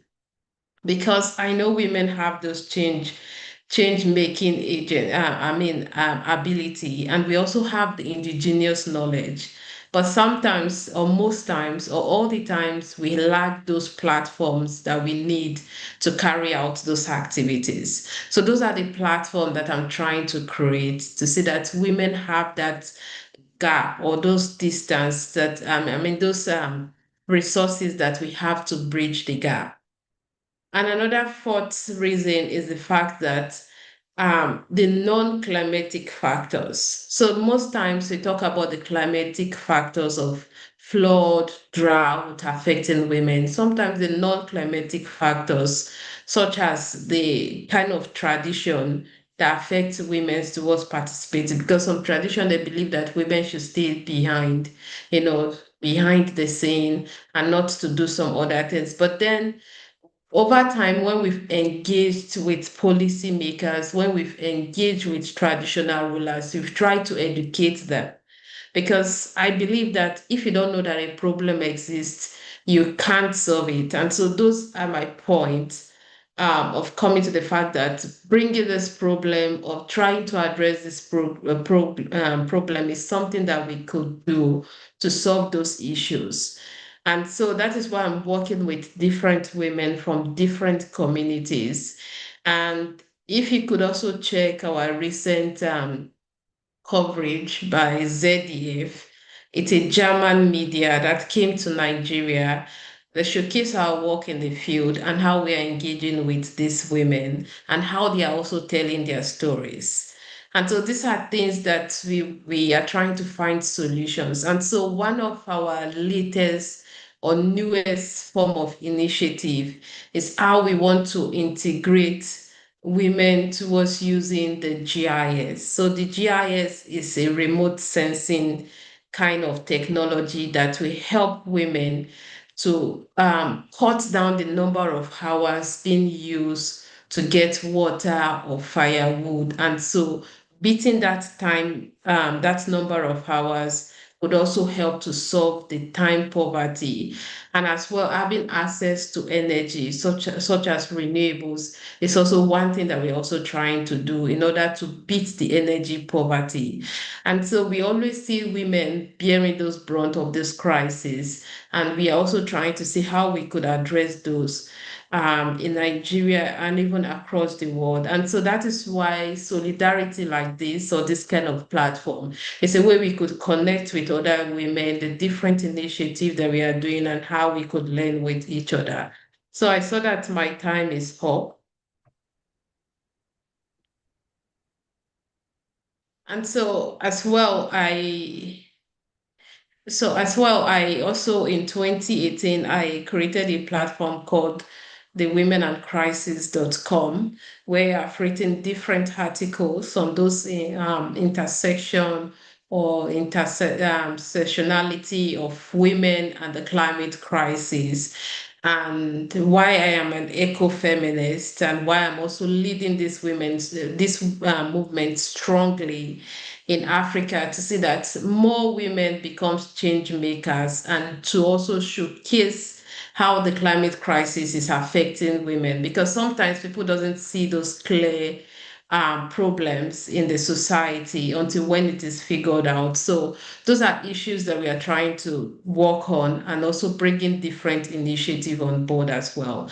So I see that my time is up. So if you have questions, I'm happy to receive it. Thank you.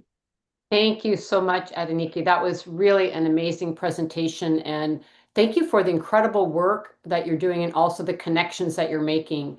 And there's so much we could talk about, but I just really admire the work that you're doing and also, really understanding this huge issue of women not having land rights and how deep that is. There's many things you said, but I just wanted to also spotlight, again, this the fact of the intersectionality of these patriarchal institutions and women not having rights and how deep that is and affects everything. So thank you for pointing that out, amongst many other things. And with that, I'd love to hand the floor now to Bridget Burns. Thank you so much, Osprey. Thank you to everyone who's gone before. It's a beautiful panel to be on and space to be in with so many people that I have learned from and that I admire. and really building off of Adeniki and this work of the powerful work of creating platforms where we can build power together, build power in solidarity, and be in collective is both the story of my organization, we do, the Women's Environment and Development Organization, and one of the things I think is fundamental to feminist climate justice and advocacy at this intersection. And it's wonderful to come after, it's always intimidating, but wonderful to come after Dipti and Noeline, who are both pointing out, doing in the deeply feminist way, both what it is to tell the truth about the crises that we're facing. And it reminds me of this quote, that the earth is dying. It isn't dying, it's being killed, and those who are killing it have names and addresses. And I feel like feminists do a good job at speaking that truth, but then also to Noeline in reminding us about the spirit in which we think about the world and the alternatives to the current societies and systems that we have is not just our vision for an alternative world, but it's also a vision for the way in which we organize with each other and the way in which we show up in spaces. And I think this beautiful narrative weaving of telling the truth, of understanding how we are connected, and seeing examples like Adeniki of how we are building platforms and spaces for people to come together. And WeDo has been working for over 35 years in trying to build collectives using the space of multilateralism. And for the last decade or so, with so many of you have been engaging, for example, in the COP space, in the climate space. I also just came back from Bonn in a space that is not feminist whatsoever. It's incredibly challenging. And not only are we facing a growing backlash against gender equality as a whole, in movements as a whole, in multilateralism, but there's also an insidious and troubling challenge of the decision makers who see gender as a box to check and not a framework for justice. And I think when we come together and when we talk about what is a global feminist analysis and a framework for climate change, I started to think about three fundamental shifts that make this not just about how do we ensure women are included in climate action, which is critical and important, but not enough of an analysis of what we're calling for in a feminist analysis of system change. But what are some of the fundamental shifts that we're calling for? This is looking at a shift from vulnerability to power. We are recognizing women in all their diversity, especially Indigenous women. Women in the global majority are not passive victims of climate change. And we say it all the time, we write about it, we talk about it, and yet in global policy spaces, it's still often the entry point for people making these connections between climate change and women's rights, starting from this assessment of women as vulnerable and still passive victims. And feminist frameworks for climate justice don't just highlight the leadership of women, they resource it, they protect it, and they center it. And I think that's how we lead our advocacy as we do, but also framed in the collective advocacy of the women and gender constituency, for example, in the UNFCCC. It's very much about moving from technocratic fixes to systemic transformation. We know that climate is not a standalone crisis. We just had a press conference as the women and gender constituency on why Palestine is a feminist issue. It's a climate justice issue. It understands the interconnectedness of economies, of health, migration, food systems, militarism, and we know that's why our solutions must be intersectional and targeted. And then I think the third area is that we understand we're moving from extractive to regenerative futures. We have to rethink our relationship to land, to labor, and to life itself, and to resist a push for green growth that can sometimes be packaged in women's leadership, often in climate action. And so we try to be very distinctly feminist in the way that we are pushing for climate justice and bring that analysis into spaces like the UNFCCC. And it means that when we're engaging in things like the Gender Action Plan, we are pushing for intersectionality. We're pushing for more than just token performativity. We're trying to create policies that are not siloed. We're making sure folks understand that our advocacy is not just adding women and stirring, that it is about accessible climate finance, and also shifting the flows of finance in general to divest from harm to be able to invest in care. And it's standing side by side with our siblings and Indigenous peoples to reject false solutions around carbon offsets and to uphold, and those factors that are upholding corporate impunity. Maybe in terms of where would conclude this, because I know we're running short on time, I think that in this moment, those of us who are pushing for this systemic analysis need to push for and have ourselves political courage to continue to challenge militarized, market-driven solutions, to continue to push for resources that match the scale of the work needed, not just small one-off pilot women-led projects around environment, but long-term flexible projects that build power at the roots. And that means truly systemic work on how we move money and how we divest money from where it is causing harm. And then finally, I think it requires the deepest level of solidarity. I think at the heart of climate justice lies global feminist solidarity, not as a slogan, but a living, breathing practice. I think it's the connective tissue between movements resisting extractivism in the Amazon, rebuilding in the Pacific, as we saw from Noeline, or organizing in, communities in the Bronx or in Nairobi. It's an ecosystem rooted in care, nourished by our interdependence, and resilient by design in the face of patriarchy, white supremacy, colonial capitalism, and the genocidal erasure of people and lands. We have to be telling the truth, holding each other together, going into spaces of power and rebuilding and reshaping that power. And I think with that framework in spaces like this, it gives us the opportunity and the hope to challenge this very, very challenging time we're in and this very oppressive system in which we are working. Thank you so much, Bridget. Really appreciate your comments and framing, and also for being at Bonn. Really, really excellent remarks. And yeah, I think I just wanted to note too how important it is that we have spaces that we do as creating, and the women and gender constituency and all of the speakers that are here today throughout these panels, that we do create our own space, because we do need to collect our own power. We have solutions, we have an analysis as feminists that is needed around the world that has been missing due to gender inequality and due to patriarchy.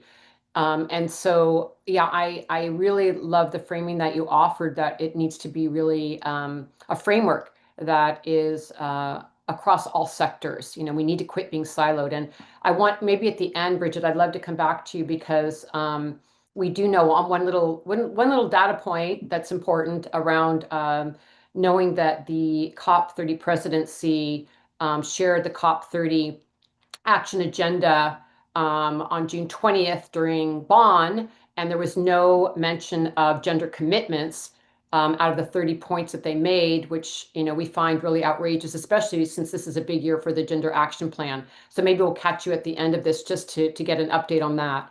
And with that, I would love to now invite Cindy Weisner to join us. Thank you so much for joining us, Sydney.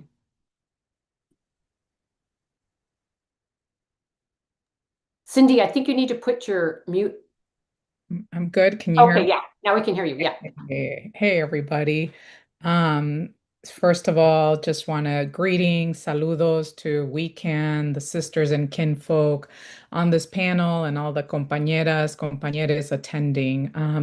My name is Cindy Weisner. I'm with Grassroots Global Justice Alliance here on Turtle Island in the US. And, I can't start today without actually just mentioning what is happening, particularly Trump's regime illegally attacking Iran this weekend, throwing us into potentially a new imperialist war that we know will lead to more death, more devastation, more destruction for people in the MENA region in the Southwest Asia, but also for people here in the US, and making that connection that we know that the big winners here are the weapons industry, and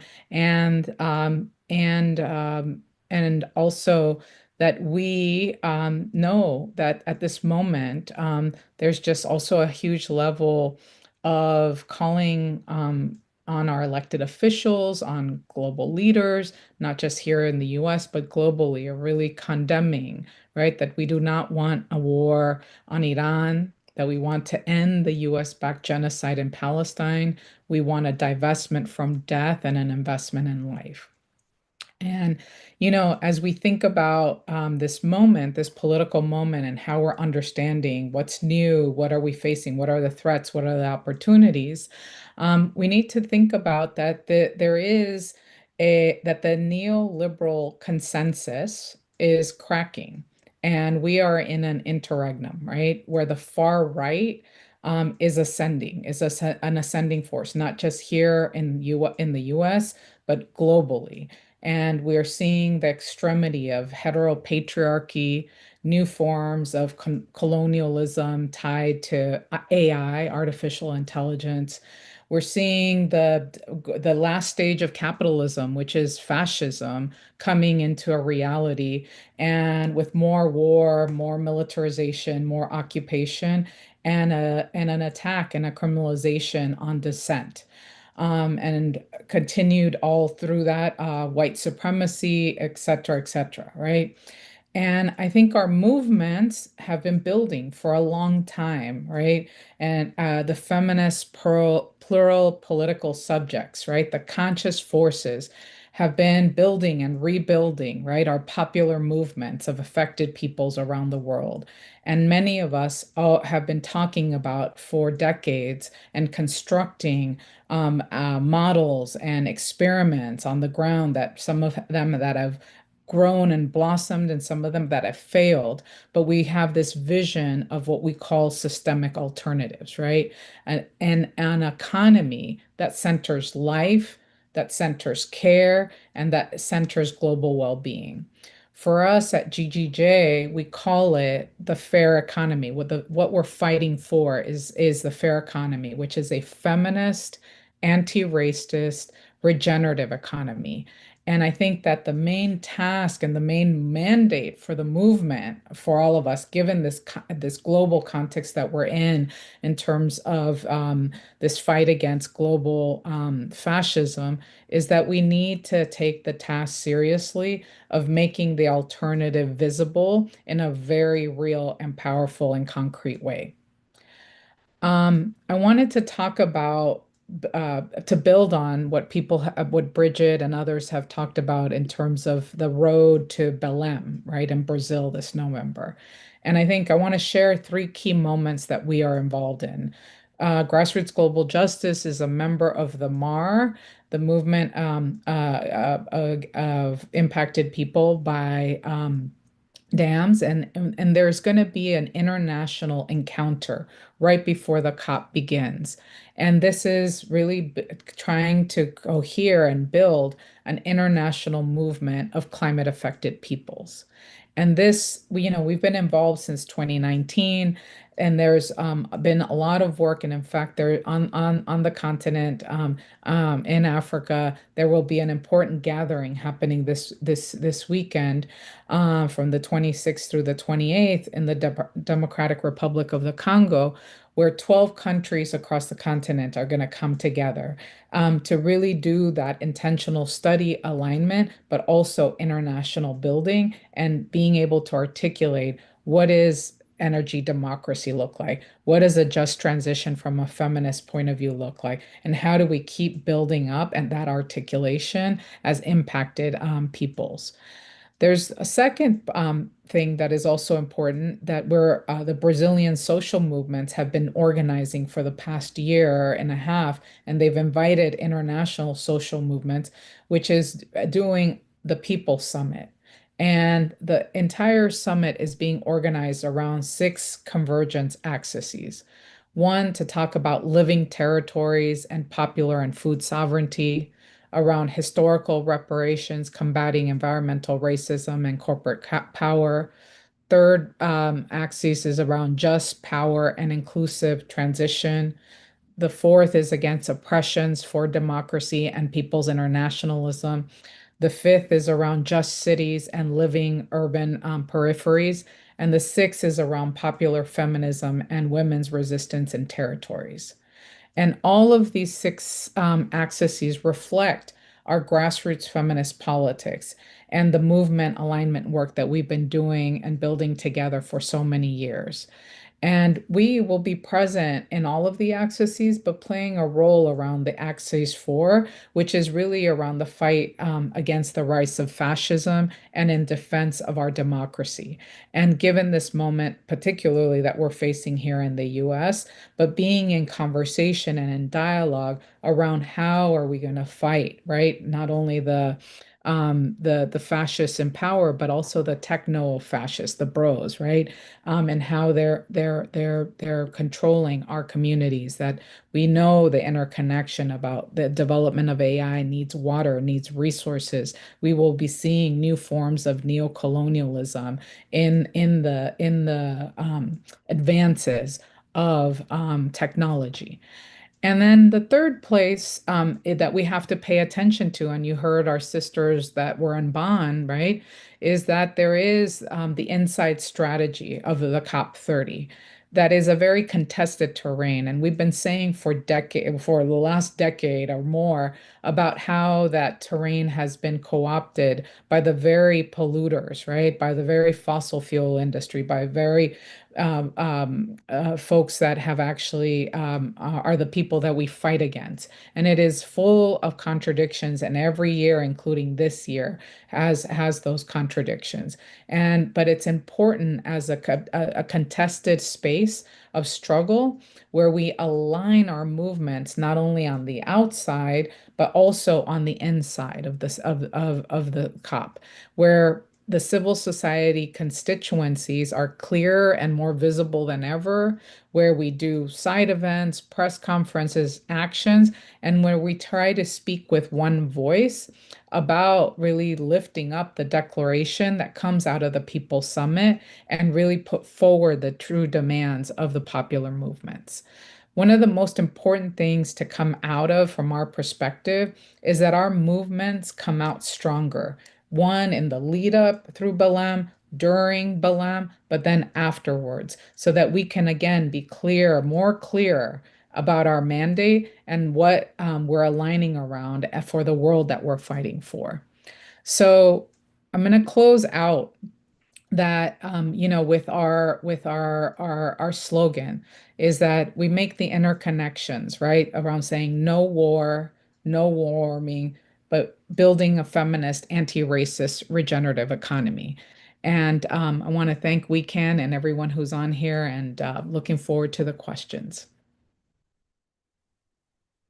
Thank you so much, Cindy. Really appreciate your analysis and the comments you've made, and also to share with people all of the work that goes in by our movements before the COP has and that COP happens, so that outside these spaces of the COP, we're building power in our own analysis so that we do have interventions that are not business as usual, that really go up against these oppressive systems, and how critical it is that we keep ourselves collected, organizing, and moving together. And then also, as one piece of it, not the only piece of it, going into the COP with interventions, going to the COP very strong, so that we can, in fact, disrupt that space and bring new ideas and new visions that are so desperately needed in that space. So thank you so much for bringing that forward. And then the last speaker for this particular panel is Sasha Gabizon, and you have the floor, Sasha. Wonderful to see you all. It's very late here in Bonn at the climate negotiations. I just arrived for the second week. And I'm Sasha Gabizon from Women Engaged for a Common Future. We are an ecofeminist network. We work in 70 countries with ecofeminist partners on gender justice, climate justice, toxic-free future. We're angry. We're very angry at what's happening. We're preparing, of course, for the climate COP30 in Belém. And as you all know, as we heard from all the previous speakers, the global situation is terrible, with a huge backlash against human rights, against climate justice. But this is a really important week because we are negotiating the Gender Action Plan, which needs to be which needs to be approved by negotiators latest in Belém at COP30. And I don't know how much you know about this, but of course, for feminists, the key issues, like we heard from the previous speaker from Nigeria, that women's land rights are core to climate justice, that sexual and reproductive health and rights are core to climate justice, that fighting militarism, oil, gas, plastic pollution, nuclear corporations are feminist issues. And that's why we're making sure that these feminist issues are being discussed at the negotiations here in Bonn. Some countries are afraid. They don't, they're afraid of adding wording around SRHR, gender-based violence, and land rights for women. And women in all the diversity. So bringing intersectional approach is something some of the countries are very scared about, and which we, of course, as feminists are pushing. We had the opportunity to have some of our feminists from the Global South speak to the delegates. And I just want to quote one of our colleagues from Pakistan, Hira, who told her story, that she's from Pakistan and that they had these terrible floods linked to climate change in 2022, where 33 million people across the country lost their livelihoods and were vulnerabilized. And so Hira has been working with these communities, with the women, and for example, she's documenting these stories of how this impacts women's rights. For example, a girl of 14 who was married to a man, 4 times older than her, because her family had lost everything and they had a huge debt after the floodings.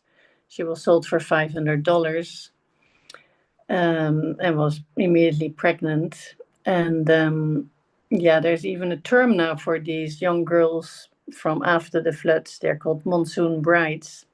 And there are apparently about 19 million of these young girls who have been, married off at extremely early age because of the terrible economic situation from the floods and the climate crisis in their country. And that's why, as feminists, we are trying to put issues like sexual and reproductive health and rights core and center in the Gender Action Plan for these negotiations leading up to the COP30 in Belém. So we are speaking to the negotiators. We're advancing feminist narratives and alternatives, working with the other movements, the other constituencies, the human rights movements, the climate movements, the fossil fuel-free activists. And of course, we're also promoting the alternatives and highlighting good practices. I don't know if you heard about that, but luckily things in some places are improving, like in Spain. For the first time ever, they had 100% production by renewable energy this April from wind, solar, and hydro. They even produced more than 100%, more than their own need. And this was the first time in the history of the country. And so energy transition is happening, and it can, be the only, it can be the narrative we as feminists also want to bring, but we are adding, of course, the mention and the notion that energy transition should be gender just. And we know that, we're saying energy transition should not be at the cost of Indigenous peoples or African and African descendants, and we should not be applauding the huge expansion of electric cars with lithium batteries, if at the same time we see that communities are being destroyed because of extractivism and mining for all these minerals which are necessary for the energy transition. And we need to make sure that energy transition is gender just, is climate just. We have to address and protect the environmental and human rights defenders. That's also language we're trying to get into the negotiation text for the Gender Action Plan. And we have to tell these stories. We had speakers here who are from Latin America, where lithium is being mined, where cobalt, copper, gold are being mined, and where the communities downstream are terribly polluted. For example, from mercury used in the gold mining, and babies are born with birth defects. And so, of course, we have to fight this unjust energy transition and address the pollution from these mining corporations and geoengineering corporations that try to also capture tax funds, public funds, in the form of climate funding to then greenwash their activities and try to show them as climate friendly, but they are not. So we have to play a really important role here as advocates for this gender just transition, and to divest from these large corporations, which are still based on this very extractivist, anti-human rights economic model. And instead we should be, and we are, promoting feminist climate solutions and gender just climate solutions. And in our organization, together with the Women and Gender Constituency, 10 years ago at COP21, we launched the Gender Just Climate Solutions program, where every year, from several hundreds of applications, 3 gender just solutions are awarded, and they're able to, the feminists who are leading these projects are able to come to the climate COP. They are, their projects are presented to the ministers and the high-level presenters. And then they form a network, and they've been working together and sharing good practices for the last 10 years. And we've also been crowdfunding for them. And this has been really, really inspiring. And I see that Osprey would like to tell me that my time is maybe getting close to up. I could continue for a long, long time more. But anyway, check it out. Currently, the call is open. So for Gender Just Climate Solutions 2025, go on the website of the Women and Gender Constituency, check it out, spread it in your networks. These are the type of solutions we need to fund with climate funding, and not the big corporations. And I hope to see many of you joining this network for feminist solutions. And back to you, Osprey. Thank you. Thank you so much, Sasha. And I know it's quite late there in Bonn, so I really appreciate you being with us and also, being on the ground and representing for so many of us. And I look forward to seeing you at COP30 in Berlin.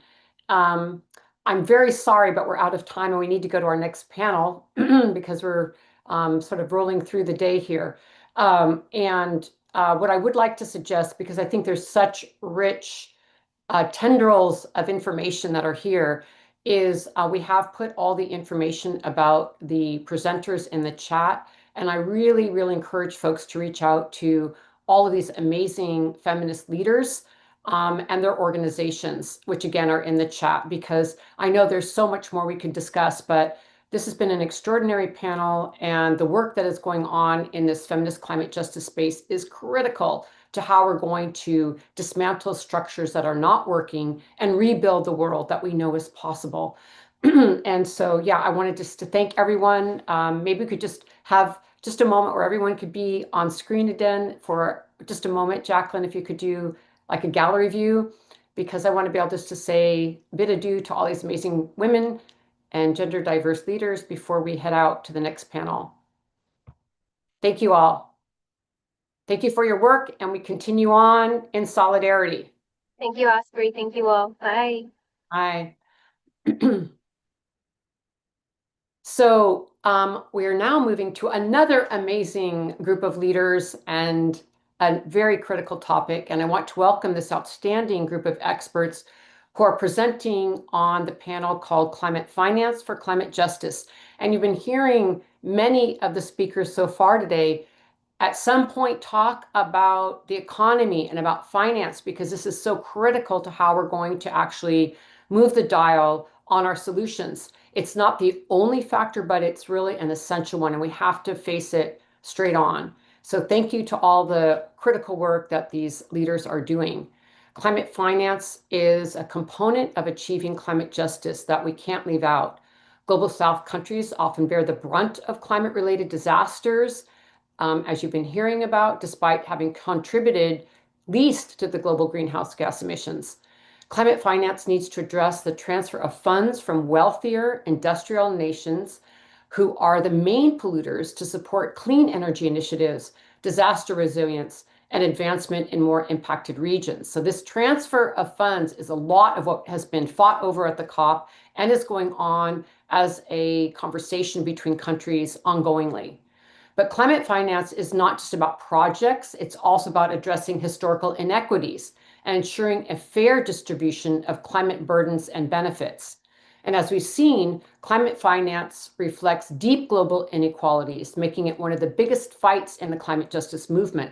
For climate finance to serve climate justice, it must be accessible, transparent, and aligned with the needs and priorities of frontline communities. And this includes prioritizing grants over loans. And this is a big topic, and it certainly was addressed very heavily at COP29 in Azerbaijan, where we're talking about the quality of the funds, because we don't want to create further burdens through debt to the Global South. So we need to recognize the sovereignty of local decision-making and ensure that Indigenous people and marginalized groups have a voice in funding decisions and that we move it to quality grants. I'm also so glad to introduce these esteemed panelists who can deepen our understanding of climate finance. And, again, this could be, an entire workshop for 3 days. So we'll get a taste from each of them, which I'm very thankful for. And we are also sharing in the chat a recent WECAN report on climate finance that centers a climate justice framework. Again, so in your own time, you can take time to sort of digest this conversation at other levels. So we'll be sharing that report as well. So in the order that we're going to be hearing from the speakers, first we'll be hearing from Mina Rahman, Head of Programs from the Third World Network from Malaysia. Then we'll be hearing from Bronwyn Tucker from the Global Public Finance Campaign. She is a co-manager of Oil Change International in Canada. Then we'll be hearing from Clelia Guerrero Garcia, Tax and Gender Justice Specialist from the Latin American and for the Caribbean Network for Social, Economic, and Environmental Justice. And she is from the organization Latindad from Ecuador. And then we'll be hearing from Gloria Majiga, who is a policy officer from Natural Resources and Sustainable Climate Finance Justice Network in Africa. And she is from Malawi. And I'm so honored to have all these experts here, and I can't wait to learn from all of you. And first, we'll be hearing from Mina. Please go ahead. You have the floor.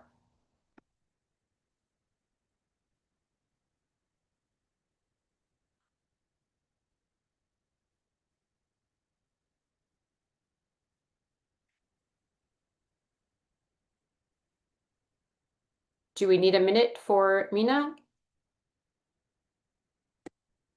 Thank you so much to WECAN for organizing this and having me on the panel. I am sorry that I'm not able to be there in person, but I hope this recording will actually lend voice to all the efforts that you all are putting. I just wanted to start with the COP in Baku, Azerbaijan, which, as many of you know, was billed as a finance COP, which was actually a big letdown with a very weak finance outcome. And some people called it a joke, some called it an insult. In fact, some developing countries said that. And particularly because they did not meet the needs of the developing countries, the final outcome. Others called it an optical illusion. So this was really something that was most disappointing. Now, given the current geopolitical turbulence and with the US exit, we can't really expect much from the official process. But we must do all we can to continue to demand climate finance for climate justice.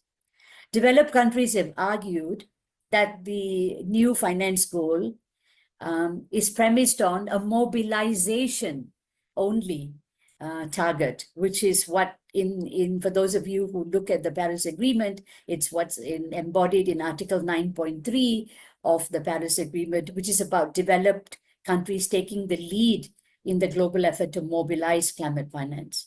Now, what's significant here is that they did not want to deal with the mandatory requirement to provide climate finance under Article 9.1 of the Paris Agreement, which states very clearly that developed countries shall provide finance to developing countries for their mitigation and adaptation actions. Now, for those of us who follow the decisions, and these are international treaties, it's a shall obligation and it's mandatory. So we have to keep reminding the developed countries that this is a mandatory obligation which must be met and has to be complied with. And we are 10 years into the Paris Agreement, 2015, when Paris Agreement was signed. And yet there is this non-compliance of Article 9.1 of the Paris Agreement. So this is critical for recognizing. And why did it come about? Why is there an obligation? And climate justice, from a climate justice lens, it's very clear that this was due to the recognition of the historical responsibility of developed countries for their historical emissions since the industrial era. Now, it is not charity, it is not overseas development assistance or development aid, but is based on the principle of equity and common but differentiated responsibility. And this is the recognition of climate debt, which is a foundation of climate justice, is the climate debt owed by the developed world for their overuse of the carbon budget to limit temperature rise. I think this is a very important notion, because this is about the recognition that developed countries have a greater responsibility due to history, particularly because of the overuse or the pumping of greenhouse gases into the atmosphere, which was unfettered. And that's how they grew rich, not because the developing world is stupid or incapable, but rather because of the history of colonization and all the systemic inequality that has given rise from the colonial era to post-colonialism. So we do need to acknowledge that this is the foundation of climate justice, and this is so important. Now, climate finance refers to grants and concessional loans. It is not about loans of a commercial kind that has to be repaid. That is really contrary to the climate finance definition. Until today, we don't have a climate finance definition, despite the efforts of developing countries, because the developed world says we can have climate finance defined in our own way, in whatever way we want. So this is really the problem. Now, it is clearly not a case of no money or a lack of money, but it's a case of lack of political will, as we all know, on the part of the developed world. Now, if there is a will, certainly there is a way. And the will not materialize on its own, as we all know, but it needs the pressure from social movements and civil society organizations. And of course, in the context of the mobilization of the funds, there have been many proposals forwarded from many quarters, including expert groups, civil society organizations, both inside and outside the climate space in the UNFCCC. It is in the United Nations through the International Financial Institutions Reform, in the Financing for Development, the Convention on Tax Justice. So a lot of efforts, and right now there is a Finance for Development happening. I'm not sure exactly what happened there. So while our technical team is working on this, I'd like to bring Bronwyn Tucker into the conversation. Some of the Bronwyn, sources can you please take of the finance, floor? for instance, a lot of calls for removal of fossil fuel subsidies given to corporations, for levies on fossil fuel corporations for extraction, and also on windfall profits. For wealth tax on billionaires, a global minimum tax on billionaires equal to only 2% of their wealth would generate an estimated 200 to 250 billion per year. Now, this is actually quite significant. And if you add all the others, you can actually mobilize quite a bit. Then, of course, the financial transaction taxes, which many of us campaigned for, to curb speculative and excessive financial trading. And then there are also many calls for aviation and maritime levies because of the use of fossil fuels, and tax on luxury consumption and so on. So there are many ideas. It's not for a lack of proposals or ways of doing. Also, of course, there is a recognition that there needs to be reforms in the international financial institutions, including in addressing the debt crisis, from debt relief to sovereign debt restructuring mechanisms. They are not new calls, they're all old calls from before. Reforms related to the credit rating agencies, very, very critical, because in a climate context, when developing countries, for instance, I always give the case of Colombia, when the Minister of Environment of Colombia in Sharm el-Sheikh, it was actually in Dubai, when she actually said that when her president announced that Colombia is moving away from fossil fuels, immediately what happened was that the peso, their currency, actually was targeted, and the currency fell, it depreciated. And also, this was because of the credit rating agencies who then rated Colombia very badly. They downgraded Colombia's rating, which actually led to Colombia having to borrow a lot more in a commercial in the commercial market, which it cannot afford. So you see how the credit rating agencies, instead of actually enabling a country which wants to do the right thing, the policy coherence goes in the long way. There's no policy coherence. In other words, the international financial architecture is not suited for the kind of demands that we are asking for. So we can't just concentrate in the UNFCCC, we have to fight on all fronts. And this is why we also do need to acknowledge that there is the need for systemic reforms, and there is no shortage of these proposals. So we must keep pushing. And it's you are called We Can. I mean, I don't mean to sound cheesy, but it's about we can do it. I'm sure you had a history for that name. And we must do much, much more. And mobilization is at the core. At a time when the world is currently assaulted by unilateral measures that the Trump administration is doing, everybody is so obsessed with what's going on and running to the US to negotiate and being bullied. I think it is time for the civil society and social movements to actually call out on our governments not to be, subservient to the bullies. We have to stand up, we have to fight, and we have to keep doing what we do best. And that means we have to call for climate justice, for climate finance. So I am sure that, many of us will keep fighting, because nothing happens without a struggle. And all of you know that we have to keep at it, keep pushing at it.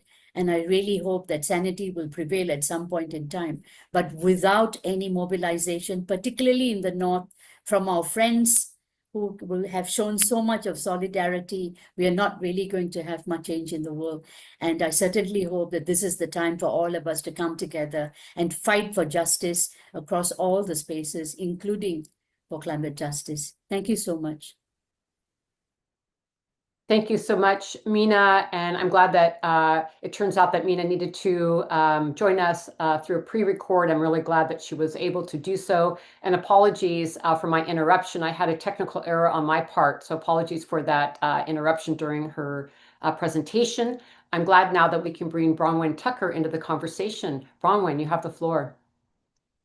Thanks so much, and good afternoon or good morning or whatever time of day it is for you. I'm just really happy to be here, and also to follow Mina for setting such a good stage for what I'll talk about today.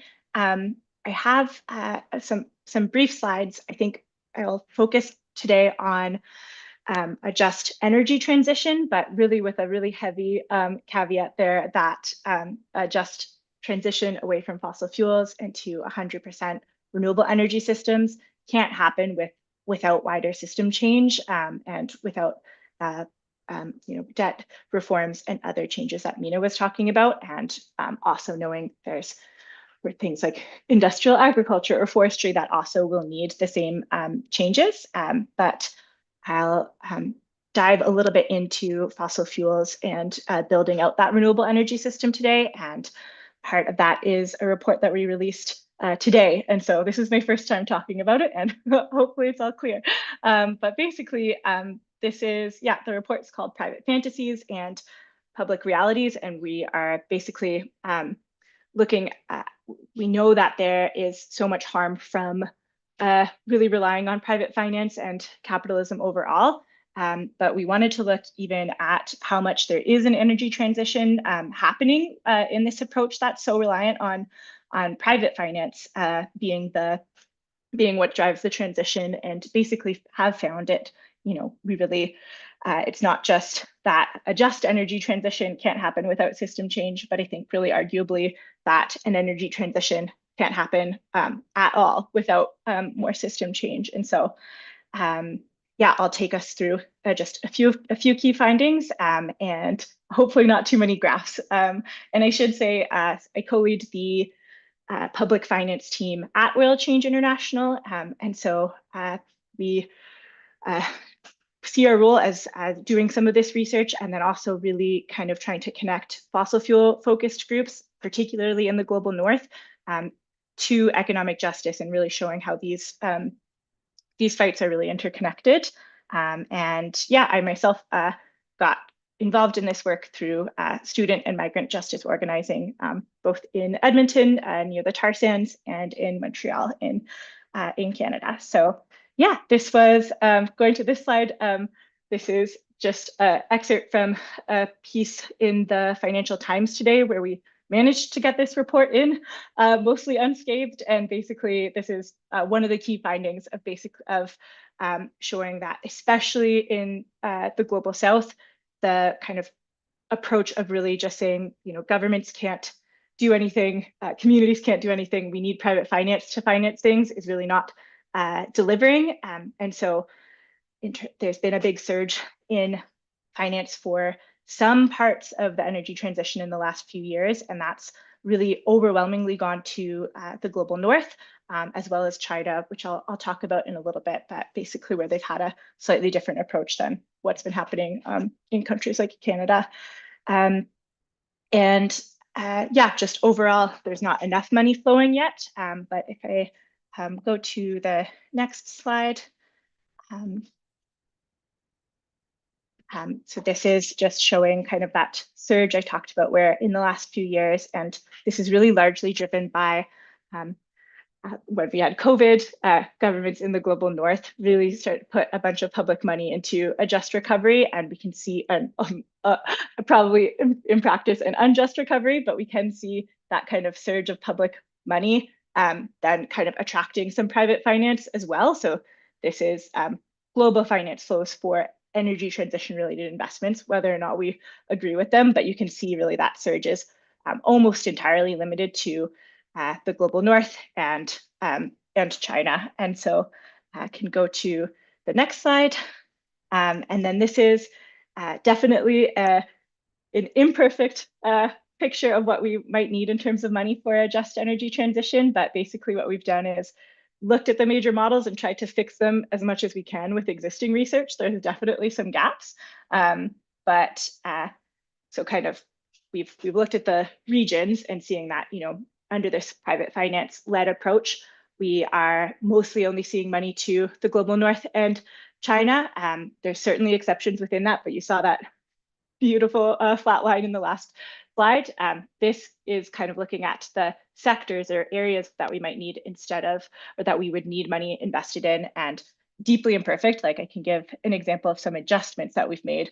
The second bar here is for electric vehicles, and we've cut that in half, or almost more than half, to add the public transit and rail column, which public transit and rail was absent from almost every energy model. And so I think probably I'm hearing about lots about transition minerals and the risks of over extraction today. I'm sure this bar and this amount of investment in electric vehicles is probably more than we might say is actually aligned with the just energy transition. But in terms of looking across numbers that we could find that had done some global modeling, this was kind of the best we could do. There was one global study on public transit, which is just incredibly depressing, and that was already 6 years old.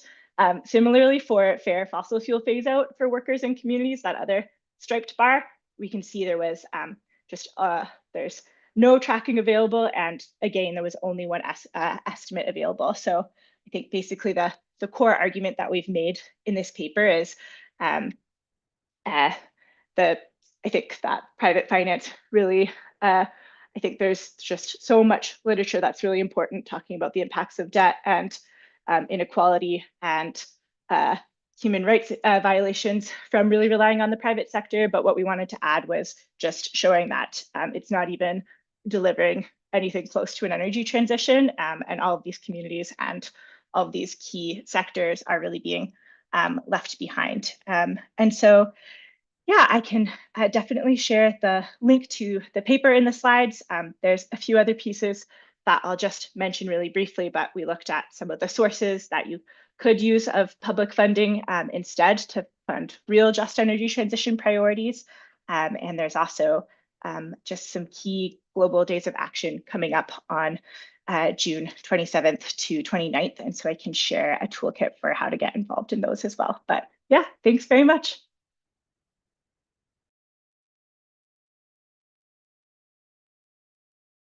Thanks so much, Bronwyn, for that incredible presentation and work. And I know for some people who might not be directly involved in climate finance, it's a lot to take in. But when I first started doing this work, oh my gosh, in 2009, I never thought I would need to learn about the economic structures and understand financing in the way that this climate justice movement has demanded from me. And I was very resistant at first, but actually it's really important for us to all have a lot of knowledge about the movement of these finances, where they're coming from, where we need to organize to improve them, and to understand the basics of how these transitions are happening or not, and how money is directly connected to who's in power, and how that is connected to our resistance and resilience for the years to come. So I really appreciate these detailed analyses, because it's really important that we make ourselves responsible, if you will, for understanding the financial aspect of this, because so much depends on it. And with that, I'd like to hand the floor to Kalia. Please join us. We'd love to hear from you. Thank you, Osprey, and thank you to WECAN for the invitation. It is a true honor to be part of this collective space, a space that centers women in all their diversity, not only as witnesses to climate breakdown, but also as leaders of systemic transformation. I speak to you today from Ecuador, one of the most diverse, biodiverse countries in the world, but it is also one of the most exposed to environmental, economic, and social vulnerabilities. Like many in Latin America, we face the convergence of multiple crises, ecological collapse, extractive dependency, rising debt, and inequality. These crises do not affect everyone in the same way. They are filtered through race, class, gender, territory, and mainly power. And yet, even in this harsh context, women are not only resisting, we are proposing. We are building food sovereignty in rural communities, defending forests from illegal mining, and reimagining what economic justice can look like. That's the vision we uphold at LatinDat. This is the Latin American Network for Economic and Social Justice. We are a platform of civil society organizations working together to propose bold alternatives to the current financial and fiscal systems, because we believe that fiscal systems and climate finance must not perpetuate injustice, they must repair it. Unfortunately, the current model is failing. Most climate finance today, as it has been already said, flows through the wrong channels. It arrives late, comes as debt, and is often conditioned by interests that serve private investors, not communities. It privileges mitigation over adaptation and is inaccessible to the people most affected. It's also often blind to gendered realities, reinforcing power structures that have historically excluded women, Indigenous peoples, and Afro-descendant communities. That is why Latindad is working across multiple fronts to change both the narrative and the architecture behind this climate finance scene. Let me briefly share some of our current initiatives. First, fiscal justice for climate justice. It is a narrative. The alleged lack of resources for climate action is a myth. Estimates say that globally, if governments were to implement progressive wealth taxes or eliminate fossil fuel subsidies, and curb tax abuse, we could mobilize over $2 trillion US dollars annually. And this is not a technical problem, it is a political choice. So we advocate for progressive, permanent tax reforms that prioritize climate action and redistribute wealth, while ensuring as well that the Global South is not forced to finance the climate crisis through more debt. The second point would be that debt justice is also climate justice, because Latinidad has been leading some voice in analyze the so-called debt for nature swaps, for instance. We recently published a critical assessment of Ecuador's Marines bond in the Galapagos Island, highlighting concerns about sovereignty, participation, and transparency around this process. In the same line, we're also calling for the UN binding framework sovereign debt that puts people and ecosystems first. And we, in that line, support the cancellation of illegitimate debts, especially those incurred through fossil fuel-based extractivist development. The third point is that feminist fiscal proposals in Latin America have filters. As I said before, women in Latin America are disproportionately affected by climate change, yet we are underrepresented in public finance decision-making, and that is not fair.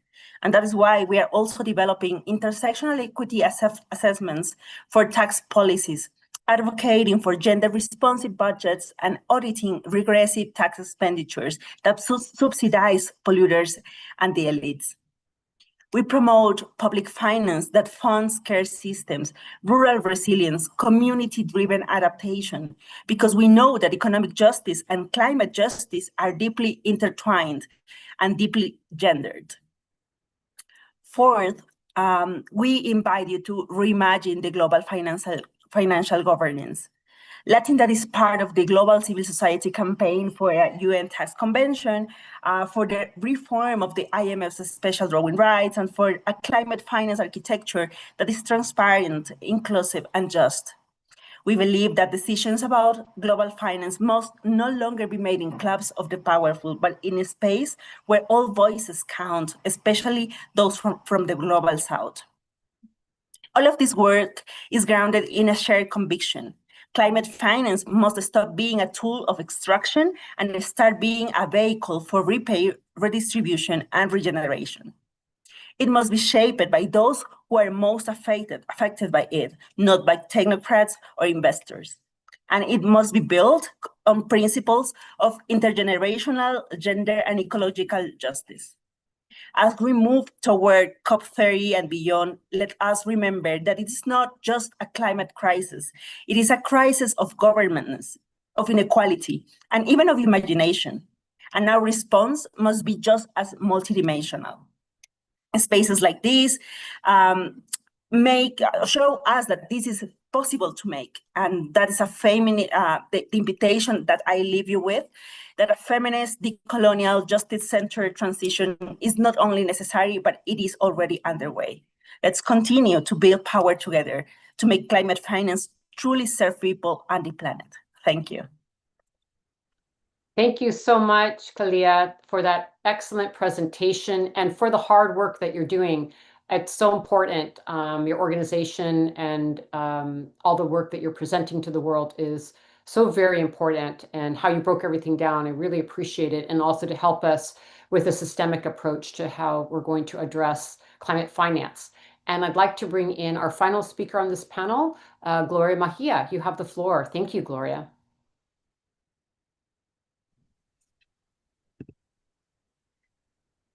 Hi, everyone. Thank you so much. I'm really glad to be here. Very sad to be the last speaker because it feels like my role is just to reiterate a lot of what has been said already, because I think it's been such a good and a heavy conversation. But I thought I would start maybe just sharing from a personal perspective why I think that the feminist perspective in this conversation is so important. I recall, I think a couple of years back at the New York Climate Week, one presenter, I think it was Casey, she made a presentation, and I recall after her presentation, just meeting her, and we didn't speak, we didn't say anything, we didn't have to talk about anything. We just sat there, I think, in silence for just a couple of moments, just sharing so much emotion and just the understanding of us coming from very different parts of the world, but having such similar experiences in witnessing inequalities and seeing women bearing the brunt of the afflictions from climate change, from all the things that happen around us, and how we carry that burden of preserving nature. And I think that the aspect of climate finance, for me personally, was not something that I would have linked to the work that we think about around this. But it's so important because we have to have a means of achieving the change that we want to bring about. And so I'll be sharing a little bit on the work that we as Tax Justice Network are doing around climate finance and extractives and tax. So I'm not a numbers person, but I just thought I should share some really interesting numbers that have come up from some of the research that we've done. We did some research with Action Aid on what it would look like for countries to phase out fossil fuels and what the cost of implementing the different climate action plans would be on these countries. And we found that in Liberia, for example, extractives contribute about 56% of the GDP, but only 16% of that actually goes to domestic revenues. And they have a $395 million gap in climate finance. This is from their NDCs. So what they need to actually respond to climate change is so huge that there is no way they can recoup it even from domestic resources. We also found that in countries like Nigeria, for example, where they have huge losses of revenues from extractives, and this is due to transparency gaps, corruption, and other issues. But they need 29.7 billion every year to respond to climate change impacts. But so far, they've only been able to raise 2.5 billion, and this is since they launched their climate policy and their energy transition plan. And a huge part of those losses also go to subsidies, which cost around 9.3 billion. And in Zimbabwe, we found that they have a 98% funding gap just for climate response. So I feel like when you think about these numbers in the grand scheme of things, they're just so immense. I think we've been talking about 100 billion, but sometimes it feels like, oh, it's a figure. But if you look at the needs that are there and what it means for these countries, for the people that are being affected, you really start to see that in the grand scheme of things, we're not asking for a lot, but we need so much more than even what we're agreeing to.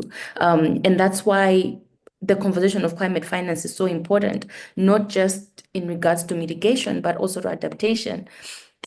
And so what is not working, the things that are really hurting us, I think, especially in the global south.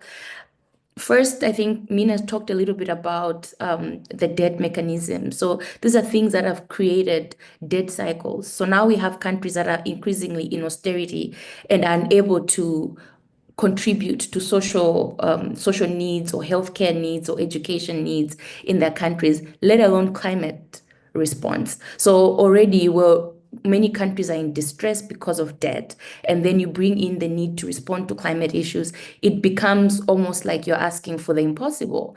And yet this is something that is causing even bigger impacts because even the social services are being affected because of the floods, because of the different natural disasters that are happening. You've got a higher cost on even those social services. So now countries are continuously in distress. And then again, it's not charity. it is literally just compensation or reparations, as you would want to call it, because someone else caused a problem. And all we're saying is that there needs to be a mechanism for you to contribute to addressing this problem. So I think that this comes down to perception. The perception that we have in having this conversation about climate finance is really important. We need to move away from going in with the understanding that, oh, we want to come to an agreement.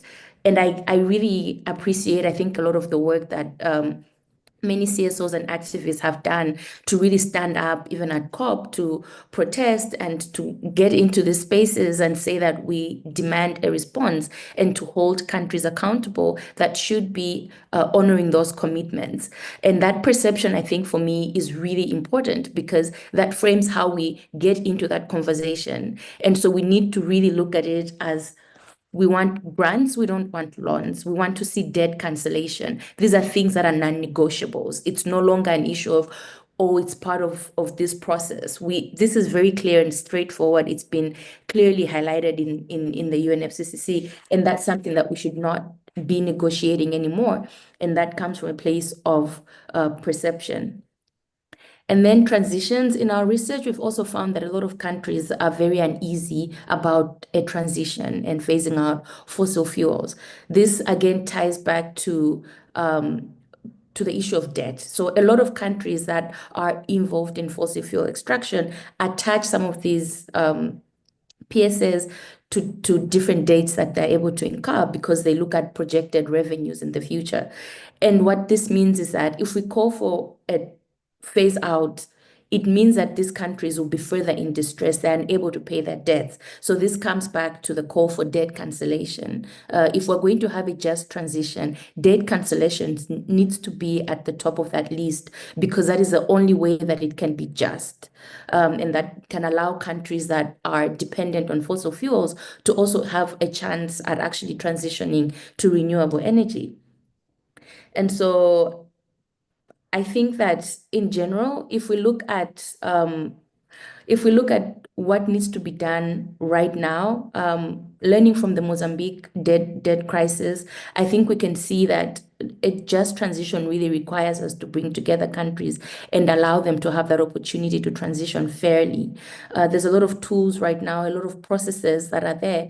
And one thing that I think we can leave with from this meeting is the idea of entering spaces that are uncharted to us. We need to get into conversations that are not just central to climate, but also are related to other issues. For example, we now have the UN Tax Convention. These may not be spaces that conventionally what we would consider climate conversations, but they're important because when we get to COP, it's like some decisions have already been made, some processes have already overtaken whatever would be said at COP. So it's important for us to be able to be part of those processes. And by the time we get to COP, we're also aware that these things are interlinked and that we've been able to influence certain decisions to mobilize the resources that we need. The just part is really, really important. The how is important. So in discussing transitions, we really need to have a clear conversation on the how it's going to be done so that we do not further inequalities. My time is up, but thank you so much. Thank you very much, Gloria, for that really powerful presentation and clearly spelling out what it means to have economic justice and how we need to move away from this understanding that somehow these funds that are being transferred are to be done in the form of loans instead of direct grants, as you said. And it is a form of reparations and responsibility for the wealthy countries that have caused the most pollution and harm. So I just wanted to highlight that this is also very essential that we have an understanding of the fairness of this equity, that it's not a false demand, that it's a real demand, and it's been going on for many, many, many years. So thank you for pointing that out to us. And one of the things that I'll just say in closing for this panel, and I really want to thank all the presenters for your incredible details and a way to be able to articulate these complex topics is really important. And we have put all your information in the chat for people to learn more. But certainly when we were at COP29 in Azerbaijan, It was such a difficult COP, probably one of the most difficult and challenging negotiations I've ever been to, because it was about climate finance and this huge struggle for the global south to really make clear that countries in the global north, the wealthy countries, to put it more simply, have got to pay their fair share. And it's just a huge challenge to get that narrative clear, to get those negotiations clear, and to make those demands over and over again. And in fact, even now, with the climate talks happening in Bonn, the intercessional, there's been a lot of stalling because people still have not resolved what happened in Azerbaijan. So it's hard to go forward until we really resolve this issue around climate finance. And it's going to go on, and it will be something that will continue on into Brazil. So thank you so much for the incredible work that you're all doing and how vital it is. And to pull it also away from, we need to speak in numbers because it keeps us all very real about what we're talking about, but to always remember, as many of the speakers did, like we're talking about human life and what these funds mean to people living, what it means to being able to adapt to the climate crises that are already happening and those to come. It's life that we're talking about, energy, resources equaling who gets to live. So it's a very critical conversation. Thank you all so much for being with us and for your powerful work. We really appreciate it, and we hope people will follow up with you. Thank you. And with that, I want to close our day and thank everyone for joining us today. This is the first of 6 days of the Global Women's Assembly for Climate Justice, Path to COP30 and Beyond. And it's been just a very, very rich day with so much information. These sessions will be up on YouTube because I know I want to watch them again and learn more. So please know that these sessions will be available. And we hope that you will participate with us over the next 5 days. I also want to say that WECAN is soft launching a WhatsApp network platform. I mentioned it a little bit earlier today, so that conversations generated at this assembly can carry on into action going forward. We really want to create a lot of connectivity with everyone who's participating. And this WhatsApp group is a place where you can connect with each other and share your climate justice related work, research, projects, campaigns, and find collaboration partners. And that link to join the group is in the chat. Also, I wanted to reiterate that organizations can sign the Assembly's call to action that we're delivering to government and financial institutions in September, and we also will be delivering at COP30, and that link is also in the chat. And that's it. Thank you for joining us today. Please be welcome to stay with us even as we close down and have our wind down for some closing music as we finish out conversations in the chat. And we thought it would be really something special for this winding down time to invite everyone who would like to share in the chat something from the sessions today that was important to you, something you want to take away from the panels today. We'd love to hear from you in the chat as we wind down. We're going to go ahead and stop the recording, so we'd like to close down all the live streams at this point and continue on a little bit in the chat as we wind down. Thank you, everybody, and we look forward to seeing you tomorrow.